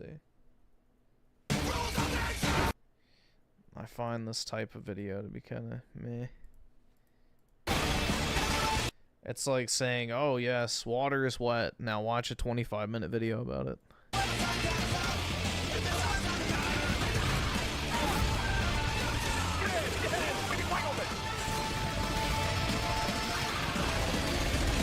Well, dude, it's like every other grifter male content creator on the internet. They all pretended to like Trump because young men overwhelmingly support Trump, even though they're a bunch of shit-eating libs. So It took me 12 years to finally get around to playing Metal Gear Rising Revengeance, but I recently played through it, and within the course of a week or so, I played through it 3 or 4 times. It was a great experience, and it's one that I really haven't had in a while, certainly not with any modern action games. I think a lot of that stems from the fact that old-school hack-and-slash games that Metal Gear Rising is reminiscent of, like Ninja Gaiden or Devil May Cry, seem to have been completely replaced by Souls-like games, or at the very least, action Souls-like hybrids. You have these games like Black Myth, Wukong, or Stellar Blade that lean a bit more into the Souls-like genre, but even the modern action games that don't lean into that are games like the newer God of War games, which are essentially just movies with some combat in between the cutscenes. Let me just say, I think the combat sucks. The Souls-like genre should exist. I like Souls-likes, but it feels like the action game genre has been littered with them as of late, and I wish we could see traditional action games make a big comeback instead of the action game genre being littered with Souls-likes. And with that, I'll get into why exactly I enjoy Metal Gear Rising so much, and why I want to see more games like this. And the easiest starting point is the combat. It's extremely simple, but it does have enough depth to keep it engaging and fun. The parry in this game is the focal point of all the combat, and the fact that it requires a directional input on top of just hitting a button like your traditional parries really does make it feel unique. And let me say, unique by itself is not enough to sell me on it, because I did kind of hate it for the first hour or so of the game, just because of how unconventional it felt. But because it's not mapped to a single button like a lot of modern parries, you need to be hyper aware of your surroundings to make sure you're actually dealing with the proper enemy. And on top of the fact that it requires a directional input, the fact that it's mapped to the same button as your primary attack makes it feel more offensive. It almost feels like when you're parrying an enemy, you're interrupting their attack with your own attack. That sounds so refreshing compared to a lot of the Souls-likes we get today, where it feels like it's never your turn and you need to dodge or parry massive combos just to sneak in a couple light attacks. Yes, it's very seamless, and it feels like it's designed to keep you at least feeling like you're on offense all the time. And since you mentioned Souls games, it's also refreshing that the rare times in this game that enemies do have longer attack strings, like Monsoon, they actually have a nice rhythm to them, as opposed to the ridiculous delays and off-rhythm attacks we've kind of become used to with modern Souls-like games. And building on that, the reward for a perfect parry in this game is you get to go back on offense. I feel like that's the biggest issue with a lot of Souls games. It seems like the bosses just kind of style on you, and they get all the cool moves, and in modern Souls games, you just kind of sit back and watch. I think I was watching you play Elden Ring one day, and when you were fighting Melania, she can zoom around the map and close the distance. She's got these long strings that do high damage, and she can even animation cancel out of stuff. Yet you as the player can't do any of this, so it feels like the bosses get to do all the cool stuff. Well, that's part of the problem. I feel like in the action game genre, I should be the one that gets to do all the cool stuff instead of just sitting there and getting styled on by a boss while they do all the cool stuff. You know what I mean? Well, that's the appeal. The appeal of the action game genre is the combat, and it feels like in some of those Souls games, you're more of a passenger than an active participant at times. Right, especially with like Shadow of the Erd Tree, Promised Consort, Radon, where he does these big 13-hit combos, and you dodge until you're 1 moment to get 2 light attacks in, then rinse repeat for like 7 minutes. When speaking of bosses, the boss fights in this game do a really good job of subconsciously teaching you the combat system. For example, you fight a tutorial boss like 5 minutes into the game, this giant Metal Gear. I was almost just brute forcing it by running around and avoiding his attacks without parrying. However, the second boss in the game, Blade Wolf, has a moveset that actually forces you to get comfortable with the kind of stand and fight mindset of this combat system, because he'll stay at a range far away from you and then do this kind of corkscrew attack at you, and if you don't parry him and you just get out of the way of it and avoid it, you have no room to follow up. So he's built in such a way that he kind of forces you to get comfortable with the parry, which you are going to need to make it through the rest of the game. And later you have Monsoon, who to me is really probably the first boss that I think you can't truly brute force, and is almost a bit of a parry check, because he has much longer strings, so you can't get away with just avoiding his bigger attacks and taking small hits. Yeah, if you're planning on playing Souls games, just stick to the actual Souls games. Don't bother with any of the fucking rip-off titles or Souls-likes. Just play Dark Souls 1, 2, and 3, and then Elden Ring if you really want to after that, but yeah, there's not really any, like, actual Souls-like game made by any other developer that's actually worth playing, in my opinion. Like, just stick to the actual FromSoft games. Small attacks. He gets you comfortable with trying to time the perfect parry on the final hit of his strings to actually be able to get the punish on him. And this prepares you for the Jetstream Sam fight later in the game, because Sam hits a lot harder than Monsoon, and he's got some weirder timings on some of his strings. And you'll see that same thing repeated too later in the game with Sundowner, where Sundowner's the first boss that forces you to do the precise cuts in blade mode to open him up. Now, again, you can brute force this, but learning this mechanic's very important, because you're going to get this same scenario, but to a higher degree with Armstrong at the end of the game, where he throws rocks at you, and you'll need stricter timing against that attack, and have to do multiple precise cuts in a row to get past it.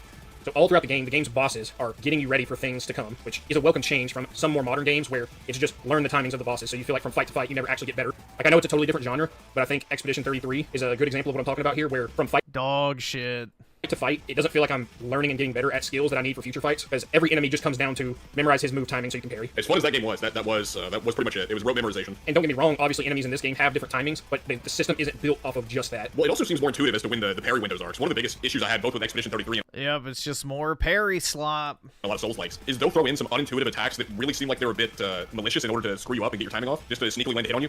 The next point I want to get into is this game's approach to difficulty and how refreshing it feels to modern games. There's kind of a trend in modern games where they just increase the health of enemies and make them hit harder on higher difficulty levels. Difficulty just means numbers go up. Yep. And it's a really boring way to do that, because it doesn't force the player to actually adapt to anything new as you raise the difficulty level.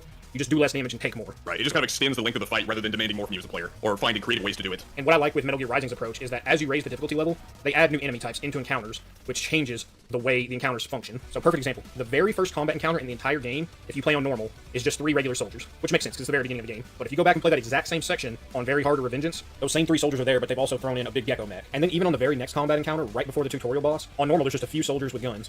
However, on Very Hard or Revengeance, there's the same soldiers present, plus a couple Blade Wolves thrown in that you have to deal with. And that's a small example. It's all throughout the game. They add different enemies to encounters that change how the encounters function. I also like that they make the enemies more aggressive. So again, you have to change your playstyle and adapt, because you now have new enemies that weren't there before that you may have to prioritize. And since the enemies are more aggressive, they all wail on you together. Another good implementation of difficulty in this game is that although enemies hit much harder on Revengeance difficulty, in return, your perfect parry hits them much harder as well. For example, Jetstream Sam essentially kills you in one shot, but your perfect parries are so strong on Revengeance difficulty that you can watch a speedrun and people are able to kill him so fast because of how much damage a perfect parry does on that mode. Well, and personally that appeals to me, because I would rather the time to kill be lower on both ends. And on top of kind of the nice balance that it adds, where not only do the enemies get stronger, but you do as well, it also makes Very Hard and Revengeance difficulty feel more uniquely suited to people's preferred playstyles, because if you want a little bit more margin for error, you can play on Very Hard so you're not getting one shot constantly. If you play in a more arcade style where you're focused on speed, Revengeance is probably going to be more your speed. And this is night and day with modern Souls-like games, which unfortunately seem to have replaced the entire hack and slash genre, because whereas Metal Gear Rising's higher difficulties add more challenge to drive the player's engagement, but still keep the core gameplay intact, a lot of Souls-likes tend the parry is exploit. I don't really care about gameplay shit being exploited. I think it's fine. It's single player, so. The obsession with developers, I don't understand, who remove exploits from single player games is retarded as fuck. I will never understand why devs do not want you to exploit in a fucking single player game.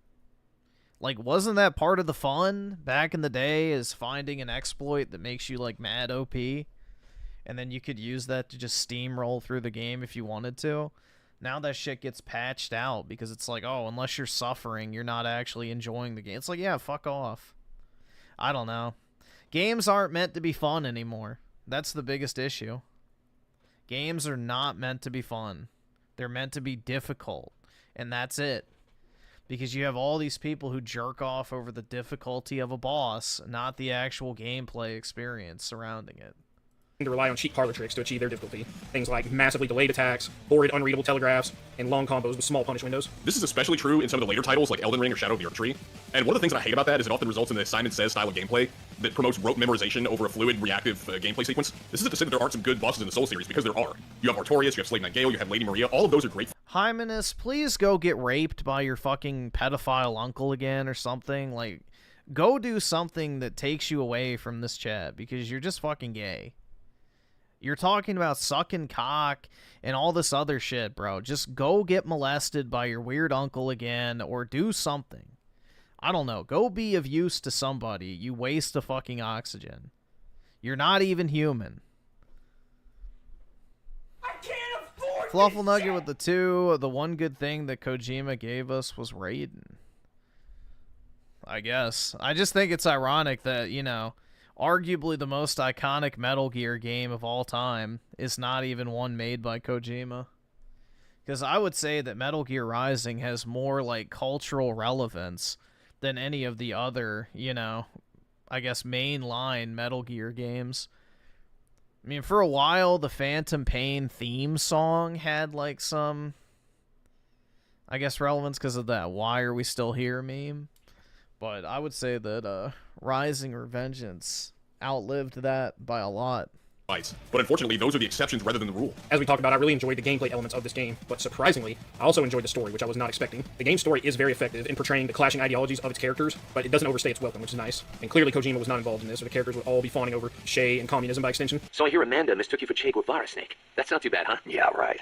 I'm not even worthy of polishing his boots. The pacing of the story is breakneck, but I do like that it doesn't waste your time. It's very deliberate in what it shows you. The prologue of the game sets the expectation for the roller coaster that is this game. You're thrown straight into a boss battle with this giant Metal Gear, which you're able to take down, but then immediately you get destroyed by Jetstream Sam a few minutes later. And on top of all the over-the-top action, the story actually has some heavy emotional moments that build up the characters as well. The scene where you're at the World Marshal's headquarters, Raiden sees children having their brains removed and being forced to fight as cyborgs, and this is very personal to him because he was a child soldier that was forced to fight and kill at a young age. And it's also the motivation for him unleashing his Jack the Ripper persona to be able to beat Monsoon. Or you have the final confrontation between Raiden and Armstrong, which is also super compelling because they're both able to point out the hypocrisy in each other's worldviews, but neither are willing to acknowledge their own. Raiden wants to protect the weak, but willfully slaughter soldiers that are shown to be weak and that are being preyed upon by higher powers. And alternatively, Armstrong claims to want men to be free to fight for their own causes, but Platinum hasn't made a game I dislike. What about Babylon's Fall? He plans to make that a reality by manipulating them into starting a needless war and ultimately having them fight for the cause he believes in, not their own. And while I did enjoy the story, I must say, some of the dialogue in this game is so campy. What is the Metal Gear Solid 5 meme song that, fucking, hold on.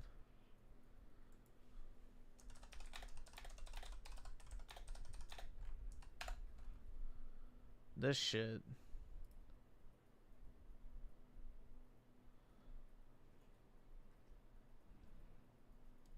If it'll load. YouTube's gotten so slow.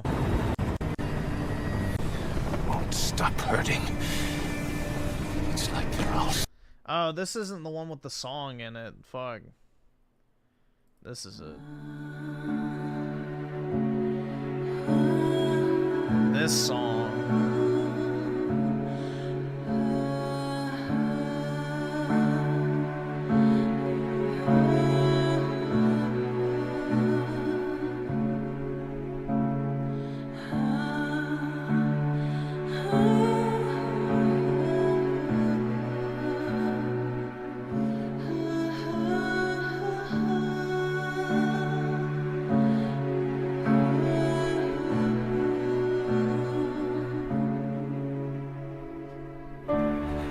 Why are we still here?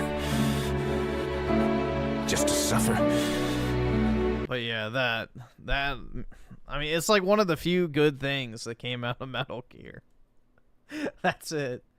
Literally, that's it. That's my one positive thing to say about Kojima games is that's a pretty good meme, which, you know, ironically makes it good. Its intended purpose did not land. It was more funny than, you know, sincere. And genuinely has some of the worst delivery I've ever heard in a voice acting performance. Yet the game is so unashamedly committed to this style that it's still charming, despite how over the top it is. I think it's time for Jack to let her rip. This game also has maintained so much cultural relevance through all its memes too. Like, this is definitely one of those games that has stayed alive throughout the ages because of how much of an effect it's made upon people in a way that a lot of other games just don't. Yeah, I still see this in my feed all the time and saw memes of it for the longest time without even understanding them.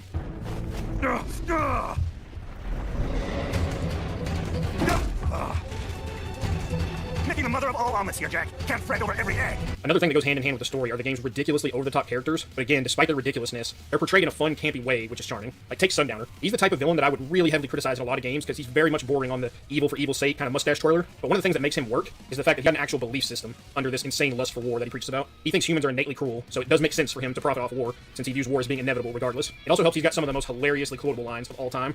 Africa's just getting a bit too peaceful. All we're saying, give more a chance. Yeah, that's never happened in their entire history. Africa's getting too peaceful. Said no one ever. Like I said, kids are cool. What happened? Did the entire population die off? And I'm very in touch with my inner child.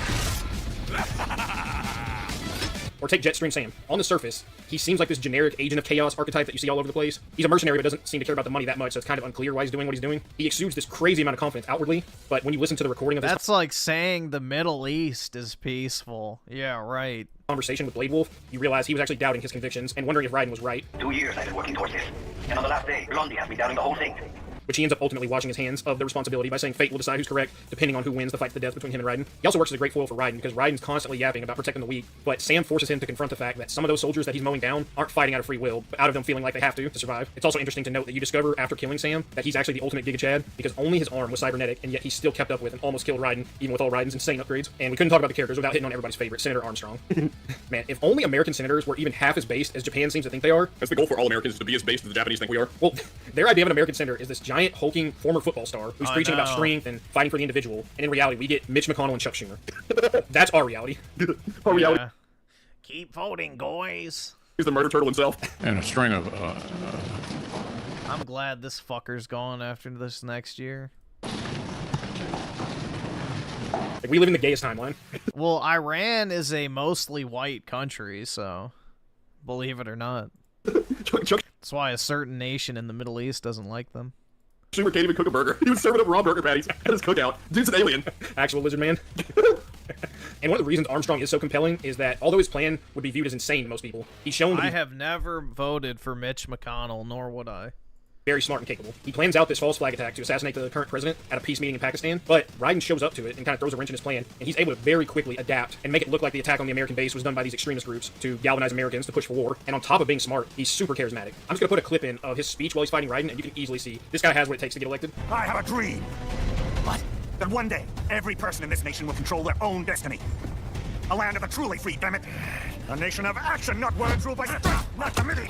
Where the law changes to suit the individual, not the other way around. Where power and justice are back where they belong, in the hands of the people. And I'd say what's even more important than his intellect or his charisma are his principles and his unwavering dedication to them. His goal is to incite a war to jumpstart the economy, and he plans to use this to get elected and eventually end war as a business. His belief is that America is rotten to the core, and he wants to reshape it into a nation where the strong can fight for their own causes, not for the causes of governments or corporations. Amen. Get rid of the 50% of the leech class. Which stands in stark opposition to real-life America, where soldiers die for the glory of Israel. Stop noticing. And he's so committed to these principles that even after Raiden beats him, in his final moments, he takes comfort... And you go to work to pay for a bunch of obese black women to sit at home and do nothing. Knowing that even though war as an institution will continue, Raiden is strong, and he always fights for causes he believes in, which is what Armstrong ultimately wanted for America. And in that final scene of the game we get that shows Raiden fighting his own battles off in some street alleyway, kind of hints at the fact that he sees the value in Armstrong's logic, even if he didn't agree with his methods. And that's really all you can ask for from heroes and villains, is they both have at least somewhat compelling cases, even if they're wrong or misguided. Now, compare all those characters you just talked about to, I don't know, any character in a Souls-like and see if you get even half of that depth, or intrigue, or meme value. It just doesn't happen. The vast majority of characters you meet in a Souls-like game, or in Kazan, Stellar Blade, Liza P, whatever the case may be, 9 times out of 10, they don't have anything remotely interesting or charming about them. They left no impression. Yeah, they're boring as shit. Either good or bad. They're completely forgettable, save for like the 1 or 2 memes that you get along the way somewhere. But Radon has a twink riding his back, dude. That's soul right there, man. Curse you, Bale! Yeah, his fucking child gay sex doll. Curse you, Bale does not hold a candle to the memes in this game. Whenever you compare that to the good old days after 9/11 is such a banger line, like nothing in the Souls like genre comes even close to that. Like the good old days after 9/11. And the final thing that I really like about this game that makes me want more games like this is the music and the fact that it perfectly complements the style and pace of the game. Now, some of these songs in a vacuum do have a bit of a generic sound, especially the first time you hear them, but I've grown to like them so much over time that I jam them all the time now, even outside the game. They do a great job of setting the mood for each boss fight, and it's also a nice touch that they're synced to play the instrumental version as you're fighting, but I'm not a huge fan of the music, but, you know, to each their own. Then the only one I don't mind is the Senator Armstrong song. Come in with the lyrics as you hit key points within the fight. And what's even cooler is the boss themes also give you certain insights into the characters in the lyrics that aren't revealed in the game. For example, in Blade Wolf's theme, I'm My Own Master Now, the lyrics highlight his discontent with being forced to take orders and his longing for wanting to break free and gain his own free will. And we get a nice payoff for this at the end of the game with him choosing to give Sam's blade over to Raiden once Armstrong knocks his sword away. Or you have Sam's track, the only thing I know for real. The lyrics for his boss theme suggest that he's been fighting. I don't even listen to rap, dude. The only music I listen to now is like literally fucking classical music or maybe like instrumental game soundtrack shit. So I don't listen to any modern music at all other than like, you know, orchestral stuff. I have forsaken pretty much every aspect of modern culture aside from gaming. Opinionated Junkie with the 2, How's Mafia? It's a movie game, but honestly I like it. I find it pretty enjoyable. It's a good movie, so just know what you're getting into. It's definitely like a movie game. I mean, it's similar to the first one. I would say that. Like, if you like the first Mafia, you'll like this one. So, it's similar to the first game. I think it's good. I haven't seen a single woke thing in it once, which is actually kind of shocking. The only thing that's like somewhat woke is they're hinting at like the foundation of the Mussolini fascist movement when they talk about the unions and stuff. But that's it. That's like literally it. So far so good. For so long that he doesn't even know why he's fighting anymore, and they even allude to him dealing with self-spite and having an identity crisis, which is not the illusion he puts forth to the player, where he's this overconfident guy that laughs when you knock his sword out of... No, I haven't finished. I don't know how much. I think I have like 6 hours in it. No, 7 hours. So I don't know how many chapters there are. Let's see. Does it tell you? I have no idea. I'm on chapter 9.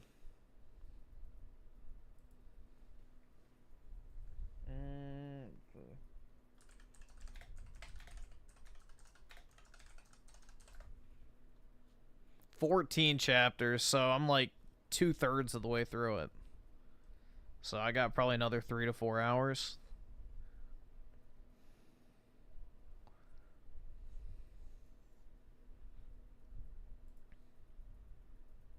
But yeah, it's pretty good. I like it so far. It's very immersive because it's believable. The setting is really well done. His hands in a brutal fight to the death. It adds depth to his character that you don't get from how he presents himself. There's many more, but the last example I'll use is everyone's favorite track that plays in the final boss fight. It has to be this way. This song could apply to either Armstrong or Raiden. I definitely lean towards Raiden. And what I like about it is that both Raiden and Armstrong are highly principled and fight for what they believe is right. And there's an acknowledgement within the lyrics of this song that this fight is going to result in further violence, but each man believes it's necessary to achieve the outcome for what they feel is right. Now, before we wrap this thing up, I do feel like it's necessary to ask you for a couple of your criticisms for this game, because it wouldn't be a Type 2 video without properly criticizing this game despite how much we may like it. So what do you think this game could do better? Well, to start, the Zandatsu mechanic. It's a little too frequent and it's a bit overpowered. When you hit the Zandatsu, not only do you get full health back, but you get full fuel cell meter, which allows you to immediately go right back into blade mode. Now, in fairness, you can not use it or limit your use of it and still be okay, but I do think overall the mechanic would be better if it was just a little less powerful and a little less frequent. However, I will say it does add a nice gimmick and variation to the Sundowner and Armstrong fight. I also really didn't care for the half-baked stealth system. It really felt like this was just an obligation because it had the Metal Gear name on it. Yep. Really, the only use for it is to make certain combat encounters a little easier or skip them altogether, but that feels really out of place since the appeal of this game is the combat. Also, the VR missions are kind of a mixed bag, but a lot of the non-combat ones feel like sticking your balls in a blender, because you get these missions where you just run around and shoot dwarf geckos with an RPG, or you pilot a dwarf gecko and do a platforming challenge, or sneak around enemies, and these just feel far more tedious than fun as opposed to the core combat system of the campaign. And the final thing, and this is a big one, and probably what would cause some people to drop the game a couple hours in, the camera is an absolute pain because it likes to relock onto new targets when they move, and it can give you major whiplash and throw off the directional input you need to parry the right enemy, and it's particularly egregious in the Sam DLC. We've covered a lot of ground in this video, but my final conclusion is I just want action games to make a comeback because the genre currently is dominated by these Souls-likes, and they seem to get more generic with each new release. For those of y'all who like sodomy, I'm not trying to completely destroy the genre and take it away from y'all. It sold really bad. Metal Gear Rising flopped when it came out. Because it came out in 2013, right? Towards the end of the 360 generation. Or was it 2012? I forgot. I know it was towards the end. Rising release date. Yeah, February 19th, 2013. So, yeah, it came out at the tail end of the generation, which typically is not a good time to release a game because everybody's looking forward to the next console. So people stop buying shit. The problem is with the 360 gen is there was just so many good games coming out constantly that a lot of games just got completely overlooked. And that was one of them. But yeah, it did not sell very well.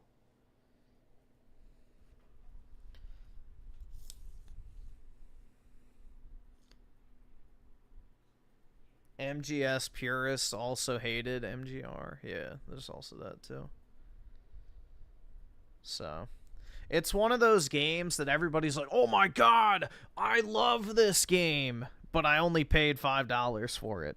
So, it's like the Dead Space scenario. Everyone's like, bro, I fucking love Dead Space. Why did it never get a sequel? It's like, because you didn't buy the game.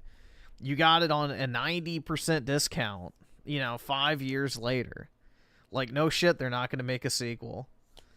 So, that's the reality, is people are fans of games when they hit the $4 bargain bin. It's like, well, yeah, no developer is going to make a game that sells 4 million copies for $5 each. Like, that doesn't even cover development costs. So, therein lies the issue, is gamers love to bitch and moan about how they don't get a certain type of game anymore.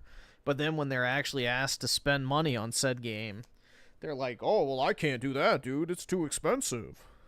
It's like, okay, well, then stop asking for shit. Stop asking for stuff.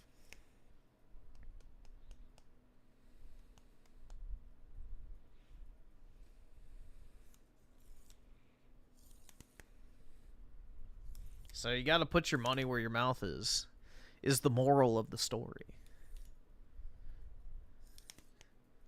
Or you have to be like Square Enix, and even if games don't sell super well, they still get supported. Like Nier, for example. The original Nier sold like fucking dog shit. And before that, Drakengard sold like fucking dog shit. But they kept allowing Yoko Taro to make games. And, eventually, Nier Automata came out, and it sold, like, what, close to 25 million units or something ridiculous now? I forgot what it's at. It's at some insane number. But, like, think about it. All the games that, got canceled and stuff. Let's see. Nier Automata sales. It sold, like, some insane number. Alright, that's an old number. I don't know. But yeah, it sold fuckload. And like the thing is, they made it on like a shoestring budget too. It was like nothing. I think they spent like maybe 30 million on it, I think was the number. It was super cheap to make. So any money they made past like the first 500,000 sales was pure profit. So 10 million?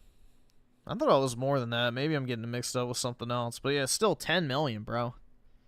That's a niche genre. So,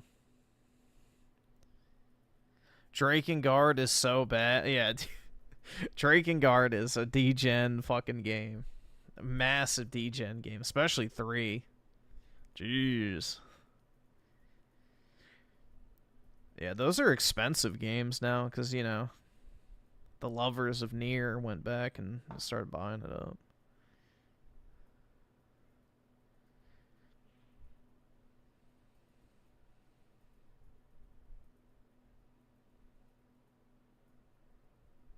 Nier Automata was anime slop? I don't think so. I wouldn't really say it's anime slop. Like, yeah, it has Japanese storytelling tropes, but it's not like you were playing as a fucking schoolgirl in fucking Akihabara who was so quirky and, you know, loves to play video games. I don't know. It's just a Japanese RPG / action game. I like the original Nier's story better than Automata, personally. I think it's cooler. I like the more fantasy feeling of the first game versus the sci-fi feeling of the second.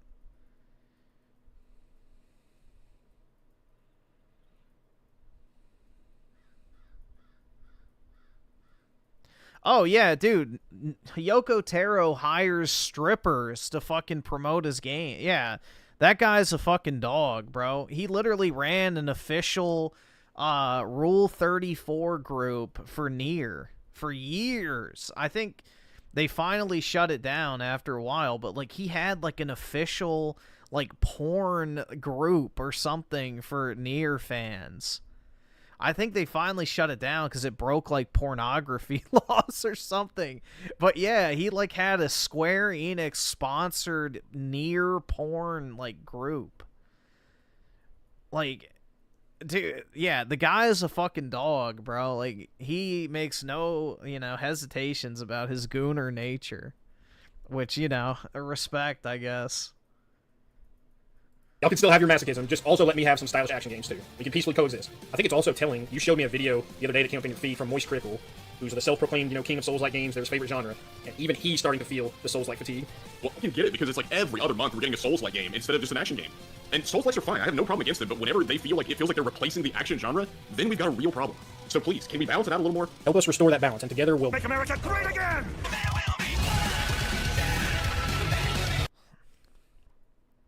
These games are set in, like, 13,000 years when Drakengard 2 ended. I don't think that's entirely accurate. Which one are you talking about? The Drakengard? 3? I don't think there's that big of a time skip between 2 and 3. Nah, basically, so what's weird about Nier is, like, it's Drakengard and Nier, like, it's like a multiverse circular cycle storyline. It's fucking weird, bro.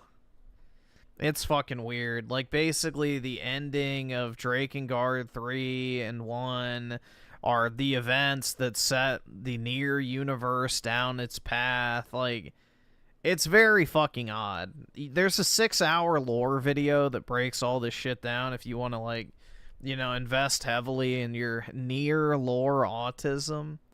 I can't, like, properly commune all the fucking details, because again, it's like 6 hours of overcomplicated shit. But essentially, the events of Nier are what also started the events of Drakengard, but the events of Drakengard are what started the events of Nier. Like, it's very fucking odd. It's like this circular cycle of, like, multiverse shit.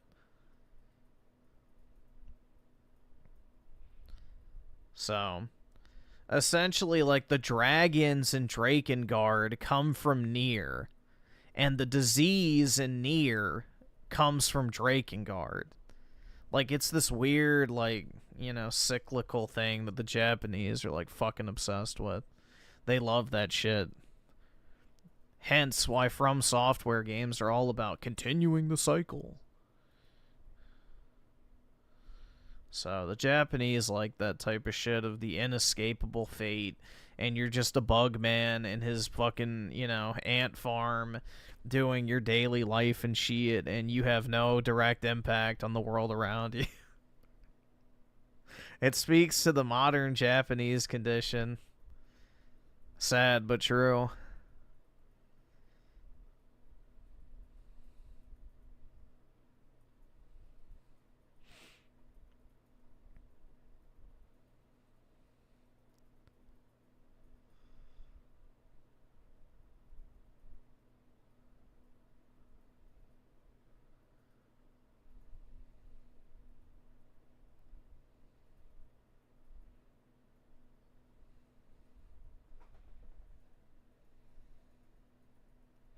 Sounds like Terminator. Yeah.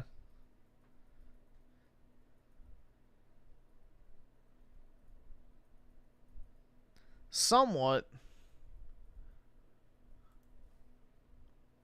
But yeah, there's a 6-hour video on it. Like, if you just type in near lore, there you go. 6 hours and 24 minutes. If you have some free time, then there you go. There you go. You can watch the entire Nier timeline. Why does it say I've watched it? This is a fucking incognito page. We've already been introduced to Emil, but we've yet to cover Nier, Yona, and Kaine. And in the story, the boy... The Fuda.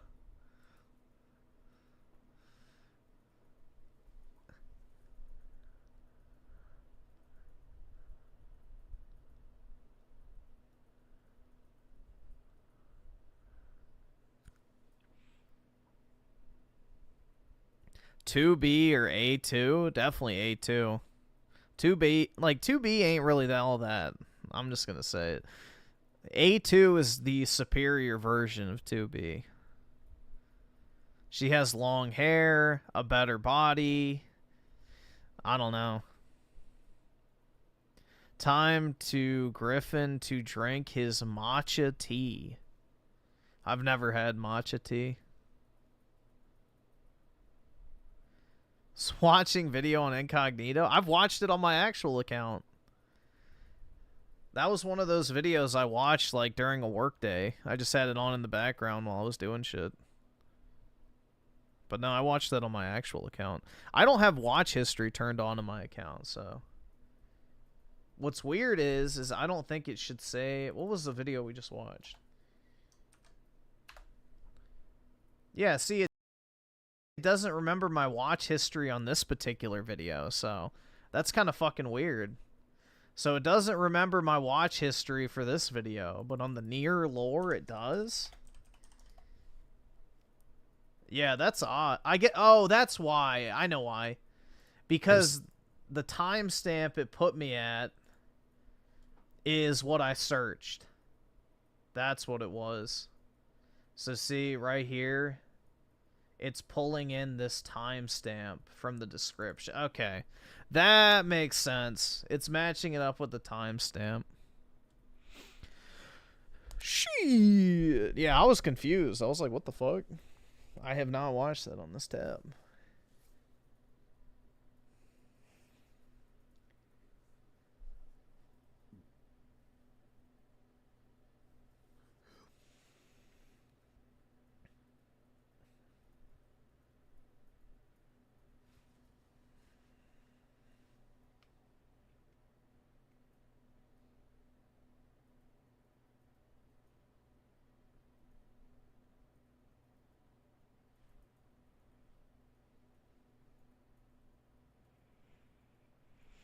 Yoko Taro does have a type. Just look at A2 and 2B. And look at the, dude, I can't remember her name. The chick from Drakengard 3 as well. Forgot her name.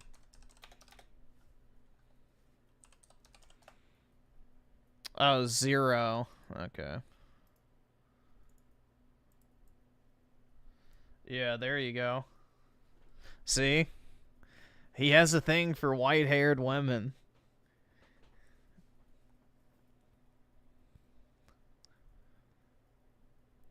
See, Yoko Taro understands that there is no upgrade from white in the literal sense.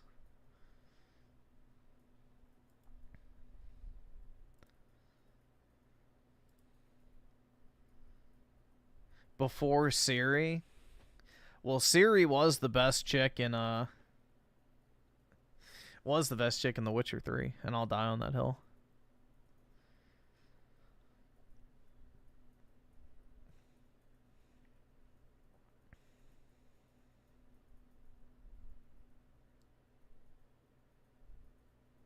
Do I have white hairs? I do not. I do not. Not yet, at least. I'm sure I will eventually. I won't dye my hair, most likely.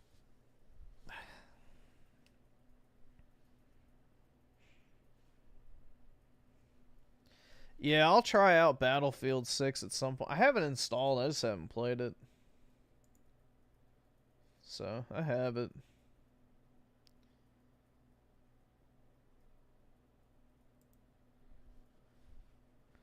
I've been playing Mafia instead.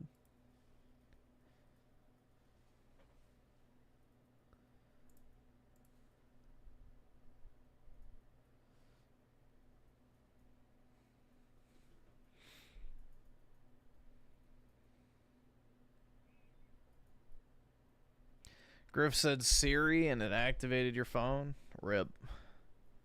It didn't activate mine, which is weird. Maybe it knows that I don't use it.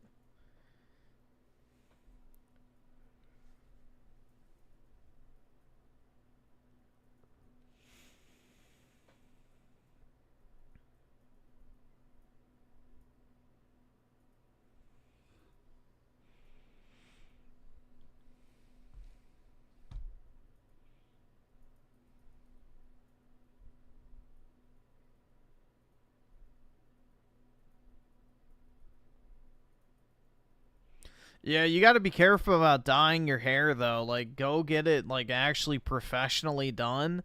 Because a lot of, like, cheap hair dyes will make you lose your hair. So, yeah, go get it, like, professionally done from, like, an actual reputable place. Don't buy hair dye, like, at the store. That shit'll fuck up your hair. It's like certain shampoos have chemicals in it that make you lose your hair. Which is ironic.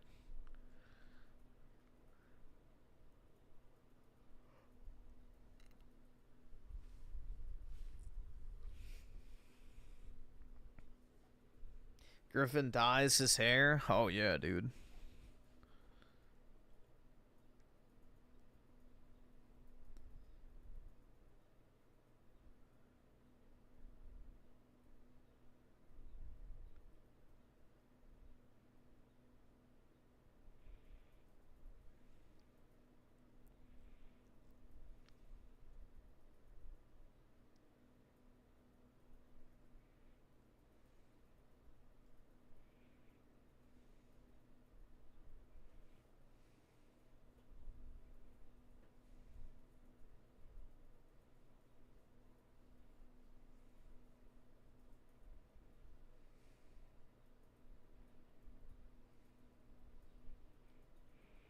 Why did Raymond lose his hair? Bad genetics? I don't know.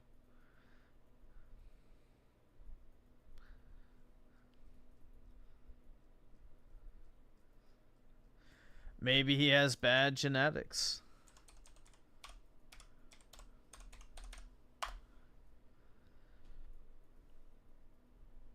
Dude, I'm so fucking sick of autofill. Stop. There's not one instance where I want it to fucking do that shit. I don't care about scanning ID to play GTA 6. Hopefully GTA 6 gets canceled. Hey there, Gamers. Dreamcast guy here. Where the fuck is he? Is he at a casino? I guess that's kind of based. I don't know. Currently, I'm at QuakeCon 2025. Oh, never mind. I'm actually basically in a big... Dude, look at this Dude, Microsoft is so fucking gay. Microsoft is so fucking gay. Look at that fucking shirt, bro. It's that gay-ass camel toe brat bullshit from last election. Holy fuck, dude. It's that fucking gay psyop shit they tried to push on the fucking election last year. The camel toe is brat, dude, with the fucking green background and the basic text. They literally fucking mimicked that. A year late. Dude, Microsoft is run by fucking disgusting Gen X and millennial women. Like, this is pathetic, bro. Holy fuck.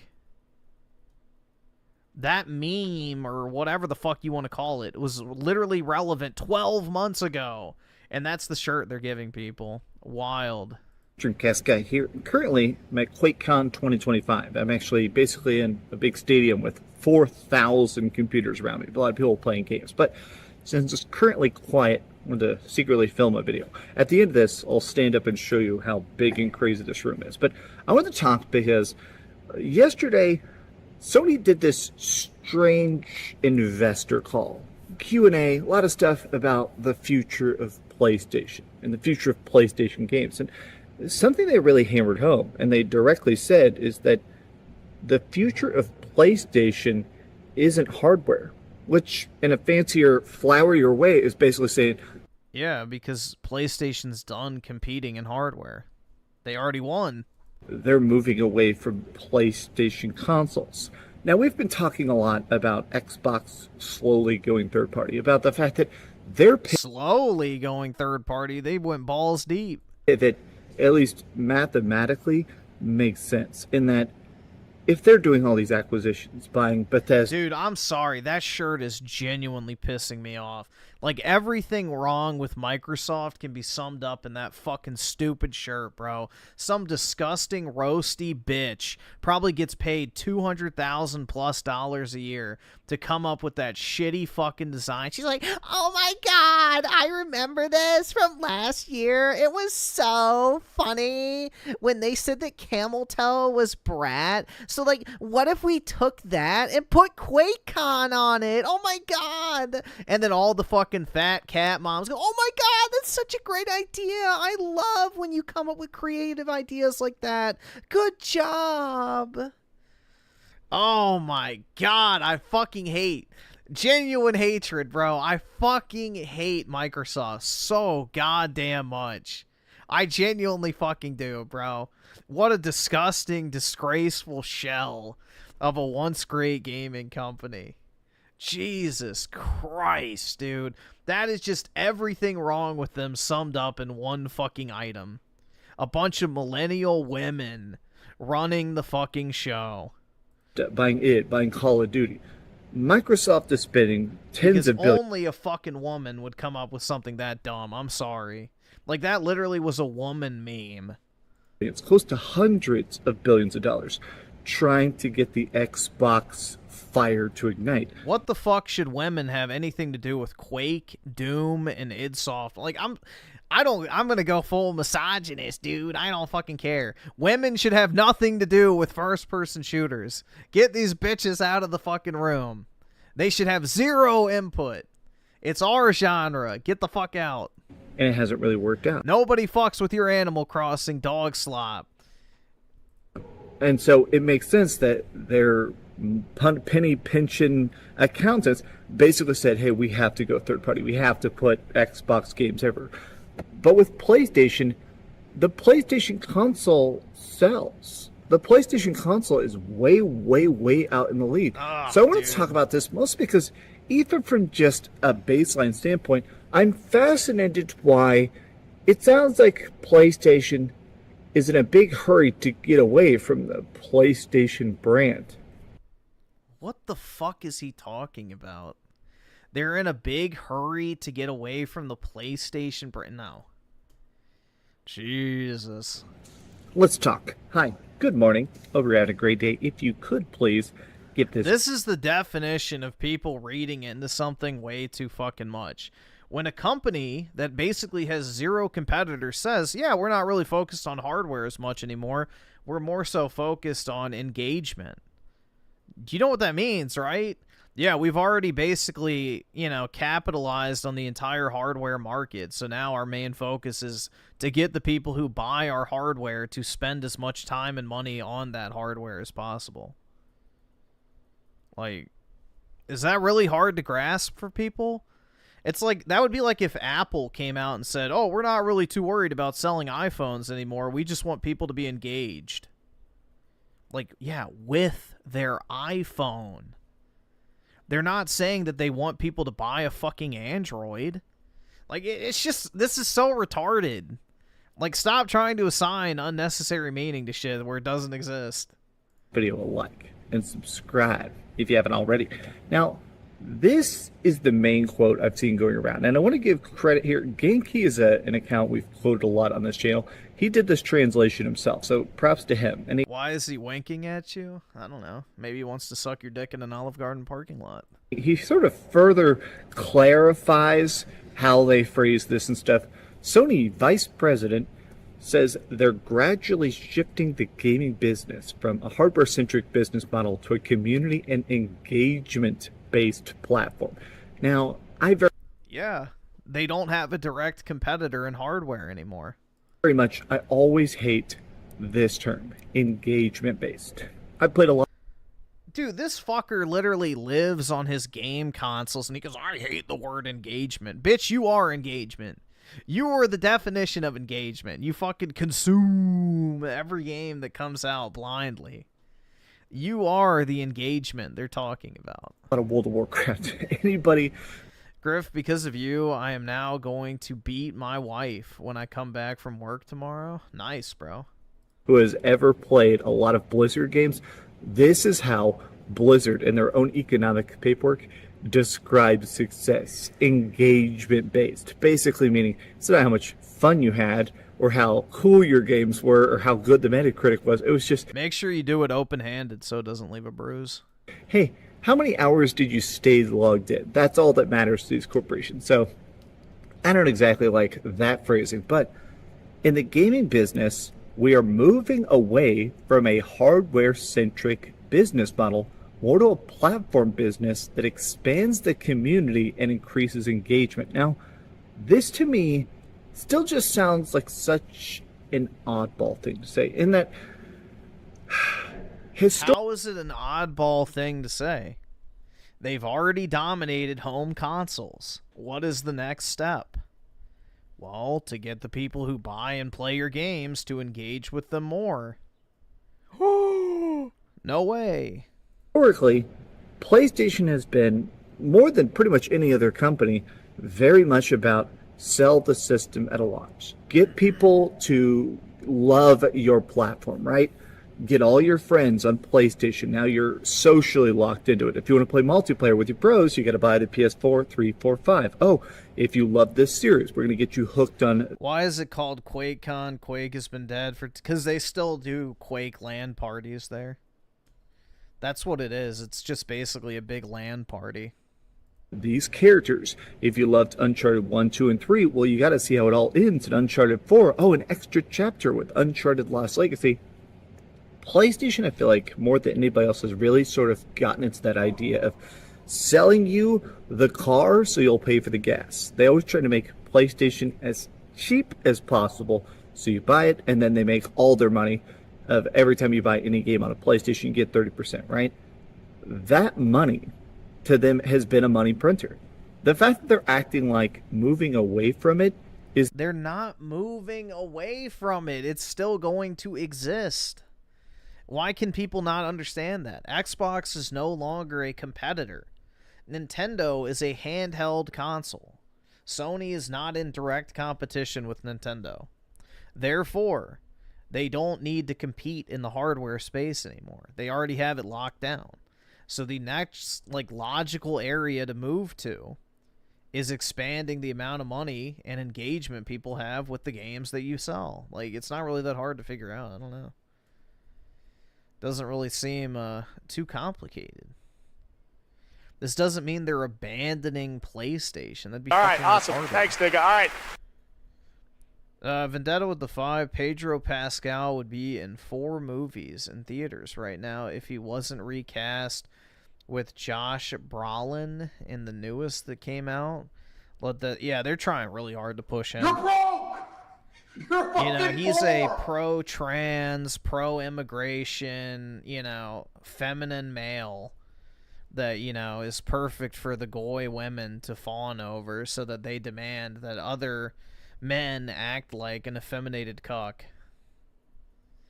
So, it's all by design. It's to shift what is perceived as masculine, which it's not working because most people fucking can't stand him, it seems like. Especially guys.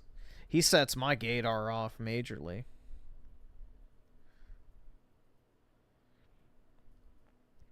And Bigfoot Papa with the 2. What's up, gamers? Not too much, man. What's up with you? The key to success still sounds the most surreal.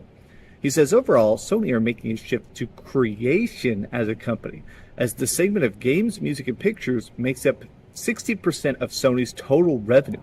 For example, shifting from output devices like TVs to creation devices like digital cameras. Yeah, Sony loses money on their TVs, and they don't even make their own displays anymore. They just buy them from LG and put a Sony sticker on it, basically. Such an odd...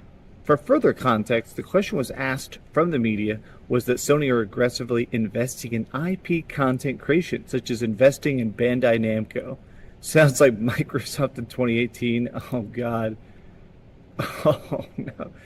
So I don't need a PlayStation 6? Then, well, good. Okay, so some leakers have said that this statement is a little bit vague for what it actually means, which is that No, it's not vague at all. It's very easy if you're not retarded. the talk, the rumblings, the leaks are that PlayStation wants to shorten the window of a game coming out on PlayStation 6, let's say next year, or next generation.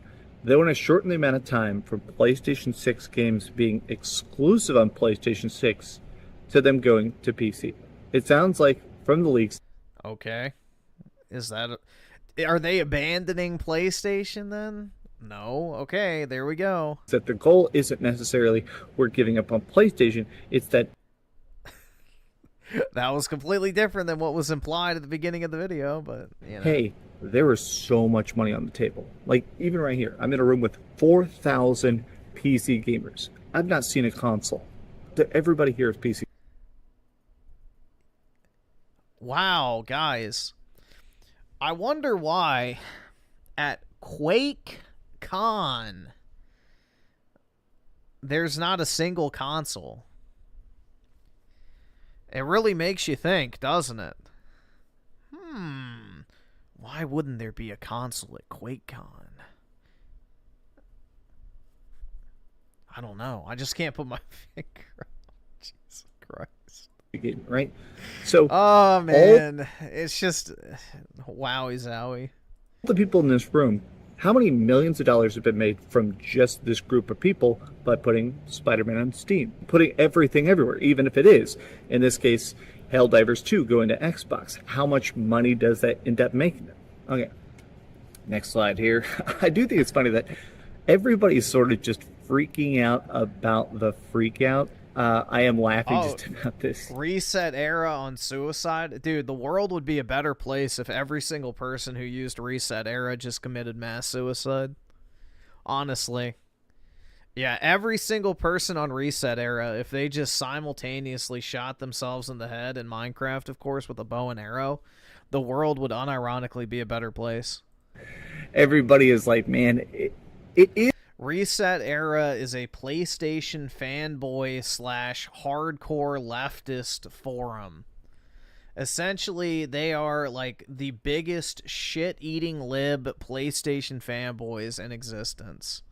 They are a completely insufferable group of subhumans that don't deserve to be alive, and they live, eat, sleep, and breathe sucking PlayStation and leftist cock. That is it. It is one of the worst places on the internet, hands fucking down. It's interesting to me that a lot of people, myself included, do think this is partially just a budget thing. That right now with a lot of these companies, they're bleeding money. They're bleeding money. Whereas PlayStation's in an odd spot because they invest so much in each of their individual games, but they still make it back at the end of the year. Like, this Am I a part of them? Fuck no. There's a lot of PlayStation. The former website they used to be on was called NeoGAF, but in typical leftist fashion, they turned on the owner because he, like, flirted with a woman or something. I don't know, man. That whole thing is... quarterly result stuff. But think about Concord. Massive, massive, massive failure. Geyser... well, maybe close to $500 million on that one game. Yeah, so NeoGAF was the original site there was like some drama with the owner of the site, and they all like left and formed Reset Era, and that's like their refugee camp. Canceled it in 10 days. Quarterly results, still surprisingly good for how much of a bloodbath it was. PlayStation's in an odd spot where I would say it's close to being 4chan for skip it up, fucking loser faggot. But it's not that broad. It's solely based basically on gaming stuff. I do think because they have so many people playing PlayStation games on PC, I mean, the fact that Helldivers was breaking worldwide concurrent player numbers still bonkers to me. I think PlayStation is getting to a point where they're no longer just thinking, okay, what will survive us this quarter? Okay, all these are going to be in the green. What's our plan in 10 years? Look, this to me is partially what makes this bizarre. The PlayStation 5 is selling faster than the PlayStation 4, which already was the fastest selling PlayStation console. So it just seems like, I guess I still just don't fully get the back end. I do think that if this plan rolls out and they really do start just putting stuff on Steam as fast as possible, and let's say they put stuff on Xbox 2 years after it comes out or something, I do think that if PlayStation sees that sharp dip at all, they're going to cancel this plan. I'm just saying that PlayStation 5 right now is completely holding them up to such a heavy degree. I just think that if PlayStation 5 starts going into the toilet the second they start trying to sort of branch out with release patterns, I think they're going to cancel, because this is still their money printing machine.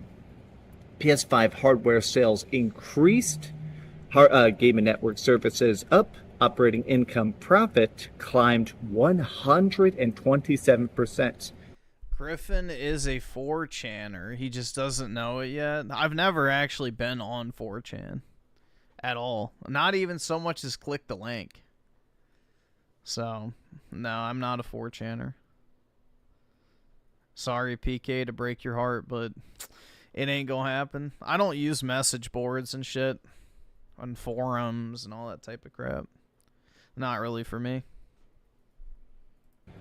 God, and they're not even releasing games. Let's be real with that. Software sales reached... I have been on Kiwi Farms like twice, but that's about as deep as I've gone into that. I don't have an account, though. 66 million, up 23%. PSN monthly active users increased 6%. So it's not just people buying consoles, it's people playing them, using them, staying online. I don't know. These are some off-the-cuff thoughts. Honestly, I just want to talk. Yeah, I forgot what it was I went on Kiwi Farms for one time. It was like an old drama. I'm trying to remember what it was. Fuck.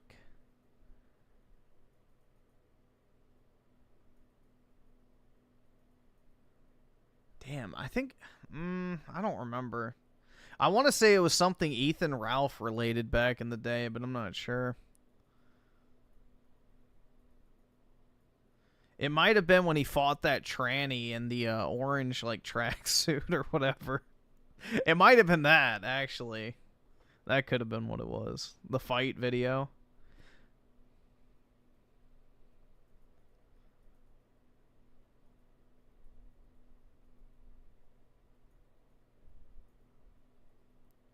The furry drop? No, the Claws mystery thing, I didn't go on there. Someone... Soycast guy like made a massive imager like dump. So I didn't actually go on the website. He just put together a bunch of screenshots. But yeah, I guess technically I read from Kiwi Farms on that particular instance, but I don't know. I just don't really like that type of internet experience. I'm not really that hardcore into conversing with randos online. Talk about this because I just can't believe, personally, that the whole plan is to copy the Xbox playbook and put every game everywhere day and date. Right now, Sony is still doing very, very well, right? Their profits just being so absolutely insane. I just don't think they're as money hungry and as afraid as Xbox is. But these have just been some off-the-cuff thoughts. What do you think? Tell me your thoughts in the comments down below. And hello to all the people that have been walking up to me and saying, hey, QuakeCon. Here, let's end the video with this. Oh, God. Okay, perfect. Perfect. Nice.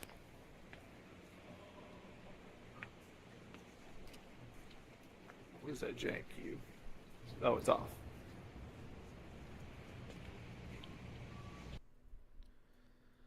Wowie zowie, man. Griffin fears he groomed himself on the internet. The fuck? Dude, I have other people trying to groom me actively on the internet. I don't have to worry about myself. We have unapologetic homosexuals in this chat that routinely try and convince me that I'm like gay or sauce or anything. So it doesn't really matter. I don't even need to try to groom myself because basically every single day I've gone live, there's someone who's trying to constantly groom me into being their fucking, you know, I guess, go-to bussy hole.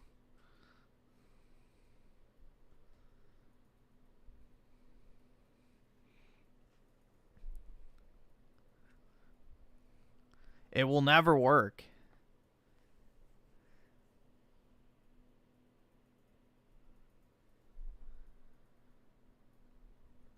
They trying to catch you out, Maine.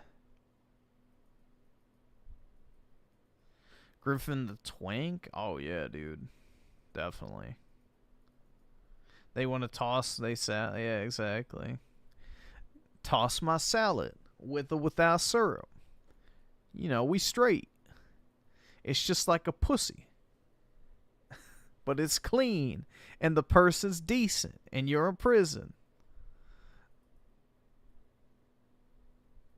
Oh my god.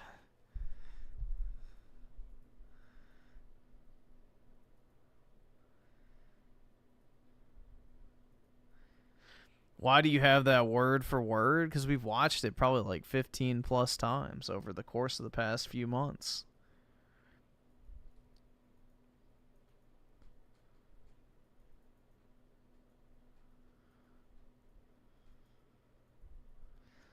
I guess they trying to groom you because you tell gay jokes. Yeah, but that should give them a hint of what I think of gay people. Is they're only worth ridiculing. There you go. But yeah, nah, it's like nasty, bro. That hole is only meant to shit, nothing else. Shout out to the cameraman for keeping a straight face. I know, bro. Yeah, we straight.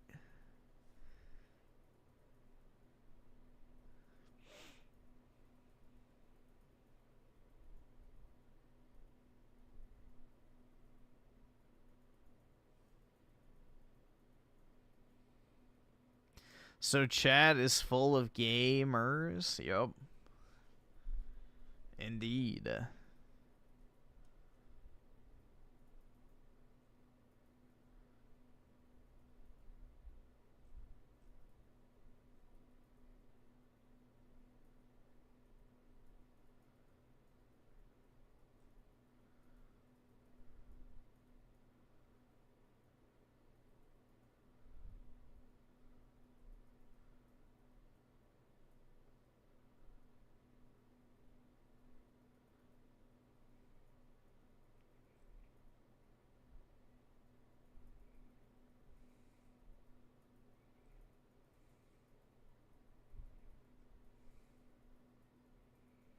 Bro, who is watching a 2-hour video on this fucking guy? People really need to get a life, honestly. He's some fucking random furry spurg. I don't know, man. Like, jeez. I guarantee you he's not that interesting.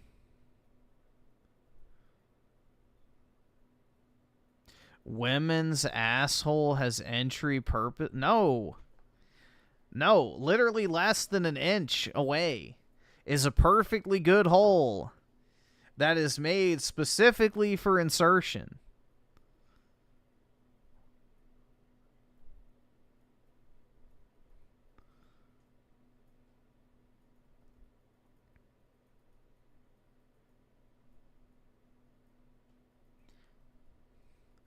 Yeah, FBI, it's not really surprising, bro. You abos can't distinguish the difference because they're both the same color.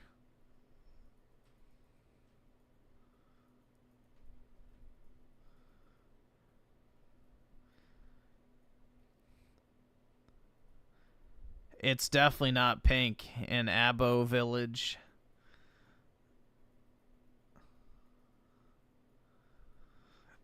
Bigfoot Papa with the 5 just saw a video on Pluto, and well, it was a fraud this whole time and should have never been considered a planet.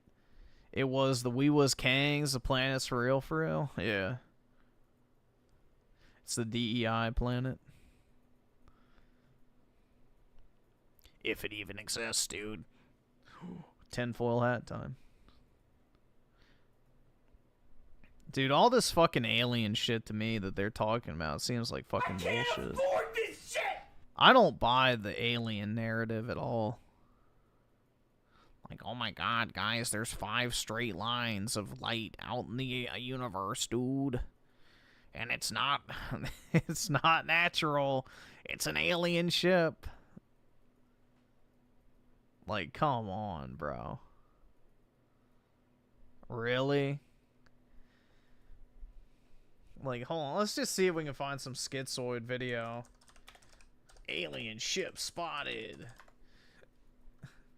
Let's see if somebody has it. Oh, yeah, here it is. I think this is a, yeah. Yeah, that's the thing, is like, that's what I've always said, is this will be their plan for one world government. It's an alien false flag to, you know, force the adoption of a one world government to, you know, combat the alien threat, dude.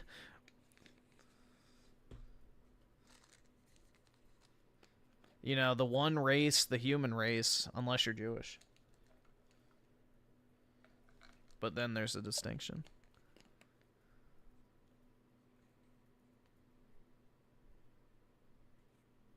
Is Mafia the old country worth $30 if I like the remake of Mafia 1? Yeah, I would buy that. I would definitely say that's worthwhile. If you like the original Mafia game, you'll definitely like Old Country. It's good so far. I mean, granted, I haven't played the last, like, third, but I like it so far, personally. I think the story's interesting, and it's a good movie game, like the first ones. The trajectory of this object is very peculiar. It actually lies in the orbital plane of the planets around the Sun, within 5 degrees or so. And that is a coincidence that has a chance of 0.2%. Think about driving your car. In 1 hour, you traverse a distance that this They're among us object is traversing in 1 second. The other unusual fact about its trajectory is that it comes very close to the inner planets other than Earth, like Jupiter, Mars, or Venus. And the chance of that happening, given the trajectory, one can change the arrival time of this object, and only in 1 in 20,000 cases you end up with such a close proximity to the planets, because they orbit around the Sun, and the chance of being so close to them is very small. So the unusual trajectory of this object offers the possibility that it might have been designed so as to have some goals of a reconnaissance mission. So it's Let's shoot it. possible that it's a comet, but if that's the case, it will become very clear as it comes. Fire the entire nuclear payload of the entire planet at this one object. And let's see what happens. Comes closer to the Sun and gets heated so that its evaporation Yeah, exactly, man. He's got books on his shelves. He has the same book twice. rate gets much larger. And then the glow of dust and gas around What is this guy's name? of this object. Avi Leob. Let's see.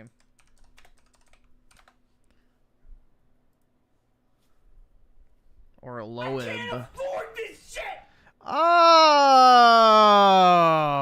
I didn't even have to look at the early life section. Abraham Avi Loeb is an Israeli theoretical physicist. Your space daddy's fake, Goyam. The aliens are real. Is very peculiar. Wow. It actually lies in the orbital plane of the planets around the sun, within 5 degrees or so. And that is a coincidence that has a chance of 0.2%. Think about Shocker. Hold on.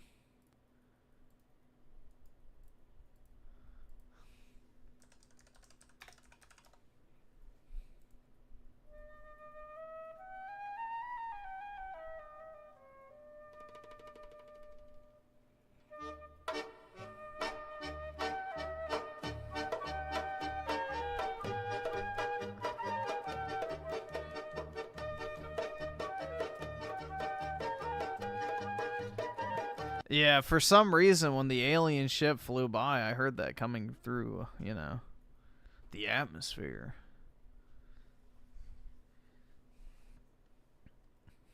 Dude, that needs to be a meme format. It's just literally have, like, someone like that say some retarded shit, and it just cuts to, like, a still image with then just this music in the background, this part.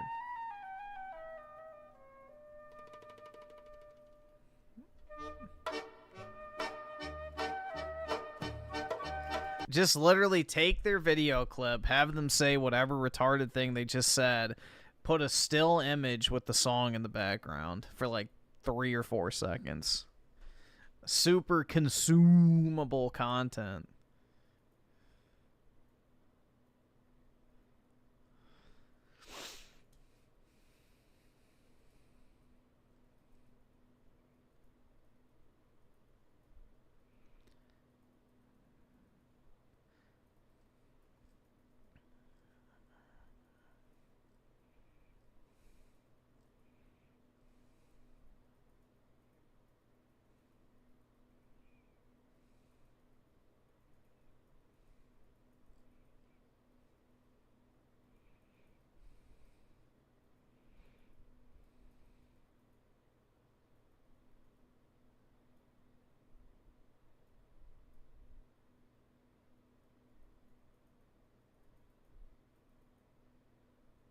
No, so the thing you're thinking of is the early life check, most likely.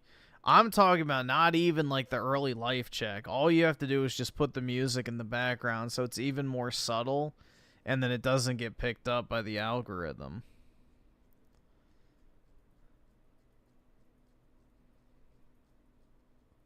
Raymond, maybe? We can see what he's uploaded. You can see. He's been doing shorter videos recently, which is kind of nice. Alright, we're not doing a stream. Women. Let's see. Women love Italy? Who doesn't? Single women are happier than ever. Jobs outlook. What you have... Wait. What you have a victim mentality really means. There is no future here. Did we watch this one? I think we did. It sounds familiar, but I don't know. We already did his most viewed video. That's how he was recommended to me.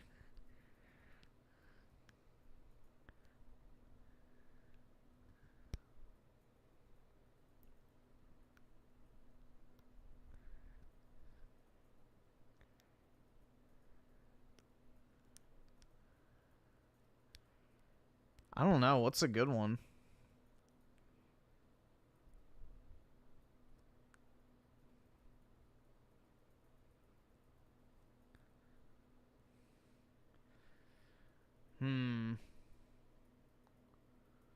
I feel like we watched this one.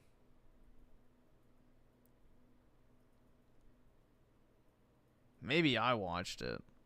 I don't know, bro. All his thumbnails are so fucking similar. I can't remember which one I've watched. They're getting nervous. Who's they?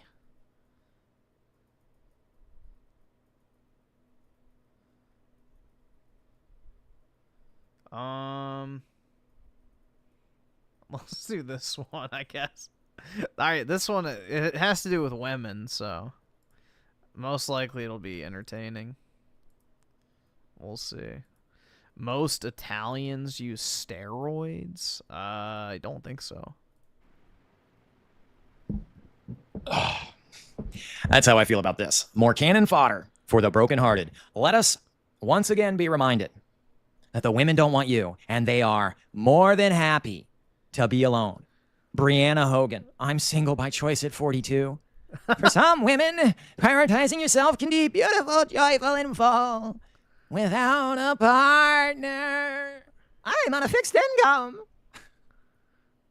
Only the real ones will get that reference. Yeah, she's either fat or ugly, or both. I noticed this recently. They've started a top-down campaign of reimagining being single into your late 30s and early 40s. So for women now, it's not going to be a mark of shame. It's not going to be a red letter on your record. No, it's going to be a point of pride. You've been through all those nasty, hot men. You don't want them anymore. You just, no, girl, you can do it all by yourself. You own the house. You got the house from him anyway. You're single at 42. You got your paycheck. You already put in the work. You already put in the work of sleeping your way to the top. Now you can just enjoy the rest of your life, right? Brianna Hogan, who, shocker, she's open to work. Shocker. And boy, does she just have that, God, you were trying to look young with that haircut. And she got that bitch pursed lips fucking look. This is a woman that is not enjoyable to be around. Look at her face. Yeah, Raymond, you go hard on women. You go hard on women. You are so ugly, and all you do is criticize other people. I'm criticizing women, and she has a pursed lip face of her own, and she's open to work because of course she is. Of course she is. Let's see what she's writing. One of the most talked about posts on my Substack right now. Of course she's got a fucking Substack. Is my recent interview with Angie Roundtree, founder of Shush.com, one of the pioneers of ethical porn made for women. Oh my God. Ethical porn? There's no such thing. Of course she's up. There's no such thing as ethical porn. See, guys? You never know. You click on my video, you never know what you're going to get. You have no idea. I had no idea that I was going to get a woman that's into ethical porn for women. We dive into how ethical female-centered porn is shifting the conversation about women's pleasure, representation, and consent, and why more women are crazy. Consent? What the fuck do people think porn is? Do they think they just go and kidnap some random bitch and rape her on camera? Bro, it's like Hollywood-level productions. You have to consent in order to be in fucking porn. Like, what the... These fucking whores that go, oh, I was manipulated. No, you weren't manipulated. You were a greedy fucking bitch who had zero talent in life other than sucking cock. So you did the natural thing that a lazy loser does and takes the easy way fucking out, and now you have guilt or regret. Because your little fucking retarded brain, it couldn't comprehend, you know, that your actions might one day have consequences. Shocker. Content that reflects their real desires. Yeah, see, she's a good little gooner, aren't you? You love getting off to the ethical porn. She wrote for Men's Health. Of course she did. I help people navigate love into... Oh my God, she got a fucking novel here. I help people... That's right. Putting her skills to work. Griffin Chud. Oh, yeah, dude.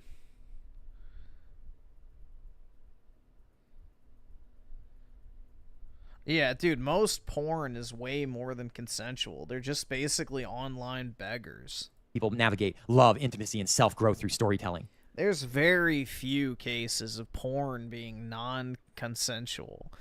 And, you know, in that industry, it's not... Wait, look at that. Silverstein. I wonder what the relation to ethical porn might be. Jesus. The post is resonating because it's more than porn. It's about agency, intimacy, and the freedom to explore desires without shame. You know, I'm not even going to touch that. I'm not even going to touch that. Women do not want men to feel pleasure. They do not want men to feel anything but shame when it comes to pornography. Men are not allowed to have sexual fantasies. I'm not allowed to want to come on a 19-year-old girl's face. I'm not allowed to do that. I'm not just throwing it out there. Allowed to say the best sex I ever had was with an 18 and 19-year-old girl. Her ass was tight and perfect, shaped like a peach, literally shaped like a peach. Bruh. Brutal. Brutal, dude. It's got to be painful, man, especially for someone as obsessed as Raymond is with sex. Like, you know, not being able to get sex while actively seeking it constantly. And then you have, like, the prime experience to compare it to. Brutal, dude. I mean, at least it lives on in his memory, but still. It probably makes his desire to get laid again even more painful. Because he can look back and think, like, I used to have everything I ever wanted. And more. She let me do whatever I wanted to her. Nope, not allowed to talk about that. Oh, you're gross. Ew, gross. Ew, oh my God. Ah! You should want the ethical porn dominatrix that's 42 years old. You should want that. Ah, Raymond, you're so dirty. God. Actor, DK Talent Management. Ah, so she has acted in the industry. Okay. I've probably seen her tits. Yep, there you go. Ethical porn, dude. Bruh, I've probably seen her tits. Brutal. New York University. Shocker. NYU. 2001 NYU, by the way. Yeah, that doesn't shock. No, what's going to be painful for him, bro, is like when he finally does have sex or whatever, he's going to realize it doesn't fill the hole in his life. Because, you know, 5 minutes of, you know, which realistically after 8 years, as he says, is probably all you're going to get out of your first go at it. It's like, bruh, it's not going to fix your life. Like, having sex with a woman is not going to, like, dramatically change the trajectory of your life. Now, if you're able to get into a good relationship with the woman and you also get to have sex with her, then yeah, that could change the trajectory of your life. But just the act of getting laid itself is not going to fucking do anything. If anything, you're going to feel even more empty afterwards because the one thing you were aspiring towards for all those years turned out to be nothing more than, you know, a letdown. So it could actually have a negative effect if you want to think about it that way. Shock me at all. That doesn't shock me at all. Yeah, she's an actor, all right. I'm single by choice at 42. For some women, prioritizing yourself can be beautiful, joyful, and full without a partner. Singlehood, it turns out, isn't about lacking love. No, women can get sex whenever they want. And make no mistake, that's what they mean. They don't mean love. They have no idea what love actually is. They have no clue. The sacrificial love that a man who they exclusively are with only, just him, the sacrificial love that a man is ready to actually give these women. The man that's on her level that she just ignores because she's been in ethical porn. Brianna Hogan. I'm 42. All right, we're going to go to reader view here because I cannot read this. Okay. I've been single for most of my life. That doesn't mean she's not had sex. I'm 42, and I've been single for most of my life, which means I just sleep with anything, except for Raymond. We're not going to sleep with Raymond. No sex for Raymond. Remember that fucking book, Flowers for Algernon or whatever? No flowers for us. No flowers for Raymond. No sex for Raymond. Oh my God. He gets to just go in his little misogynistic corner. He just gets to watch pornography and be sad. Raymond doesn't get. Wasn't Flowers for Algernon the book about the retard that becomes smart? Am I mistaken? I'm pretty sure that's what it was. I remember a book similar to that. It might be a different name. Let me look it up.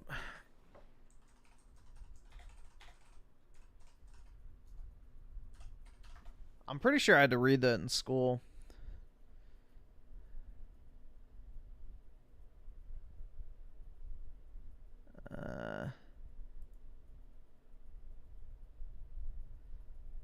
Yeah, that's what it was. It was about a retarded guy who has a surgery and he becomes really smart, but then he regresses back into a vegetable. Anything. I've always loved traveling solo. Of course you have. Has this been written by Bitch AI? Harpy AI, I've always loved traveling solo, diving into hobbies, and genuinely enjoying my own company. But for a long time, the fact felt more shameful than empowering. I wondered if it meant I had somehow fallen behind in life. Or worse, that something was wrong with me for choosing a life on my own. This girl, who is open to work, she's open to work, guys. Just not the job you wish she'd give you. I got a job for you. Starts with a B and ends with a J. Oh my god. Dude, holy shit. Oh my god.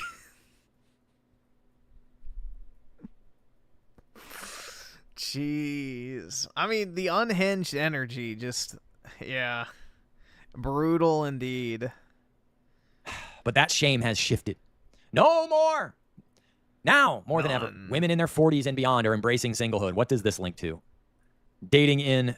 let's see. So, Regnier with the 2, have you tried the Battlefield 6 beta? It's really good. No, I have not yet. I'm probably going to either tomorrow or I guess later today. Gaming. I want to finish up the Mafia game first, though. An FBI with the 5, we have a telescope that can take a photo of a galaxy in 4K but can't capture a good photo of an alien ship.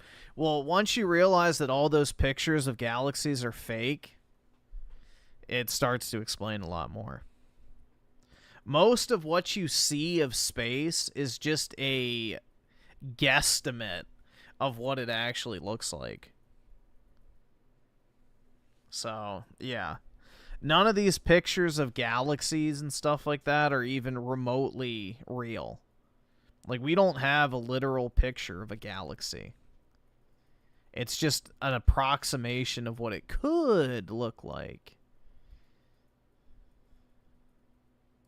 Perimenopause. Dating in perimenopause can be challenging. These are the conversations no one preps you for. I don't even want to know. I've been dealing with hormones. Not as a default or failure, but as a conscious, fulfilling choice. In fact, according to Statistics Canada, the number of people aged 35 to 44 living alone has doubled from just 5% in 1981 to 10% in 2021. And they're going to paint that as a great thing. You're alone. You have all these open legs for all this strangers, you know what to go, you know where. I'm so fucking tired of this. It's been 8 years since someone has touched me. It has been 15 years since I had an actual relationship. I cannot get anybody to look at me. I have no choice of volition in the matter. I'm just at the whims of women. There's no agency for me. I put any boundaries up or any barriers up, they leave. These women just get whatever they want all the time, and I just have to fucking hear about it. While the divorce rate continues to hover around 40%. What's also rising is the number of women who have never been married. See, the women are becoming the men. The women are absolutely becoming the men. Oh, that's from 2011. Back in 1981, only 10.5% of women aged 30 to 34 and 6.3% of women aged 55 to 59 had never tied the knot. But in 2011, which was 15 years ago, that was the last year I had a relationship, those numbers had grown significantly, reaching 43.4% and 11. That's crazy, bro. That's prime breeding age, too. Like, past 34, you're done. Like, the likelihood of you having healthy children is pretty fucking low. So that means, basically, it's probably over half now. Over half of prime-aged women to have, like, children have never been married, a.k.a. are not reproducing. And that is 100% done by design. 7.2%, respectively. I bet you it's double that now. 30 to 34? How many women age 30 to 34 have never been married? 11.7 million.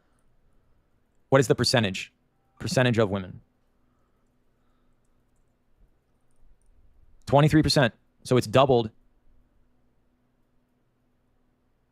43%. Is there? Okay, wait a minute.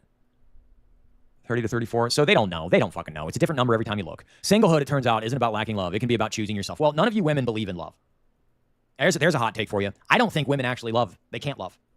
I don't think they're capable of actually loving men. And none of them. I have never seen a marriage where the woman reciprocates the amount of love and sacrifice the man gives the woman. Not once. Not in any marriage. Absolutely no equal give. Brutal. None. Name one. Name one married couple you know. I'm waiting. I'm waiting. It's a one-way street. As Arlene Dickinson, of course that's what her name, host of Arlene is Alone. What is this? George Strombo's reflect on having post-menopause. What? Is that her? Jesus. Arlene Dickinson. I bet she wants to have some Dickinson. So Griffin won't find a 30-year-old virgin shit? Yo, dude, there's no fucking way.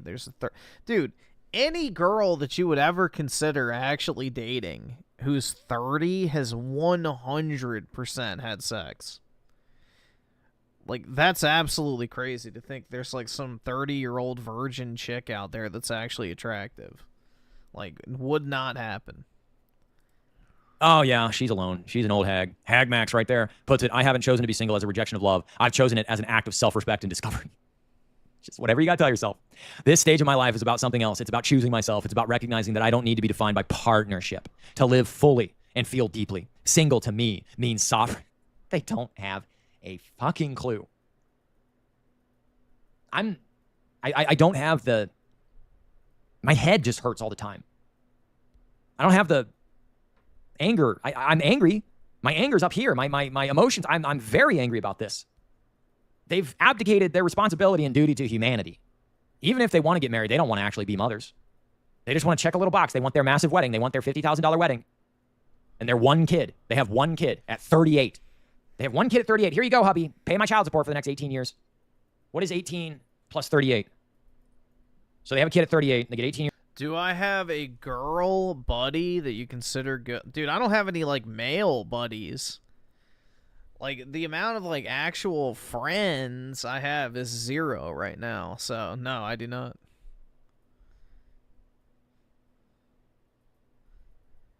You have a better chance of winning the lottery than finding a 30-year-old hot virgin. Yeah, yeah, definitely. Definitely.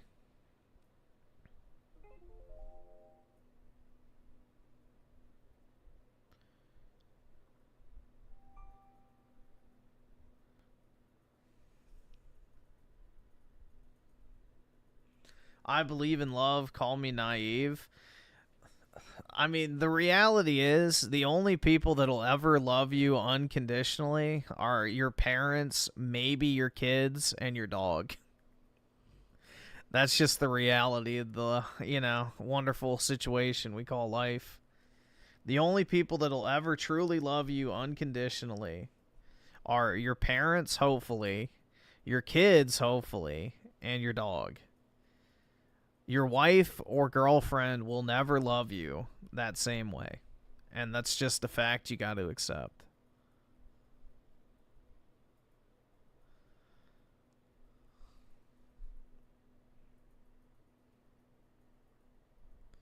So, I mean, basically think about throughout human history, though. People didn't get married because they loved their wife. They got married so that they could have kids. That was the whole point of marriage, is to have kids. Not because you were so deeply in love with the person you were getting married to. It was to propagate, the species and continue the fucking family. That was it. You got married to have children. You didn't marry your best friend or your soulmate or, your ideal partner in crime. This corny love shit is a new modern concept. People used to get married out of primarily utility. And then over time, yeah, they might have, developed a deep respect or, love-like connection. But that was never the main driving factor of marriage at all. That is a purely modern lens on the arrangement.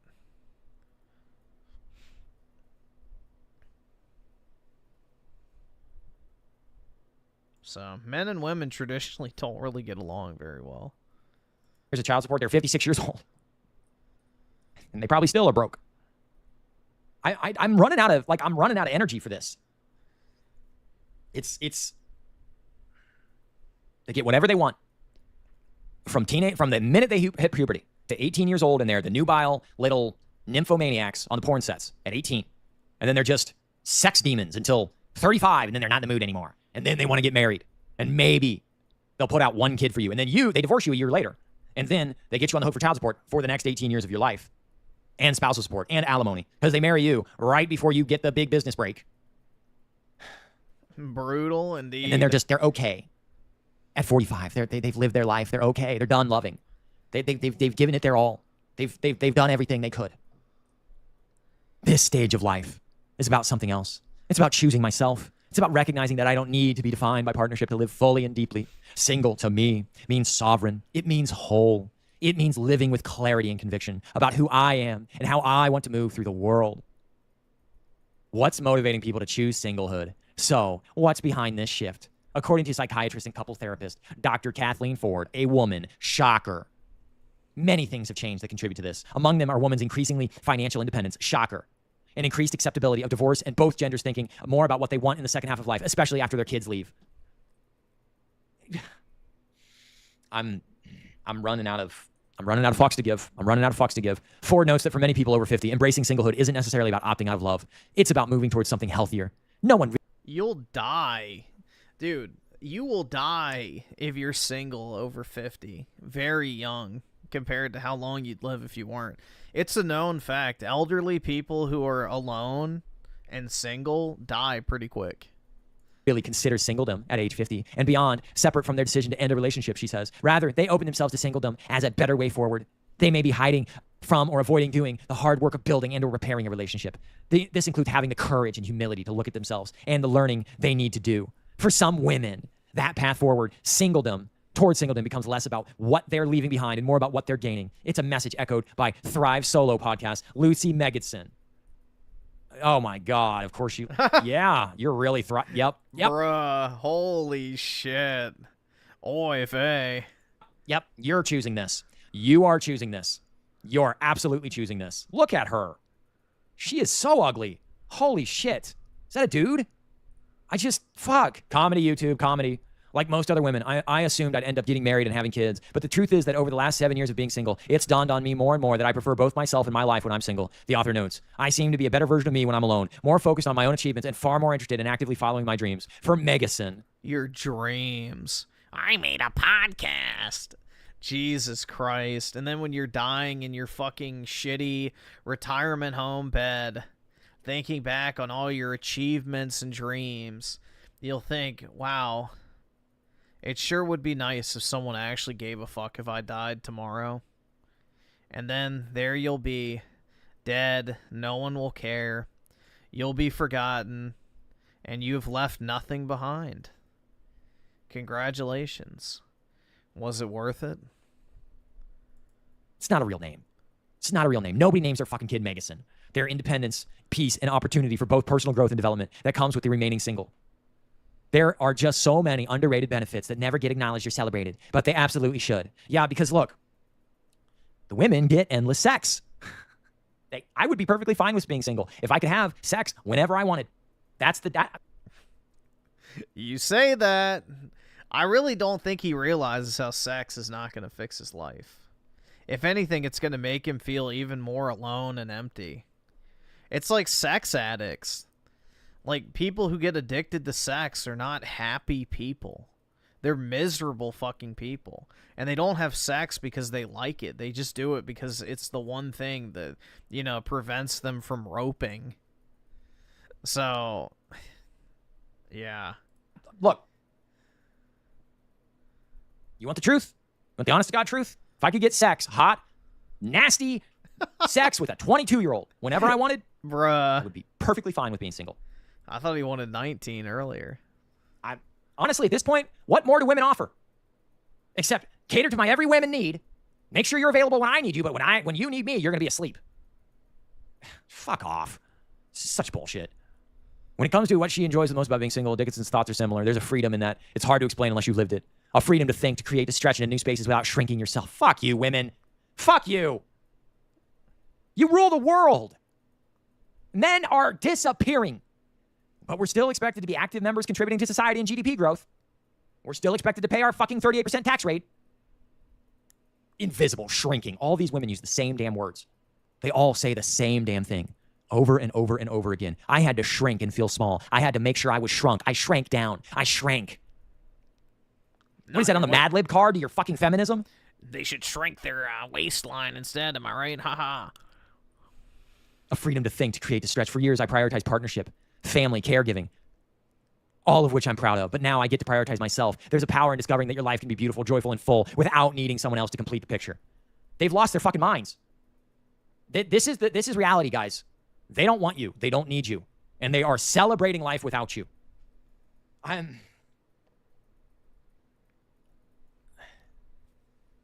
this point, they don't want sex. They don't want love. They don't want relationships. Why am I trying to make money? Why am I trying to pay taxes into a system? Why am I trying to do anything but the bare minimum? Yeah, he refuses to pay for sex, which is kind of interesting. Like, he could literally just go to, like, the fucking, you know, Netherlands or something if you wanted to stick with white women. And just go pay a bunch of hookers. Like, it's extremely regulated over there. They all have regular STD testing. It's safe and all that. You know, go to the fucking Netherlands or Germany and just blow their backs out. And, you know, there you go. You can get it out of your system. Minimum to scooch on about. Why am I trying to make videos to earn money? Like, if that's all he wants is, like, to be single and just get sex whenever he wants it, then there's your solution. Why? Why am I doing it? You do not want to go to Vegas, bro. That shit's gross. So I can pay $5,000 a year in property taxes and property. I had a friend that went to Vegas and partook in that, and he said it was some of the most disgusting women he'd ever seen in his entire life. So yeah, you do not want to do that. Insurance. So I can pay a $200 electric bill. So I can pay for $800 propane tank for half of the winter. $2,000 a year for propane, just so I don't freeze. What? But why? What am I doing? Why don't I just go be homeless and live in the South where it's hot in the summer and then come back north where it's cold in the summer or hot in the winter, whatever. Hot, you know, just go be a vagrant. What's the point?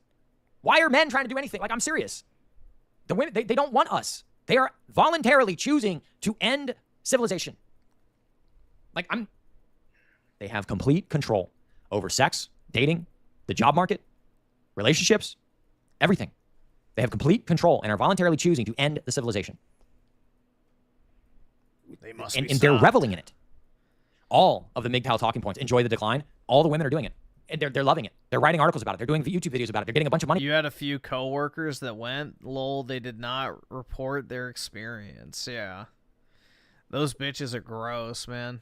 About it. Oh, they still have... I don't think I can pull... What's that place called in Vegas? The Bunny Ranch, right? Vegas. Let me see if I can pull up the pictures of the women.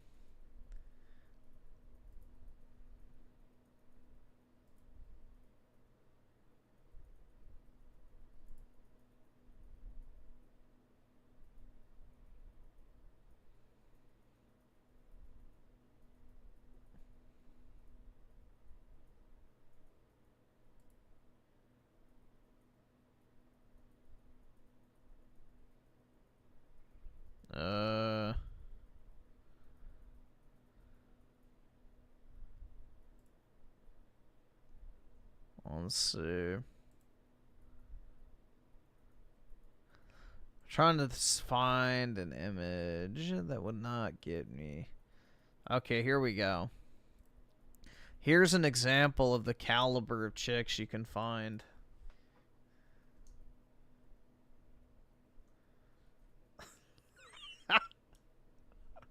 Yeah, no thanks, dog.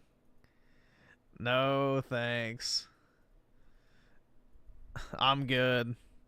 That's like roasties are us. Yeah, brutal. Roasties are us, man. No fucking thanks. They're boy toys. They still get to have endless sex. They just take half your money for the rest of your life. I can't even finish this fucking I can't. Yeah, that's the thing, bro. It's like I don't have like there is no innate desire in me to just have sex. I don't know what it is, but there's just like no part of me that wants to engage in sex with a woman I'm not like attracted to or interested in. Like, I'm not one of those fucking dudes. It's just like, bro, I need to put my dick in something right fucking now. It's like I have zero drive towards that.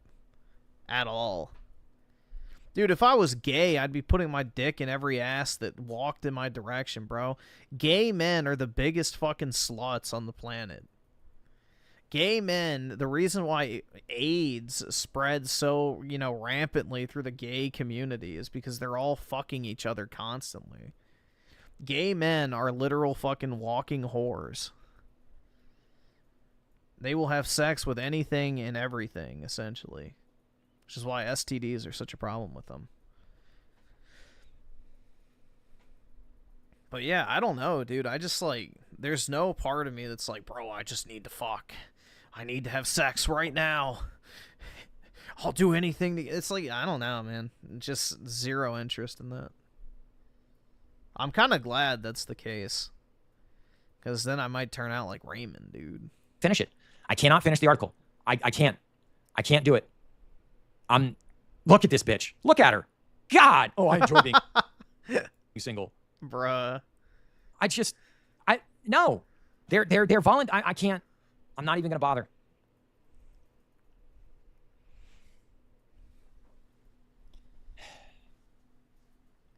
I don't know why any man is working.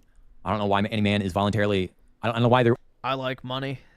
I don't know why any guy is not working as little as possible to just make the bare minimum amount of money to pay your cost of living for that month. Because I don't want to be poor. Figure out the cheapest way to have a roof over your head. Figure out the cheapest way to make money online for me, whatever it is for you. Make as little as possible. Give up on net worth. None of the way. The only reason to just give up? Become a broke bitch who lives in squalor, working your wagey cuck job so that you can pay your electric bill and nothing else? Like, what the fuck kind of... Bro, that is, like, just retarded as fuck. Why the hell would you want to live that way? Mass money is to get women, and the women don't want you. What's the point? Why am I alive? I don't have a family. I'm not going to have kids. I'm not getting that. Why do I have 2 houses? Why do I have a rental? Why do I have any of this? Why do I have all this stress? Why am I working? Why am I trying? Why am I making extra mortgage payments? Why am I trying to have a financially, like, debt-free life in existence? I'm never going to be the millionaire. That fucking Asian bitch that has a 7-figure net worth from the other day, that has a 7-figure net worth, who paid off her NYU debt. She leveraged her being an Asian little bebop sex doll to fucking work in finance, and then start a YouTube channel, million subscriber YouTube channel. These 25-year-old girls get on YouTube, and they don't even show tits. They don't even have to show their tits. They just get money. What am I doing? Why am I doing this? Why am I trying? Why am I trying? I don't know. This is worthless. This is not... This is... I really wish I enjoyed my life. And I wish that, like, there was... Don't we all, man? Anything to look forward to. And I wish that there was any... Like forward trajectory that I could work towards. Like, yes, that would feasibly... Like, moving there, or going there, or trying to go do that job, or trying to go... I have nothing. I have no perspective of what would make this life better. I'm just suffering. No pleasure, no enjoyment. I don't ever smile. I'm not happy. I don't laugh. I just feel pain. I just have a constant headache. I'm just constantly worried about money. I'm constantly unhappy. Yeah, but sex isn't going to fix that. When I was working for corporate America, I was constantly worried about money and constantly unhappy. I'm always unhappy. I'm never happy. I don't feel pleasure. I don't feel good, ever. What's the point of this? Yeah, unfortunately, what he's saying is, like, the fix for it is to have so much money you don't care anymore. Yeah, I've had a constant headache too. It wouldn't surprise me if there's something in the air going around. But the thing is, it's like you have, you know, as shitty as money doesn't buy happiness. Yeah, but it buys you freedom. All of your stress disappears if you have 20 million bucks in your bank account. That's just the reality. Like, if every single person who is in this chat right now got $20 million deposited into their bank account, what actual stress would you have in life? You wouldn't have to work if you didn't want to. You wouldn't have to worry about paying your bills. You wouldn't have to worry about paying for anything. As long as you didn't blow your money on stupid shit, you're good. You can do whatever you want from here on out. Every single day for the rest of your life. You have no stress at all. Which then gives you the freedom to go and do the things that make you happy. There's nothing that's holding you back and forcing you to do something you don't want to.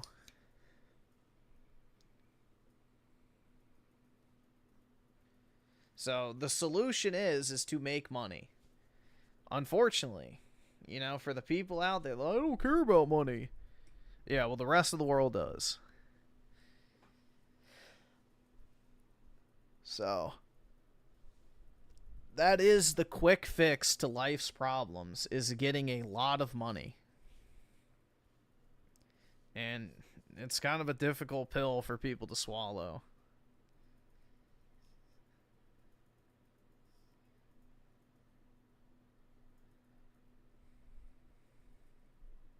Hiding it from the Jewish bank is a stress. In this video! And yeah, just put it in crypto, dude. And then put the flash drive up your ass. There's no peace at this. There's no peace. All you MGTOW people, peace, peace, peace, peace, peace. There's no peace. I'm failing at this. I'm failing at life. I don't know why I'm alive. I've been sober for 4 years. And everything I have tried to do in that time to turn my life around, to get it on the good trajectory, to fix this shit, has made it worse and added nothing but more liabilities to my life. I am reaching a crossroads where I am just unhappy. Something's got to give. I don't know what it is. I told myself I'll keep making videos until Christmas because that's when the ad revenue stops. I might. I don't know if I'm going to make it. This is the best deal I have to make money. That's what's so... This is the best deal I have. And it's miserable. When is it my turn? I don't want to do anything. I can barely get up in the morning. I can barely get myself... it takes an entire pot of coffee for me to just feel awake. I can't...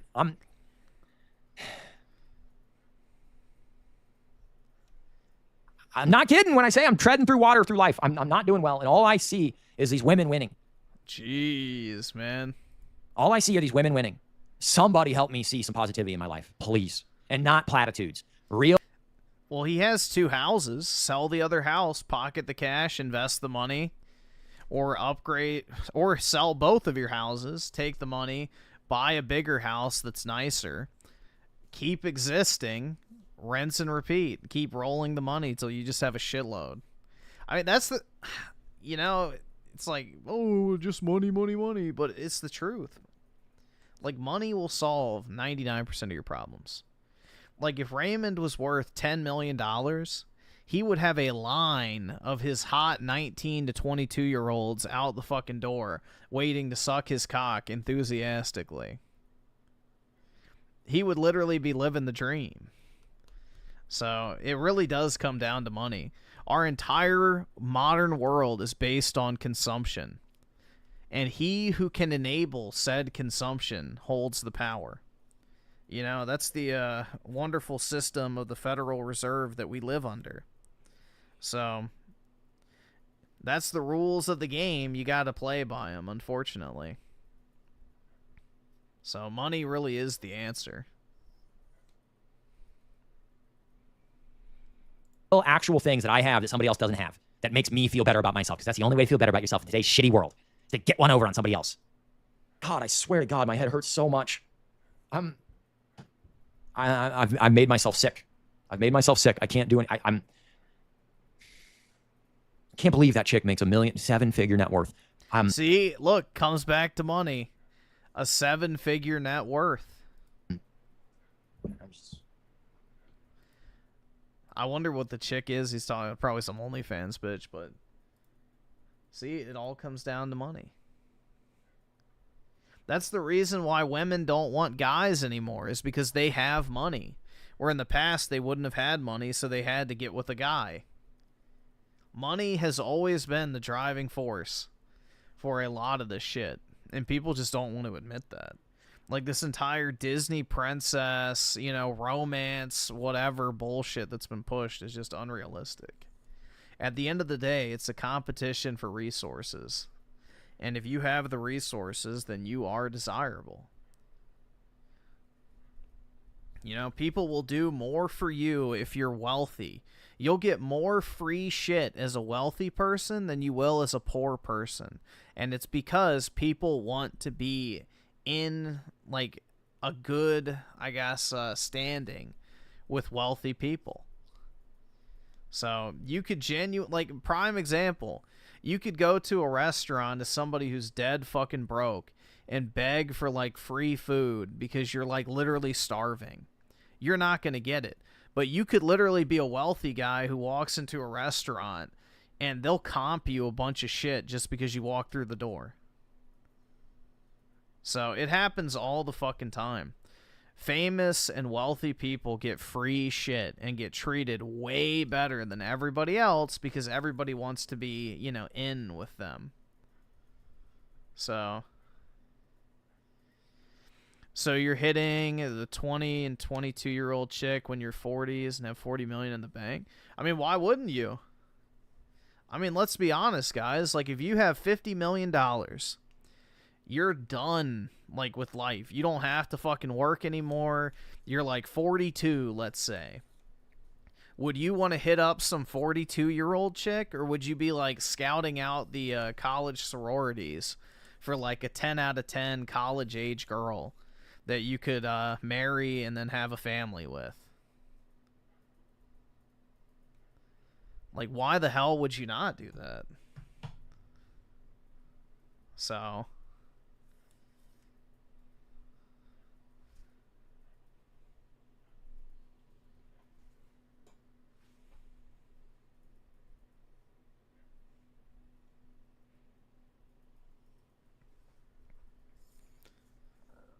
it said that with Raymond, his idea is that he's right on a lot of things, but he's deeply misguided because his brain is fried with the idea of sex. Yeah. And it's gonna, like, basically kill him almost when he realizes that shit ain't really all it's chopped up to be. So it's not gonna fill the void in his life.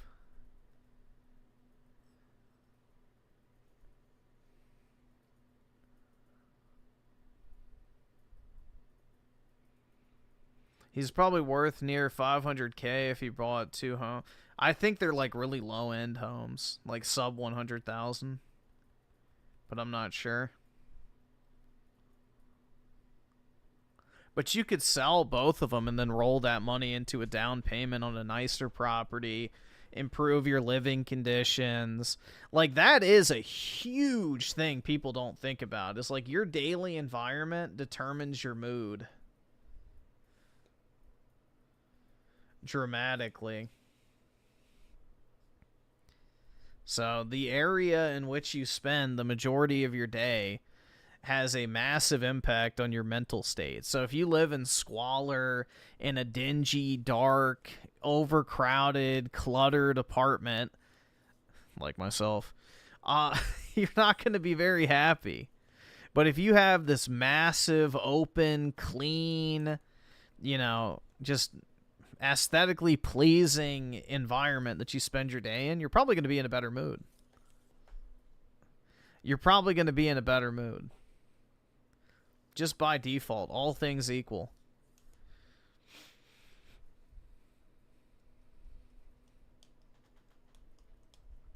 So again, it's kind of cliche, but your finances can dramatically improve every aspect of your life.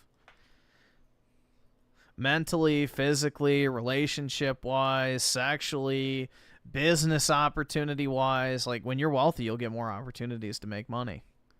So people will want to associate with you just because you're wealthy. It's like social proof. Like, yeah, I want to be this person's friend. He's successful. So, you know, the whole money doesn't buy happiness shit is not true. Money is an enabler for happiness. Sure, it doesn't outright buy it, but it opens the door.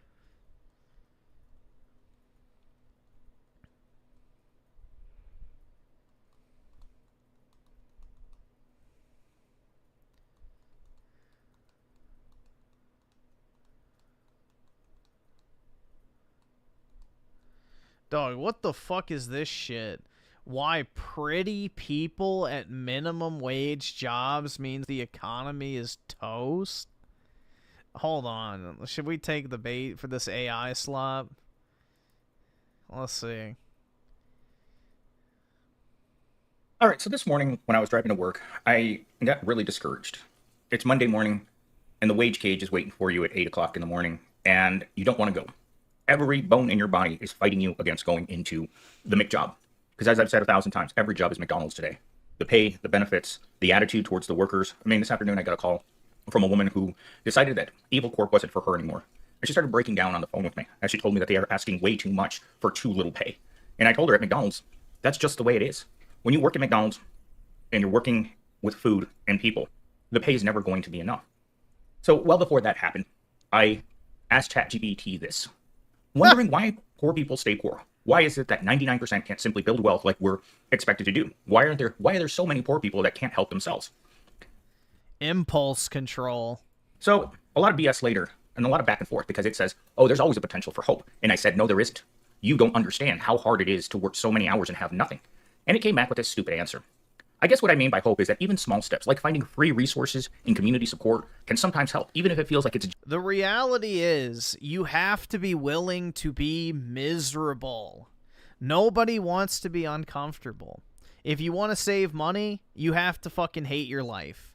If you want to lose weight, you have to fucking hate your life.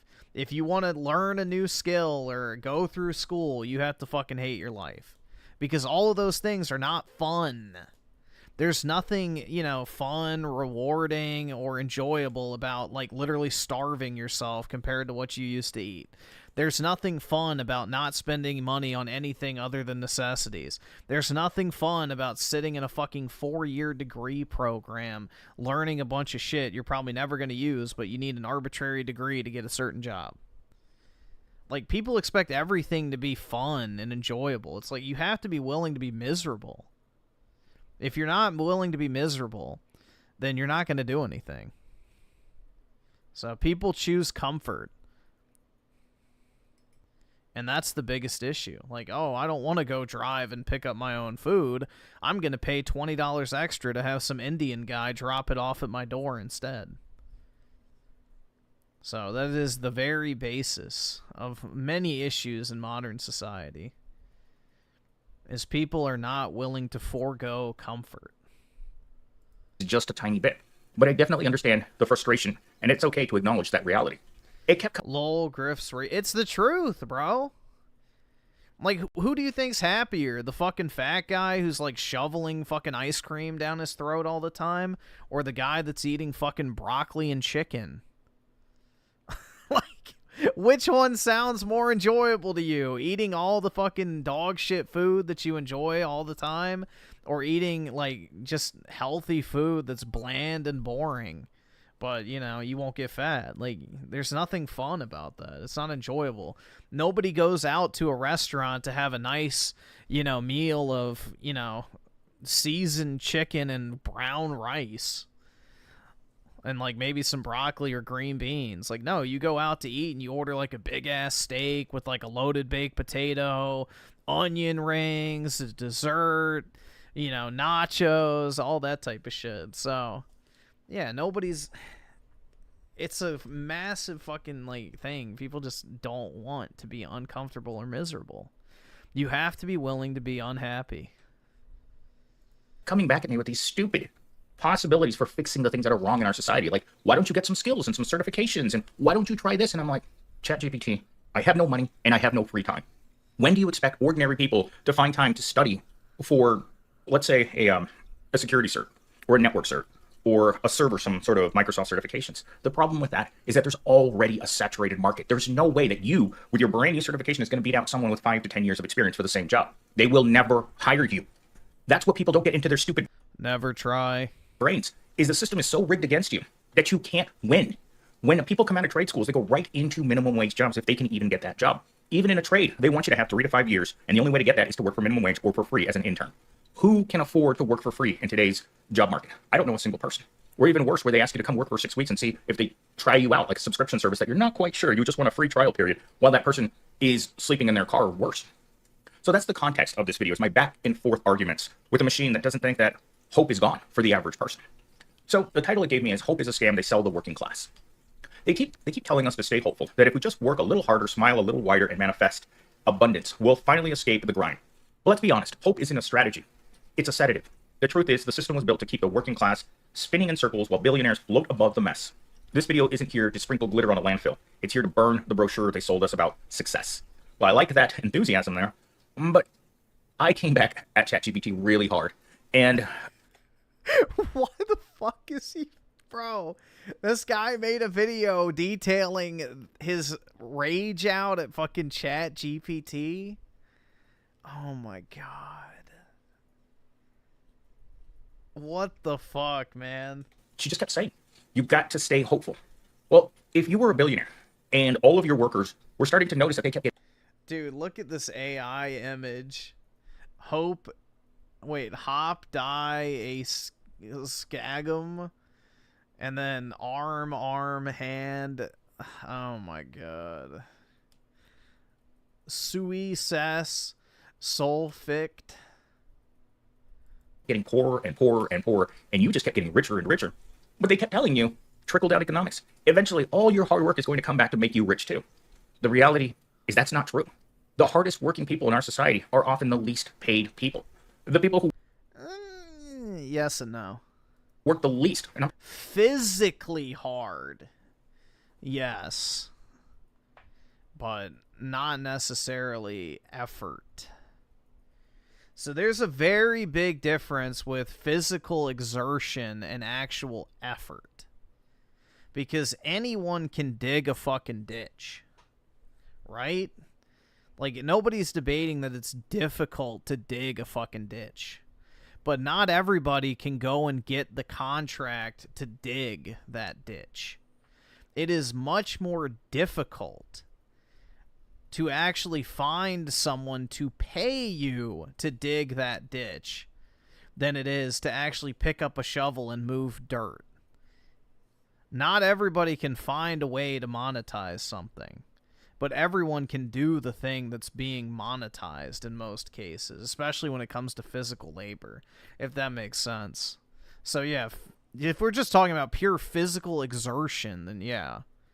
But there is, like, a lot of difficulty. Like, how many people can actually, like, build a microchip? Or program the robots that build a microchip? Like, yeah, that's not a very physically, difficult job. But the level of skill and knowledge and expertise that you have to have in order to do that is insane. The average person can't fucking do that. There's a reason those people are paid so much. Is because they have a skill set that's in demand that, the average person can't do. But I don't really like that comparison. Most people aren't willing to go through 10 years of college to become a doctor, for example. So yeah, while being a doctor might not be like the same thing as, I don't know, roofing a house. Physical exertion-wise, the doctor had to put in way more effort on the front end in order to become a master of their craft. So, I don't know, man. It's not really a fair one-to-one thing to just throw out. Oh, yeah, the hardest working people are the least paid. I don't agree with that. I'm talking about physical work here, because they will tell you how hard it is to be an executive all day long. In fact, today I was reading an article about a woman who's making like $400,000 working as in the education system as some sort of administrator, and I'm like, $400,000? Yeah, that bitch should be fired. And she was so scared about someone hurting her that she hired a security guy as full-time security for herself for $125,000 a year. I mean, rich people really don't live in reality. They're completely out of touch with the average man. I work with people who make just above the minimum wage every single day. At the MIC job, everyone can make nothing. And that means you and me. Have you ever sat at a minimum wage job and wondered how long you could possibly do this? This is the expression that I see every time I walk into the Kroger's and I see the girl at the Starbucks just looking out into space like her brain has just... There's nothing inside of her skull. It's just the outline of a human being. That's most people, unfortunately. You're noticing the average human. Most people are mindless. I hate to break it to you. 60% of people don't have an internal dialogue. And guess what? Walk up to that human being and try to have a conversation with them. It's an NPC. Our society has turned us all into workers at the MIC job and NPCs. We don't talk to each other. No, that's social media. That has nothing to do with work. That has to do with social media addiction. Anymore. Why would we? What could talking to an NPC really lead to? Most of our conversations are shallow and not worth having. Coworkers, friends, family, anyone you interact with pretty much it's a waste of time to talk to them. I've come to Not my family. The fuck? that conclusion.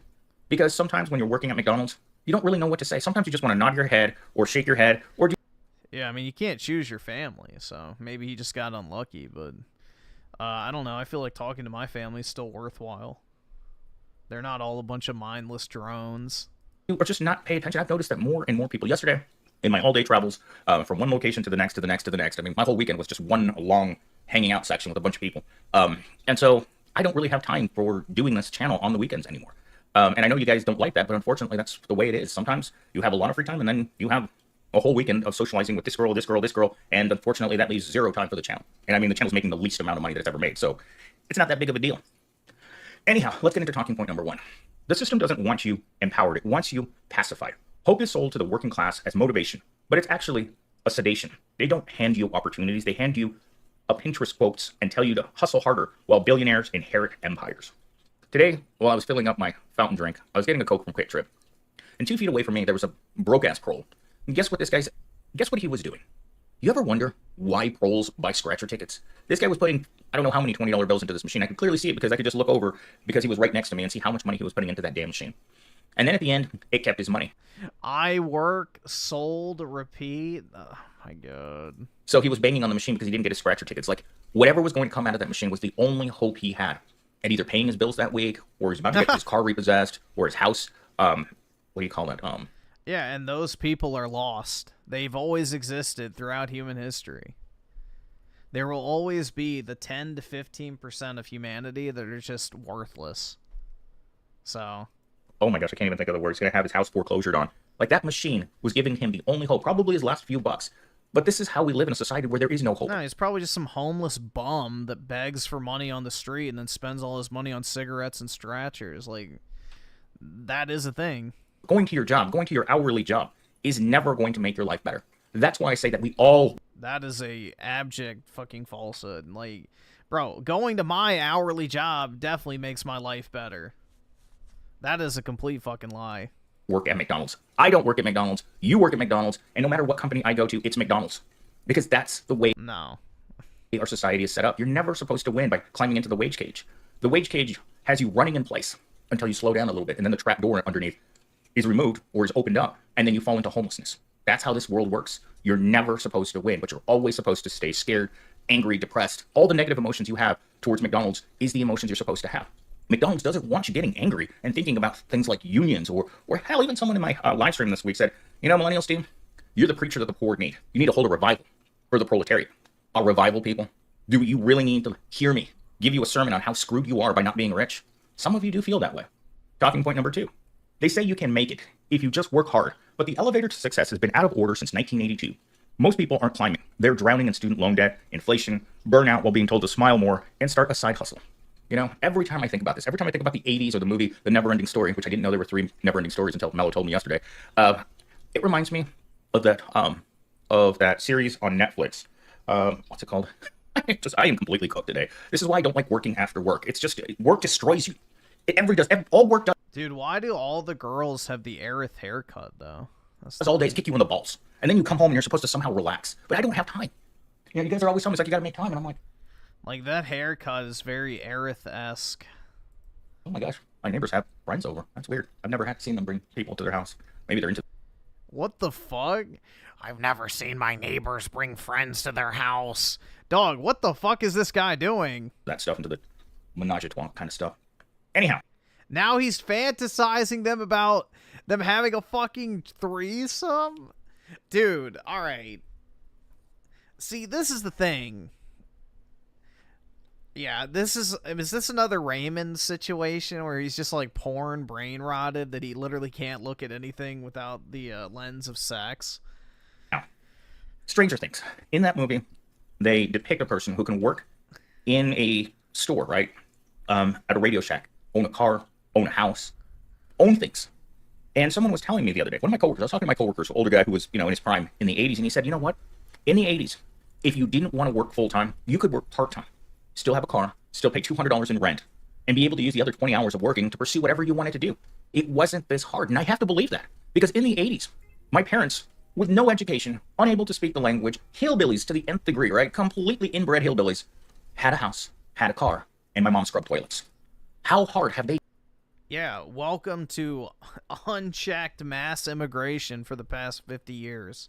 made it in today's present day and time that you could be a highly educated college person like myself and still be working in a dump, still be working at McDonald's, still be working at Amazon or Taco Bell or the car wash?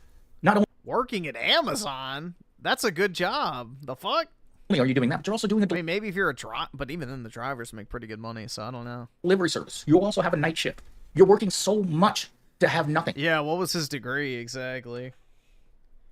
When we know that people used to work a lot less because they didn't have to kill themselves for work. Work wasn't this thing that grinded you into pieces and then fired you because you got burnt out, because you can no longer keep it together, because showing up at work was something you couldn't do anymore. You can't take the car battery to your boys every single day to increase your productivity. Eventually, they're going to have to attach 1, 2, 3, 4, 5 car batteries to your junk to get you motivated, to make you do the job of 5 different people. Today, while I was at McDonald's, I mean, I literally was hopping from the fry later to the register to cleaning up things people purposely threw on the floor because there was no one else.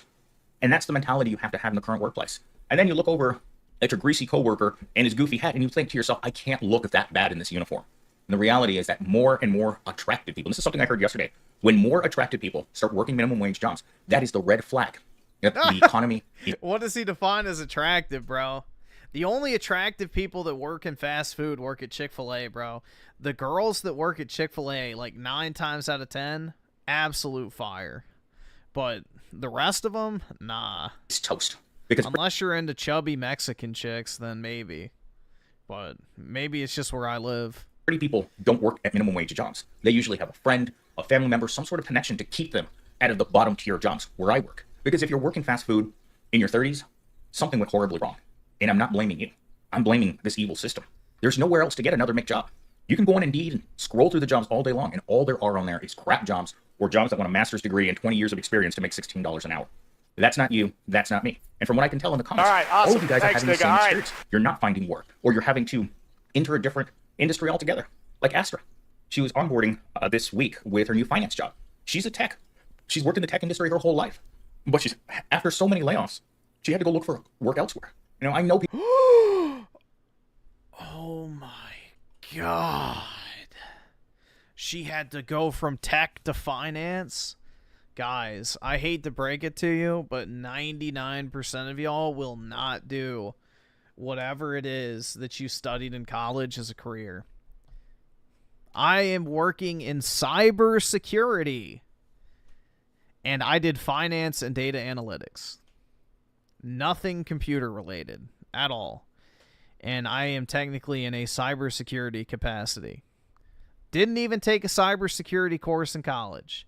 That is how the fucking cookie crumbles for most people in the professional world, especially in the white-collar job market. You do not do what you went to college for. It's like almost a universally accepted fact. Very rarely is that the case that you actually do that. Like doctor, lawyer, maybe that's more likely, but most people who get a degree, maybe you'll start off in that field, but you won't end up in it long term. People that are actively looking for jobs in call centers because there's nothing else. But what are you supposed to do? You're never going to be happy with that mini paycheck, your MIC paycheck, and your MIC rental, and your MIC car, when everything around you represents your own. Blue sent you with a 5. How do you like Mafia so far? I'm having fun with it. Yeah, I like it a lot, honestly. I'm having a good time with it too. I like the story. It is a bit of a movie game, but at least it's a good movie. So yeah, I'm enjoying it so far, personally. Poverty, right down to the cockroaches you have to share your living space with. What are you supposed to do? There's nothing. You can scream into the heavens that you don't want to work 100 hours a week and still wonder if you're going to be able to make your basic obligations. The Epic Economist went off this morning on how the biggest source of debt for people that they're not paying is car payments. Because if you're like me, you owe way more money on your Promobile than it's worth. I've been underwater on my car loan now for years. Why? Because I bought it at a bad time at an interest rate that punishes you because I'm a poor person with bad credit. Because one simple reason, and this is something I've heard from every person that I work with, when you don't have money, it's harder to get credit. That's when they gouge you with those 30% credit cards or those 20% car loans because they can. Because they know as much as you don't want to pay, you also don't really want to ride the bus and show society how much of a total loser you are. And the impression, giving off the illusion that you're not as poor as you think to other people is ingrained in us as human beings. We don't want to let other people see us cry. But I know that you go home and cry. Because I cry in the shower and drink beers all the time.